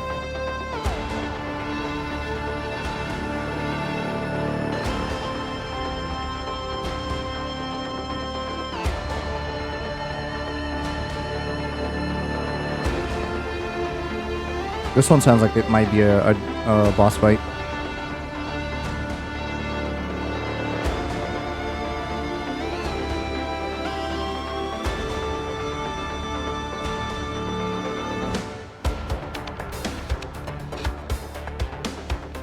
Yeah, this is a boss fight.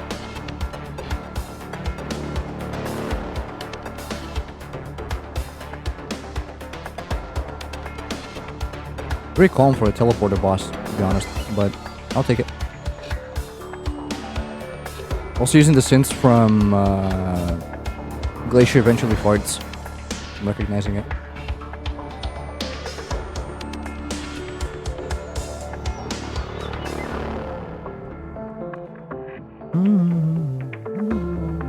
Oh, this is Distant Roost. Leitmotif. Which one was that? Hydrodynamic Equilibrium or something like that? Good night, Tiba.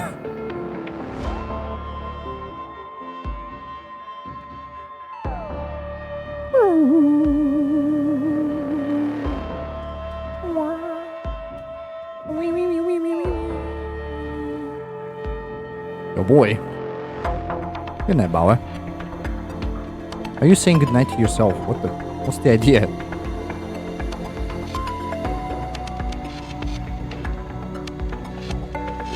I'm just becoming a Brazilianaire for no apparent reason. Other than just I vibe with it. Good night, Aiden. How long is this album? Not that long, it's like half an hour. Tracks are shorter with Stavros, it seems. By the way, this one's pure Stavros. No collabs, no feats. We can see that already.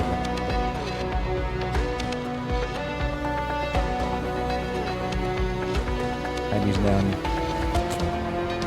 I'm bad.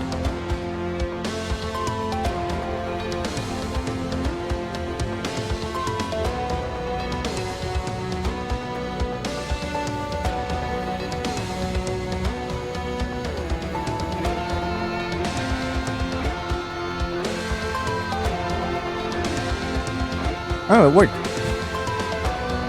just have a golden guy chilling there.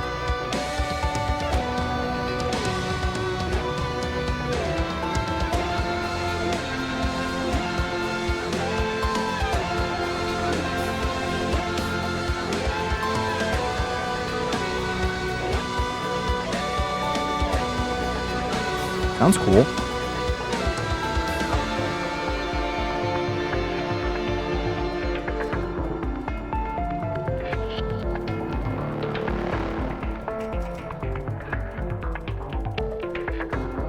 He's still using the same leitmotif from Hydrodynamic Equilibrium.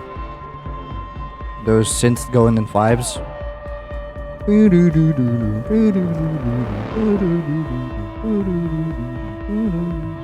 know?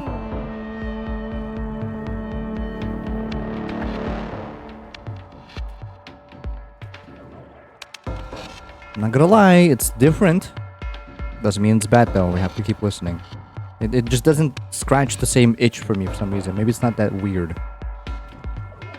The first track was a good showing, but that had Chris in it, so it's kind of cheating. Or reminiscing of the base game soundtrack. In a way, it sounds more like It Can't Rain All the Time, which I don't like. They've just gotten my new hyperfixation game off of Twitch Prime free games. Which one would that be?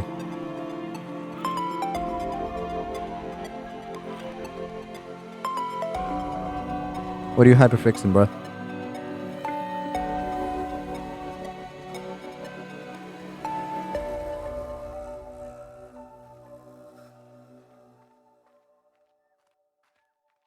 Gas station simulator. Okay. Okay. That track I didn't like that much. It was kind of idle. Because like even with scene like regular exploration tracks, there was something interesting. At least the chord progression was nice. I like the chord progression. Oh. Slimes. Hi, Brain Rot. Welcome to the stream. Slimes. Oh, it's Slimies. Okay. Hi, Slimy freaky. Dude, relax. You're gonna scare the viewer away.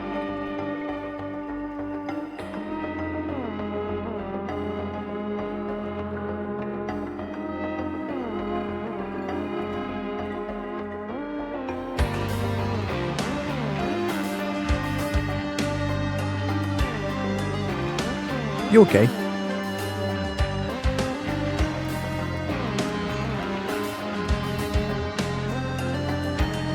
I've apparently been following you since 2022.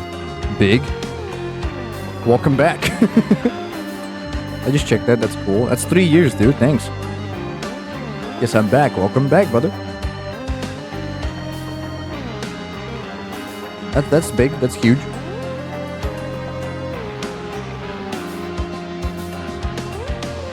I don't remember you being on my streams, but maybe you were under a different name or something.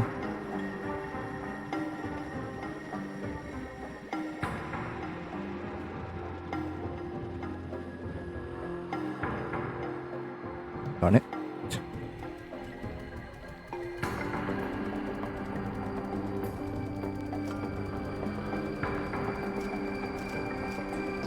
This one's also idle. Did they separate like stage tracks and teleporter boss tracks into two specific categories? This doesn't sound like teleporter boss.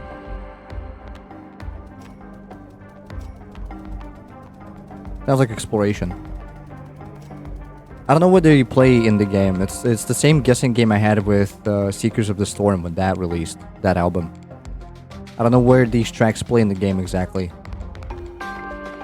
And I'm not gonna check. That's just life. Welcome back though, Brain Rot. After 3 years, we're finally back. How you doing?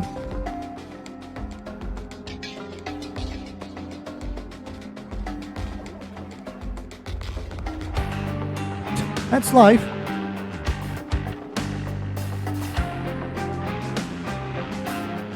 I like the guitar work. It's a lot heavier.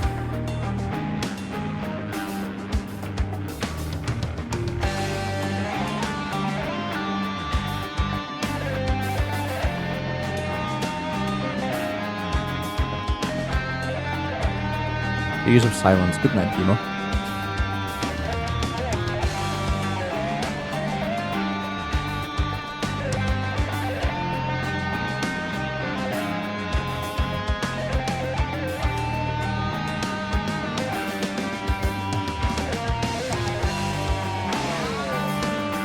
Okay, wow. This is a lot more straightforward, this album entirety. Just like, in terms of time signatures and stuff. Not playing with them a lot, all that much. Night Timo, good night, Bala. Are you okay, dude?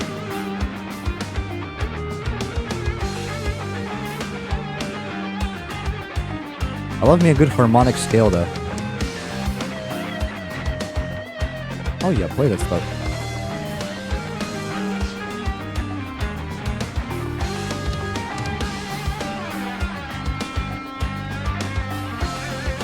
Okay, this one's growing on me.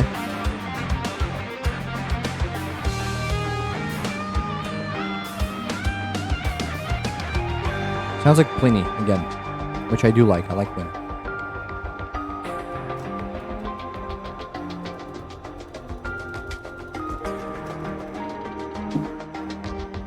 This one's a lot more conventional, which I don't know if it's a good thing or not, but I like it. Which one is this? Swamplified Mizzle, featuring Foivus. I don't know who Foivus is.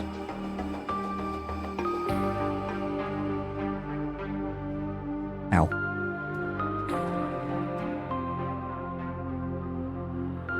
Does that not fully fill if it doesn't hit the exact B? I don't know. Is it distance based? What drops are Twitch telling me okay right now? So Gato is kitty cam. Yes, Gato is kitty cam. Interesting. That corner is currently occupied, but I'll make something work if you want to redeem it. I feel like these hens are not being fed to slimes. I feel like only the briar hens are being fed because there's significantly less of them.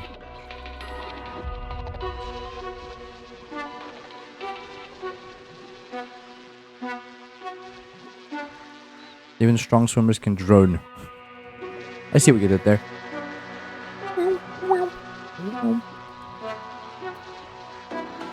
Okay.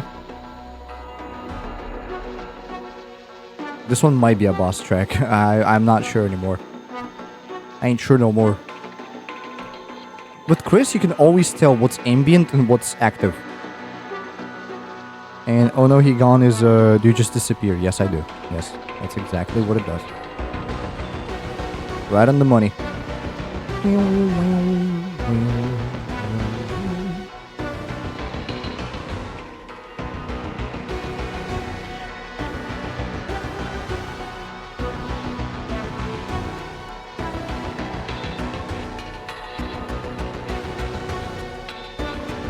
Oh, Saber's going down.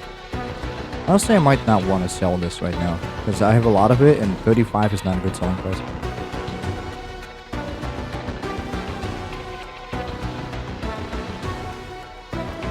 Maybe it goes back up.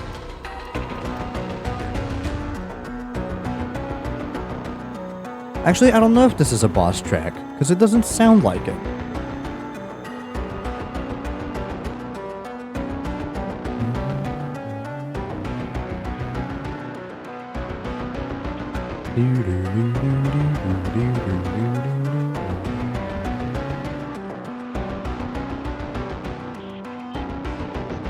Just a bunch of like ads stacked on top of each other.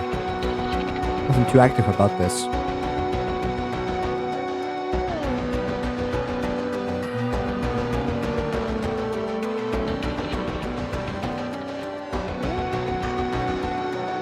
It's a different style, for sure. Not saying it's bad, saying it's different.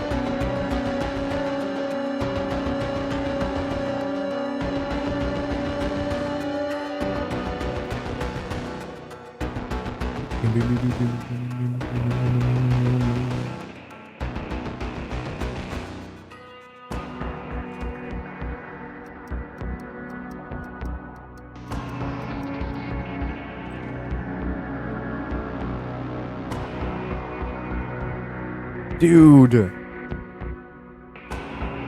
Everything but Dervish is going down. Okay, I'm gonna bank on Dervish. Time being. Honey's going down. But it was for a while, so. We keep an eye on Dervish for now. Thank you for Fat Baby jump scare.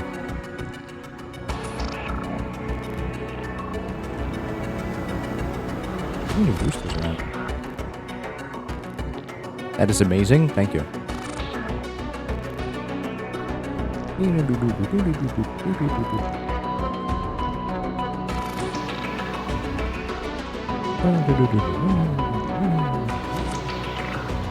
I wonder if Stavros is also going to release like a album commentary for his work on DLC 4 or DLC 3.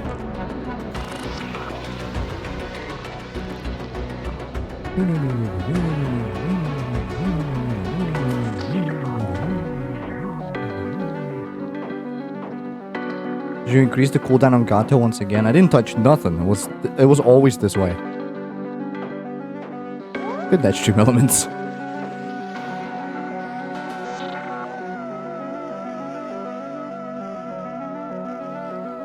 Hello, Dactar. Sorry I wasn't here. You're fine. Welcome in. How you doing? Why are you always apologizing? Like, you don't have to be here. Saying. I was thinking about this actually, but I don't want to rant over this music, so you know. Although it seems like perfect ranting music, we're trying to pay attention, I think.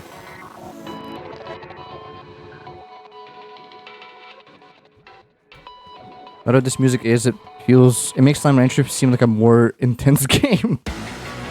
Oh, here we go.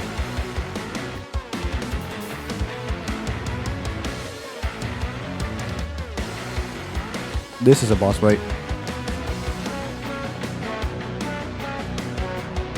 Doom 2016? You're just lying. This is Risk of Rain 2 Alloyed Collective DLC.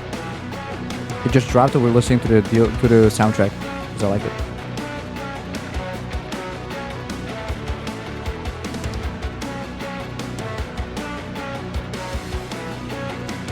Music paired with the gameplay. I won't stay for long. My wife has been stuck in for the last week or so. I can't watch the way she takes long sometimes for long, etc. But my wife is apparently fine. Have you tried turning it off and on again?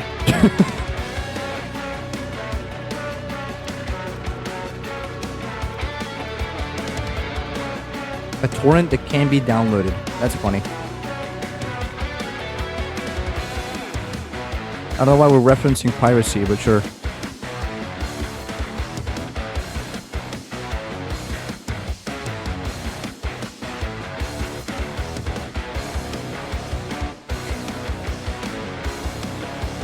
Like this track. Wish it didn't fix it? Well, you never know. You could have.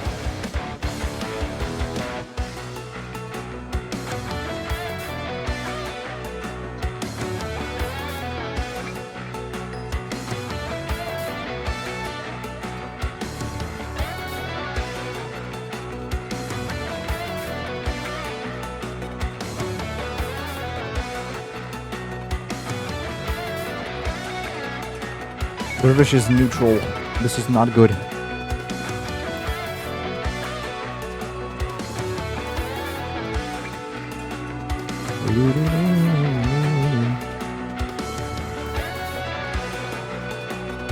Maybe I have an update and didn't download it. Hold place. Okay.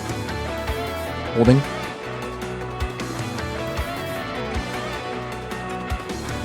This sounds like Pliny.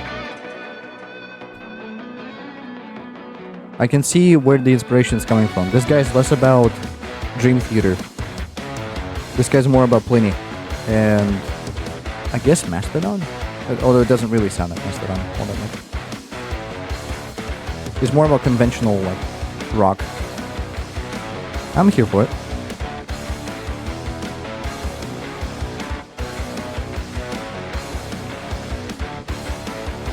Doesn't sound like Pantera. Pantera's slower usually, at least from, not from their Shred album, not from Cowboys from Hell, but from Far Beyond Driven, they're a lot slower. And that's the Pantera I like.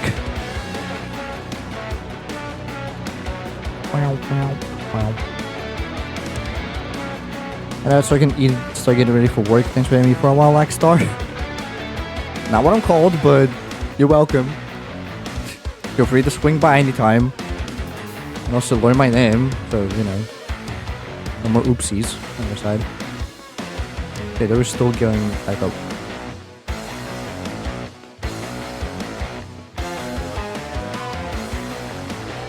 What does this remind me of?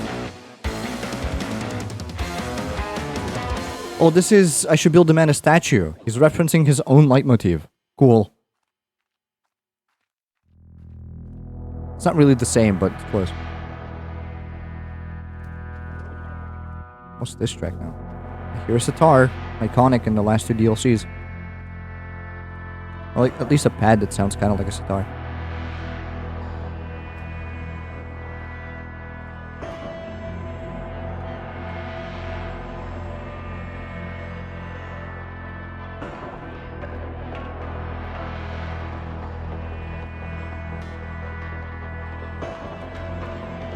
button's so far away. This one also might be a boss. Rhythmically, it sounds quite intense.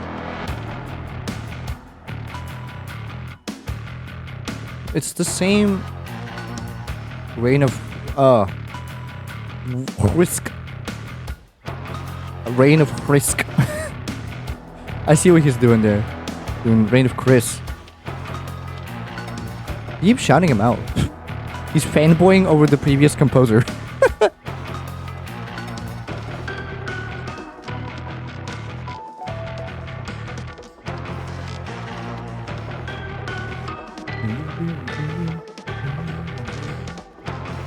He used to play a lot around the same theme, just kind of like DLC 2.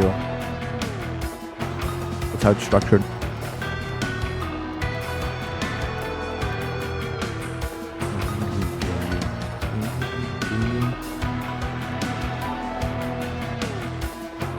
Honestly, I'm fine with this.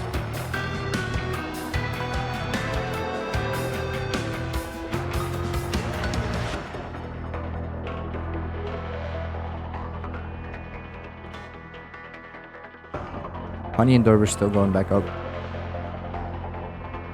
Lovely stuff.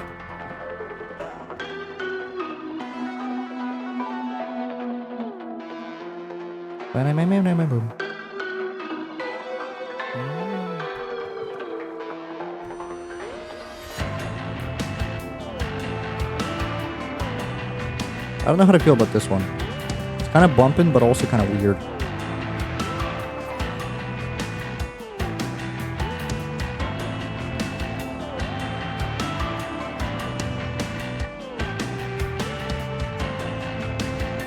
Like, I want to bop my head to this, but I don't know if it's weird enough.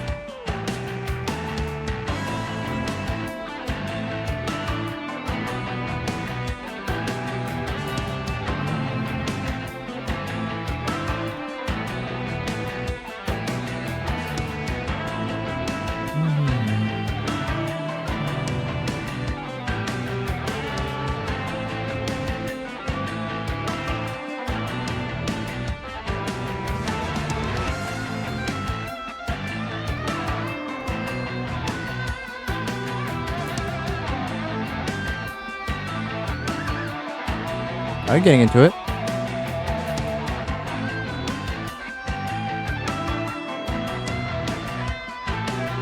I wonder if George Karianis is still on this. Maybe Foivus is the one with the guitar. Maybe it's Foivus.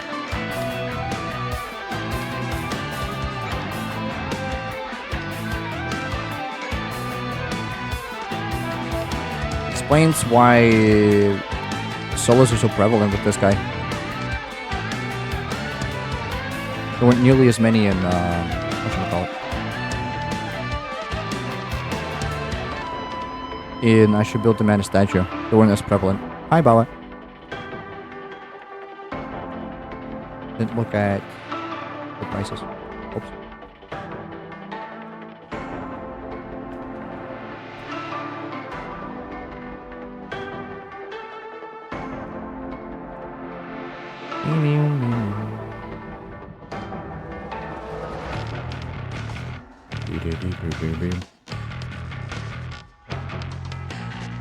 That riff is mean, honestly. On like a bass guitar that's tuned to Z. Freaking Z flat.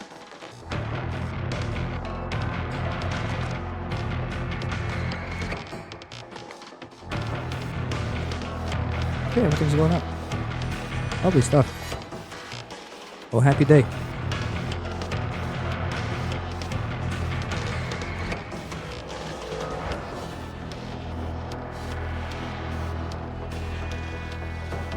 All your rooster are belong to us.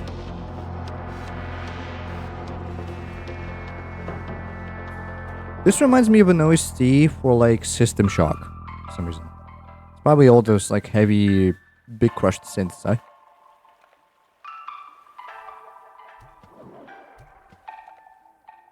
Not sure though.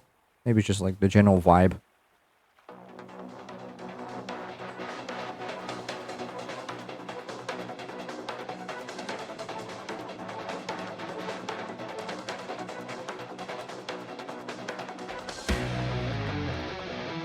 Ooh.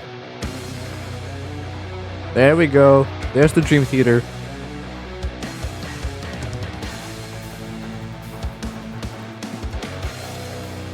Delusional. Oh, never mind. Yeah. Okay, that's a better reference.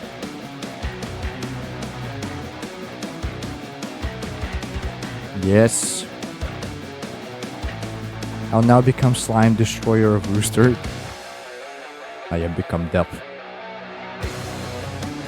Okay, these are all growing up. Okay, cool, cool.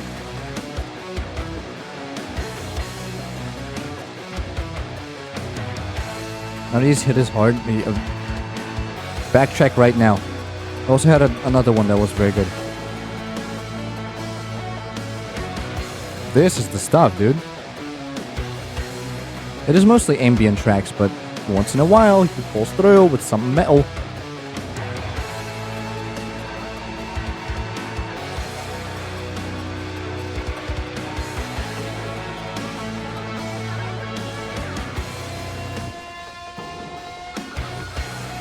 Oh, yeah.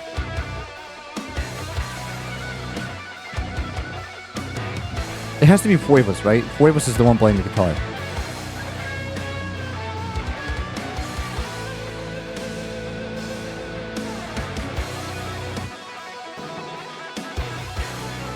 Yeah.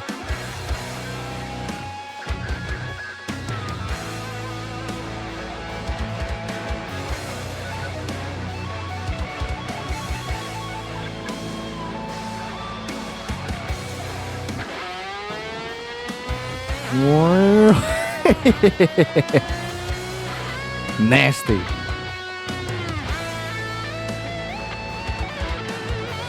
I love a stinky bass line for this track. It's in there. It's in there. It's not that stinky. Dude, me misfired again. Like what you did like 1 hour ago. Wrong guy. Brother.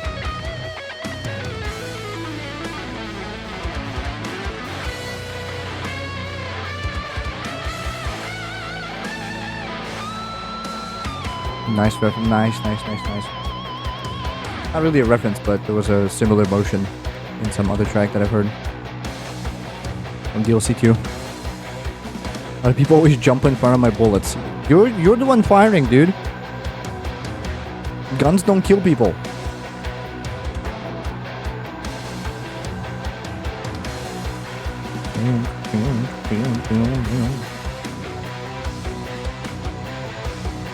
I see he's trying to write hydrophobia. Like his own hydrophobia, I think. So far he's succeeding. Sounds better than hydrophobia in my opinion. Apparently people kill people. Exactly.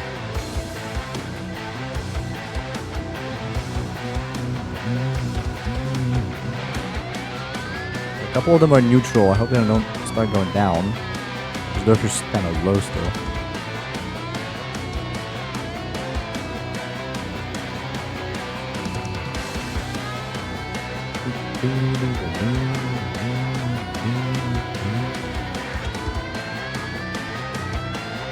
I understand why people keep doing this to themselves. You're shooting at random. You're at fault. I like that track. Which one was that? Delusional. That was very good. Good stuff. Good stuff. Heavy.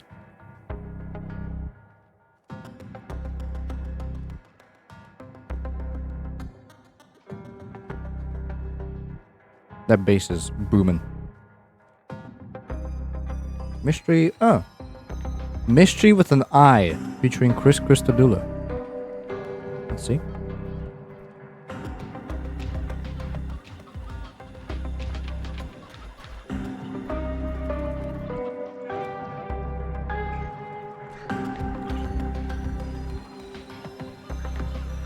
This is more Hades coded.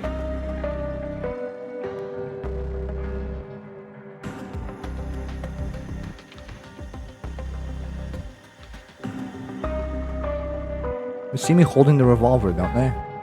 Apparently not. I don't know what to tell you, man. Accept your own fault. Move on with it.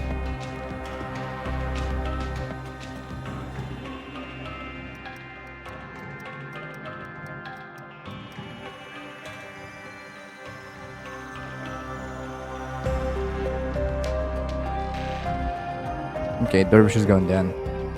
Damn. And so is Honey. Okay, it's time to sell Honey. OW my head. Hangavirus. Am I right, ladies? Too right, lad.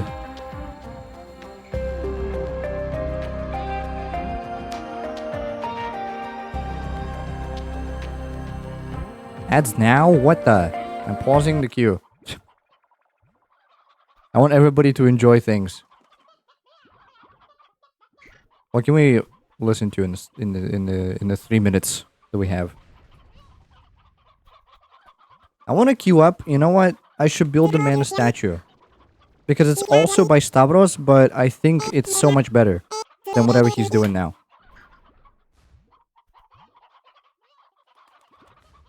Still longer than 3 minutes though, but still.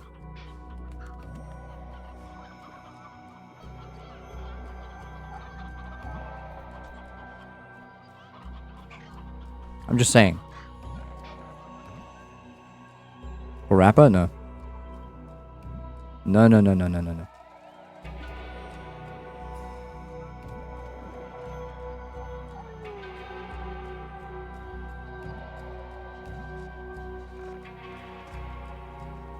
Is it quiet? 35.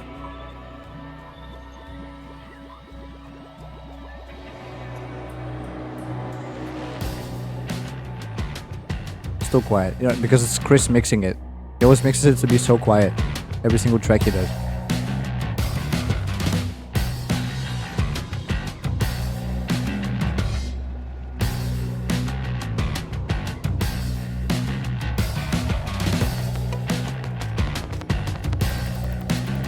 I haven't heard this one, I think. This is from a previous DLC. This is from Secrets of the Storm. It's the one written by Stavros. It's the one that was like his debut work on the Risk of Rain 2 soundtrack. Literally the first we ever got of seeing him.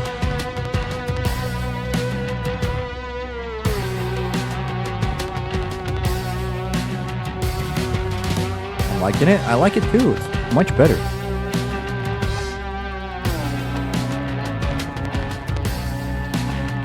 Like the drums, yeah. Also time signature, so much fun.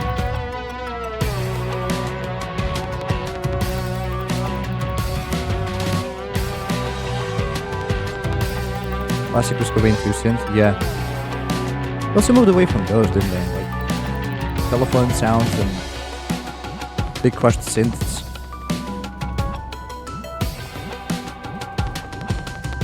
Not even that difficult, honestly. It's just sevens.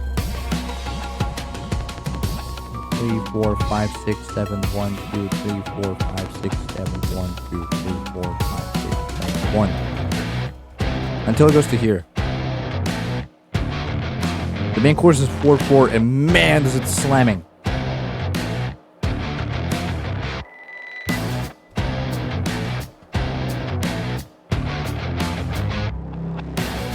Stinky, yeah, this one's going, this one's sick.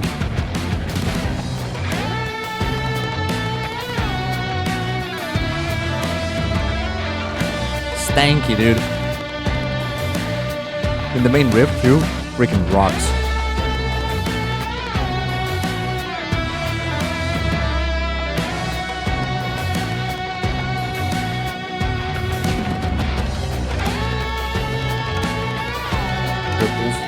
Not triple thirds.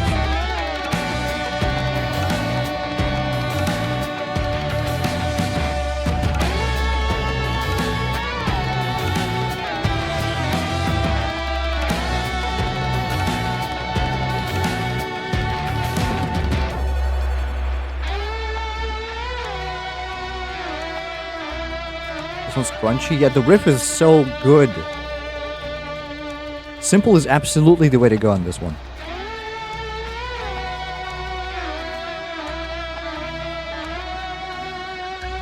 But in this is a close second after the Rain formerly known as Purple. You've not heard the Risk of Rain 2 soundtrack, have you? There's so many good bangers that go between the Rain formerly known as Purple and everything else.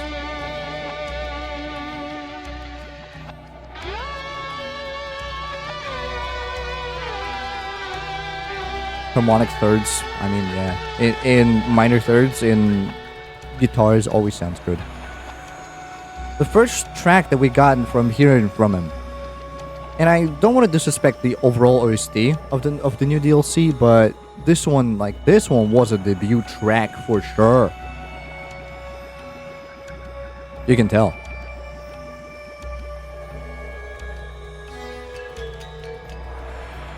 Listened to the entire OST while studying for midterms and I really didn't absorb any of it. Well, that might be worth a re-listen.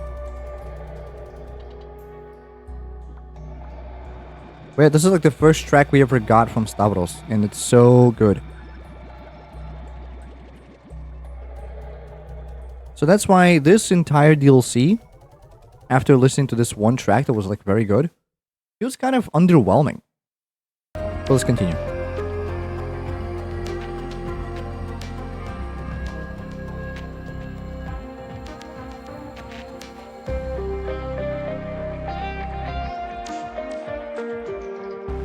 It's different, it's very different. And I guess I'm just a conservative being about it.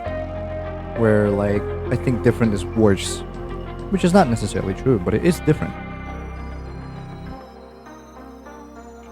Sounds more like Risk of Rain 1, honestly. Ooh.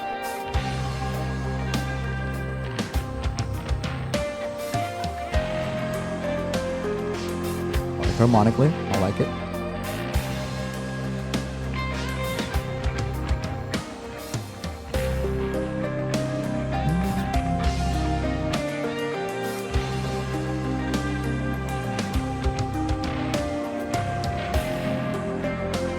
Closer to base game OST, it's closer to Risk of Rain 1.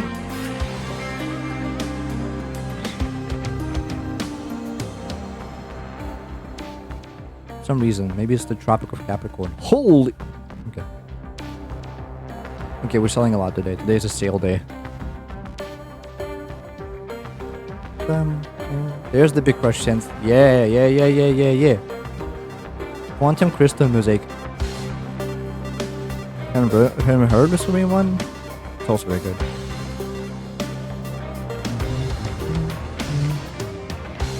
Roar. Kill me now.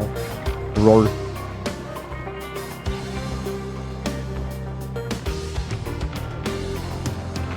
Chris's work on Returns is also very good, because he like straight up remixed some of the tracks.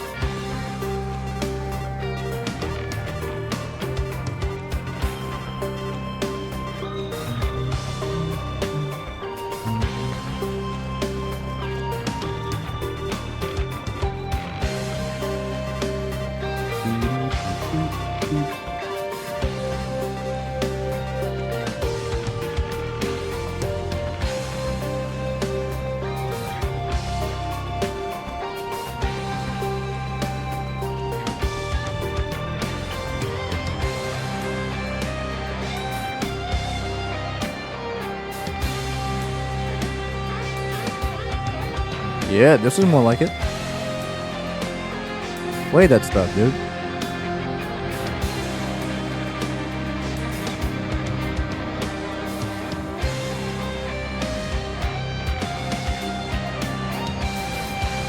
Yeah.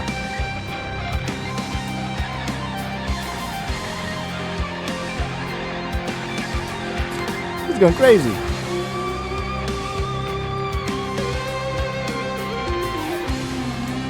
Okay, now he's turning it around. The first half was, I guess, just an appetizer, because the last half is like killing me right now.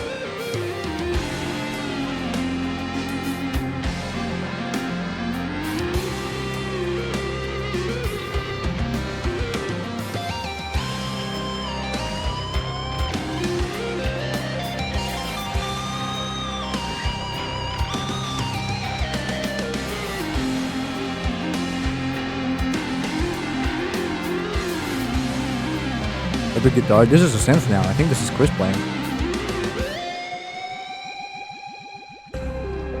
Yeah. That's the one.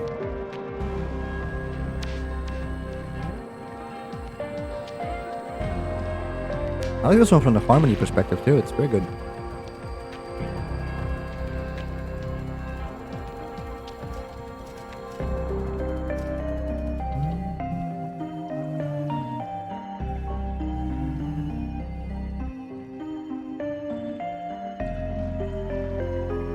Again, nothing crazy, no time signatures or nothing, but this one's good sounding. This one sounds actually great.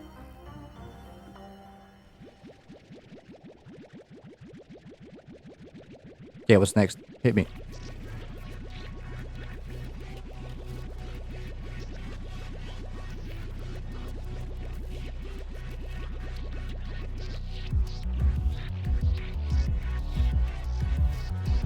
Oh, this is the last bit of the track. Huh. Okay.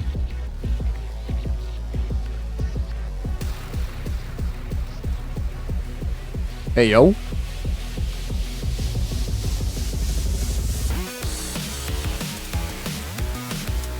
What the? Huh.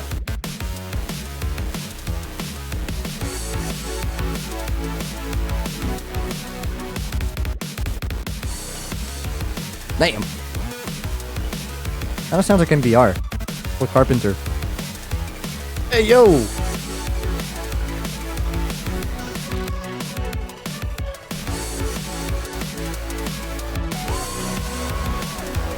It kind of sounds like Carpenter Brew's rendition of Maniac.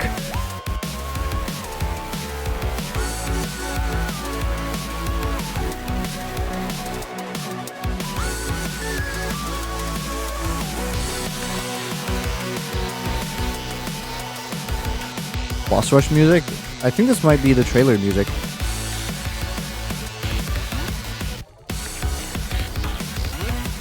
Hell yeah, brother.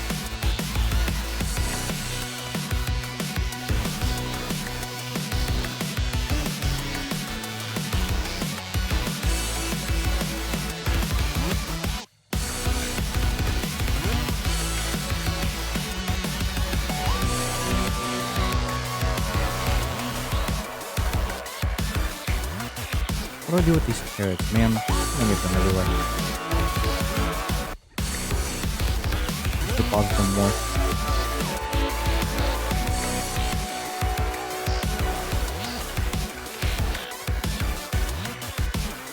This one's a lot more EDM.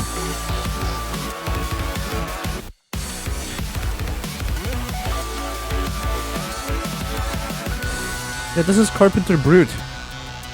Kinda, it sounds like it, but the synths are different than what, or kind of like MBR. But again, it's kind of it's a losing game comparing anything to MBR because MBR is gonna win. It does sound like Carpenter Brute so much.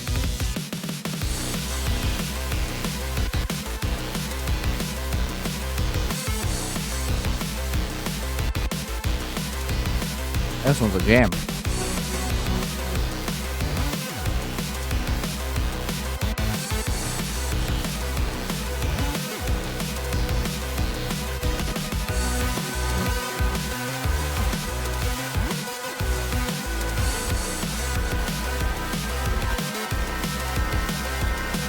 Absolute banger, dude.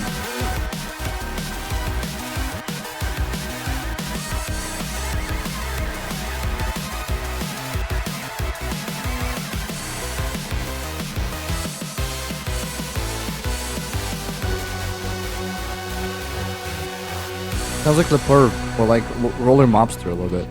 Although it's slightly slower. Man, it was awesome! That one had so much brute energy to it. Man.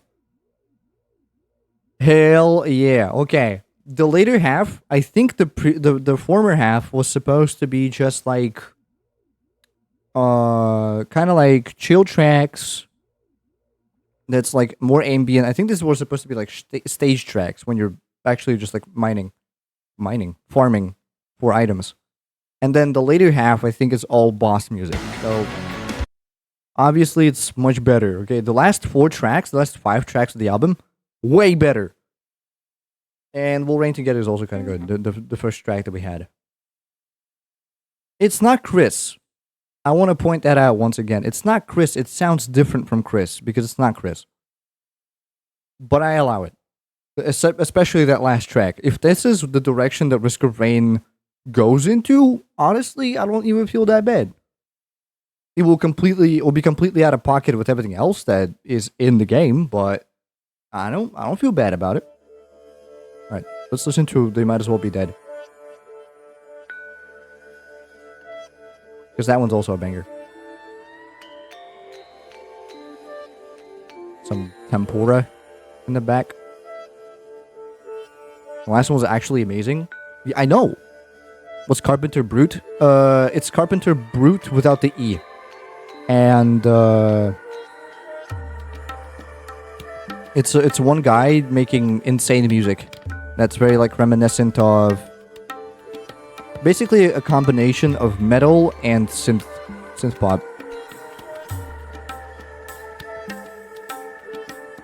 It's a very good composer. You should go check him out if you like that. Like he has an album called Trilogy. That's a very good music. That's some really, really good music right there.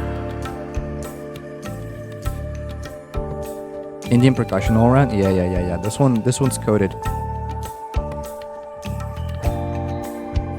This one's very coded with like the instruments and stuff.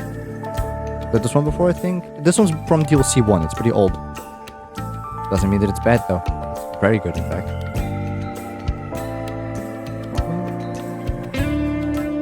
Also, apparently, Chris was inspired by Riders of the Storm while writing this track, and I can hear it. And it's not been leaving my head ever since I found out about that fact. It's slower than the actual song, but still.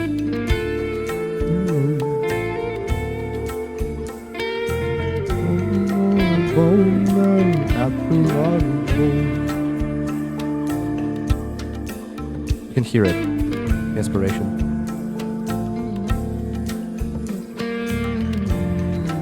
But man, this is just bang.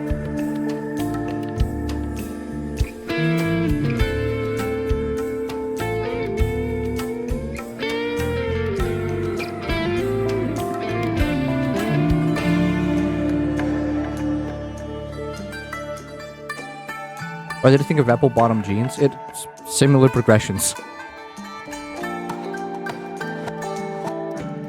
From a harmonic perspective.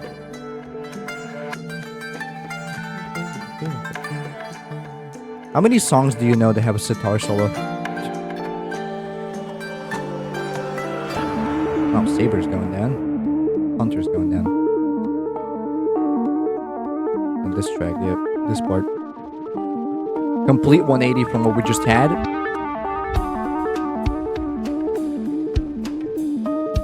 Still keep some of the percussion in though. Very good.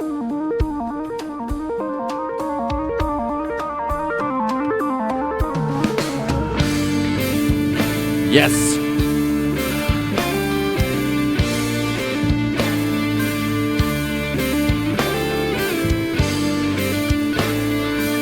That riff is so good.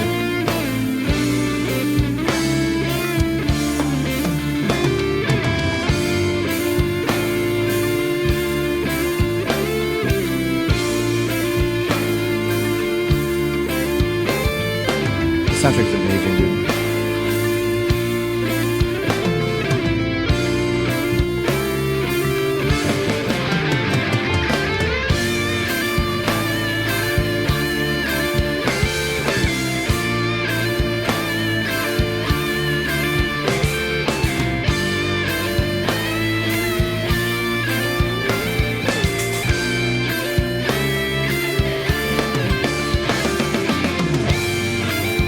Yes.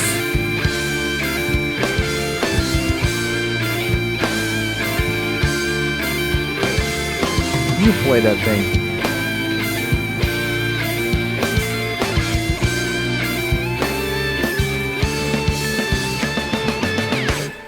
Hell yeah, brother.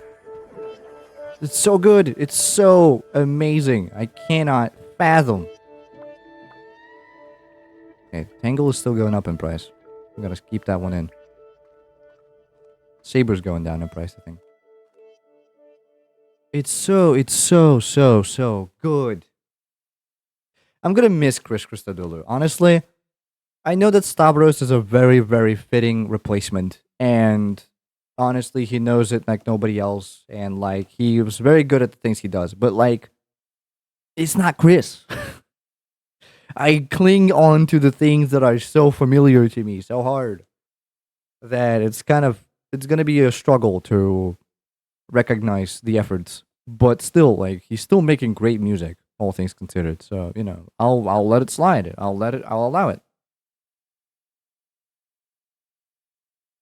What else do we have here? What can we close the stream to? Because I kind of want to end soon-ish. Do I have anything, Chris, here? We already had the rain formerly known as purple. And no Mori. Yeah, you know what? Yeah. Let's just fly through different DLC tracks. Because the base game is awesome. But then the DLCs came out, and it turns out that Chris Christodoulou can make game music that's even more awesome than what we already had in the base game. And everyone was happy.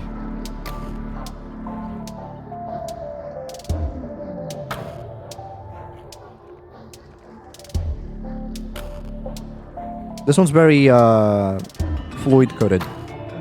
Pink Floyd.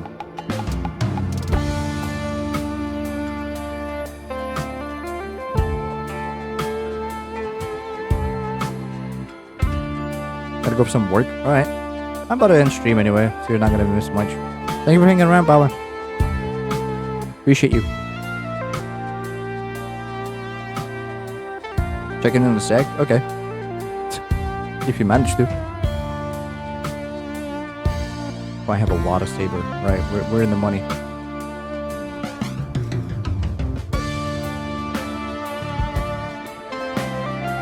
That's at least like 600. Actually, no, it's 60,000, but still.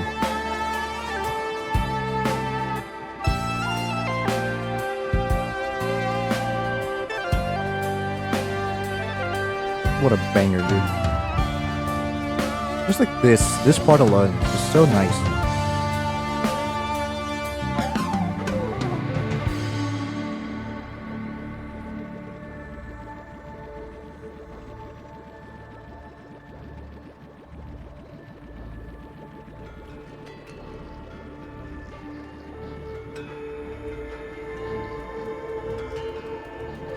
And then this entire spiel.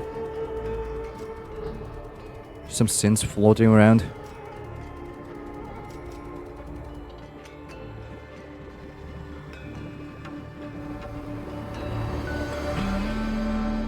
Yes. Yes, guitar.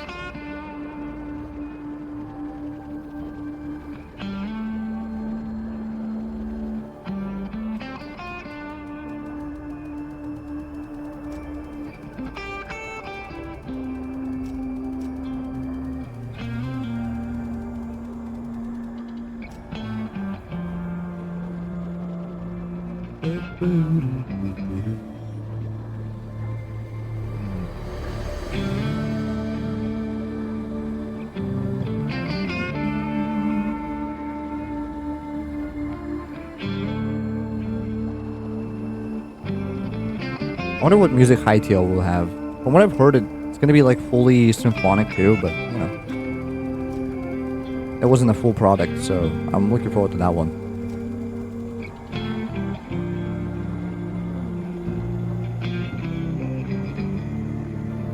What a nice guitar riff, dude. Yes.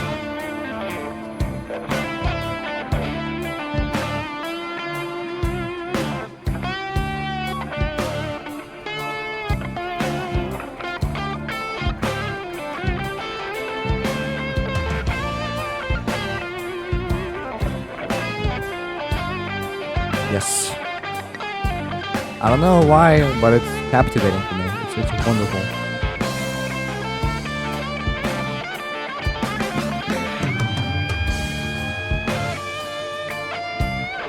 You play that thing, dude. Shout out George Karianis for doing all of guitar work on DLC 2. What a lad. What a champion.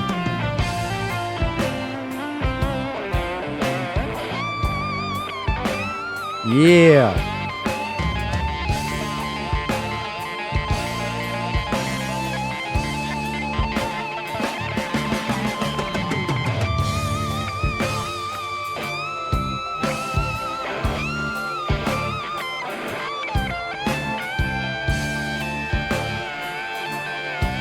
How many OSTs have you heard with solos in them? Asking for a friend, of course.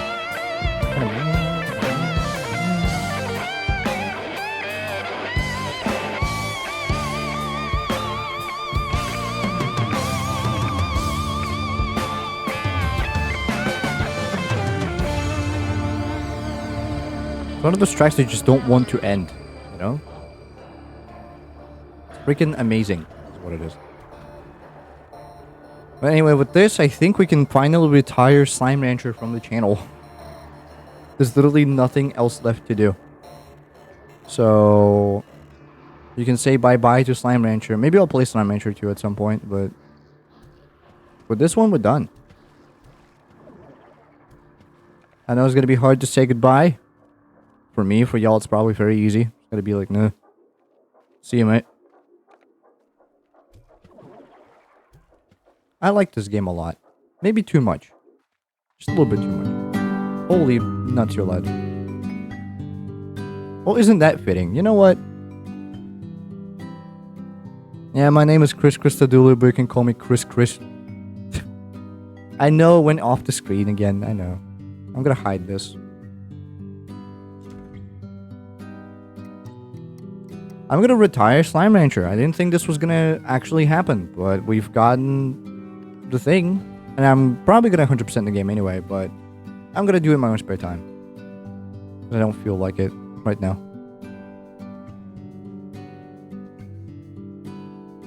It's lovely. It's a lovely game, but it's maybe a bit too much. I had how many streams of this game? Like at least a dozen, right? More than enough. But after all, it is my homeland as a local slime myself. So it's only appropriate, I feel, that I spent that much time onto this lovely game. Is Alula alive today? I feel like I've stayed up long enough so I can actually raid into her. No, she's not.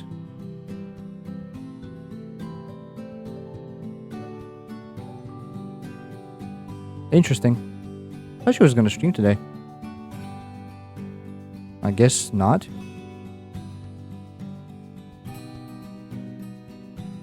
Or I don't know. Oh yeah, she's offline on the weekends. Whoops, forgot about that. Anyway, stream ending. I don't know who to raid into. Spiff is life. I can raid into Spiff. You know what? It's gonna be funny. Let's do that. Alright. Let me just get everything set up real quick, and I'm gonna do my bye-byes after that. And make sure I didn't misspell his name, which would be really funny, but, you know, also not really. Straight tomorrow. I hope that I can finish the game, and then we can go back and grab some memories to 100% it. Because apparently the game is chapter-based, and I didn't know that. So, you know, something to look forward to. Stray tomorrow. I'm gonna be finally finishing Stray. Whoop whoop. Would you believe that? Anyway, yeah, that playthrough's been like years in the making. For some reason. It just so happened. Anyway, thank you to Valbo, Stranded Traveler, Battery Acid, Aiden, Tamu, Felix, Brain Rot, Bawa, and Timo. Thank you all very, very much for hanging around today. I hope you enjoyed the stream. Hope to see you again tomorrow for some Stray. Thank you to Arcade for 45 months of Prime. Crazy. Almost 4 years. Thank you very, very much for being here. And I thank you all very, very much for being here, no matter what you do on the channel. Even if you just hop into the channel for like 5 minutes, decide it's not your sort of shtick, and just kind of, you know, leave it. And even if you do that, I still appreciate you for coming through and trying to stick around, or at least checking out what I have offered. But yeah, that's probably all for today. Remember to drink water and be cool people, and actually put in some effort into whatever that you have in your plans and projects. I'm more than sure that you will be able to fulfill any of them that you want if you put your heart to it. Anyway, with that wonderful, heartfelt message, I'm gonna toss you over to Spiff Gotta throw you in the direction of Mr. Spiff over here. He's playing Security Breach, some sort of mod that brings back cut content from the game. And that game is always fun to make fun of. So, hope you can enjoy. I'll see you again tomorrow. And if I don't, have a wonderful whatever it is that is for you. And I hope to see you again soon. Bye-bye. Peace. Good night.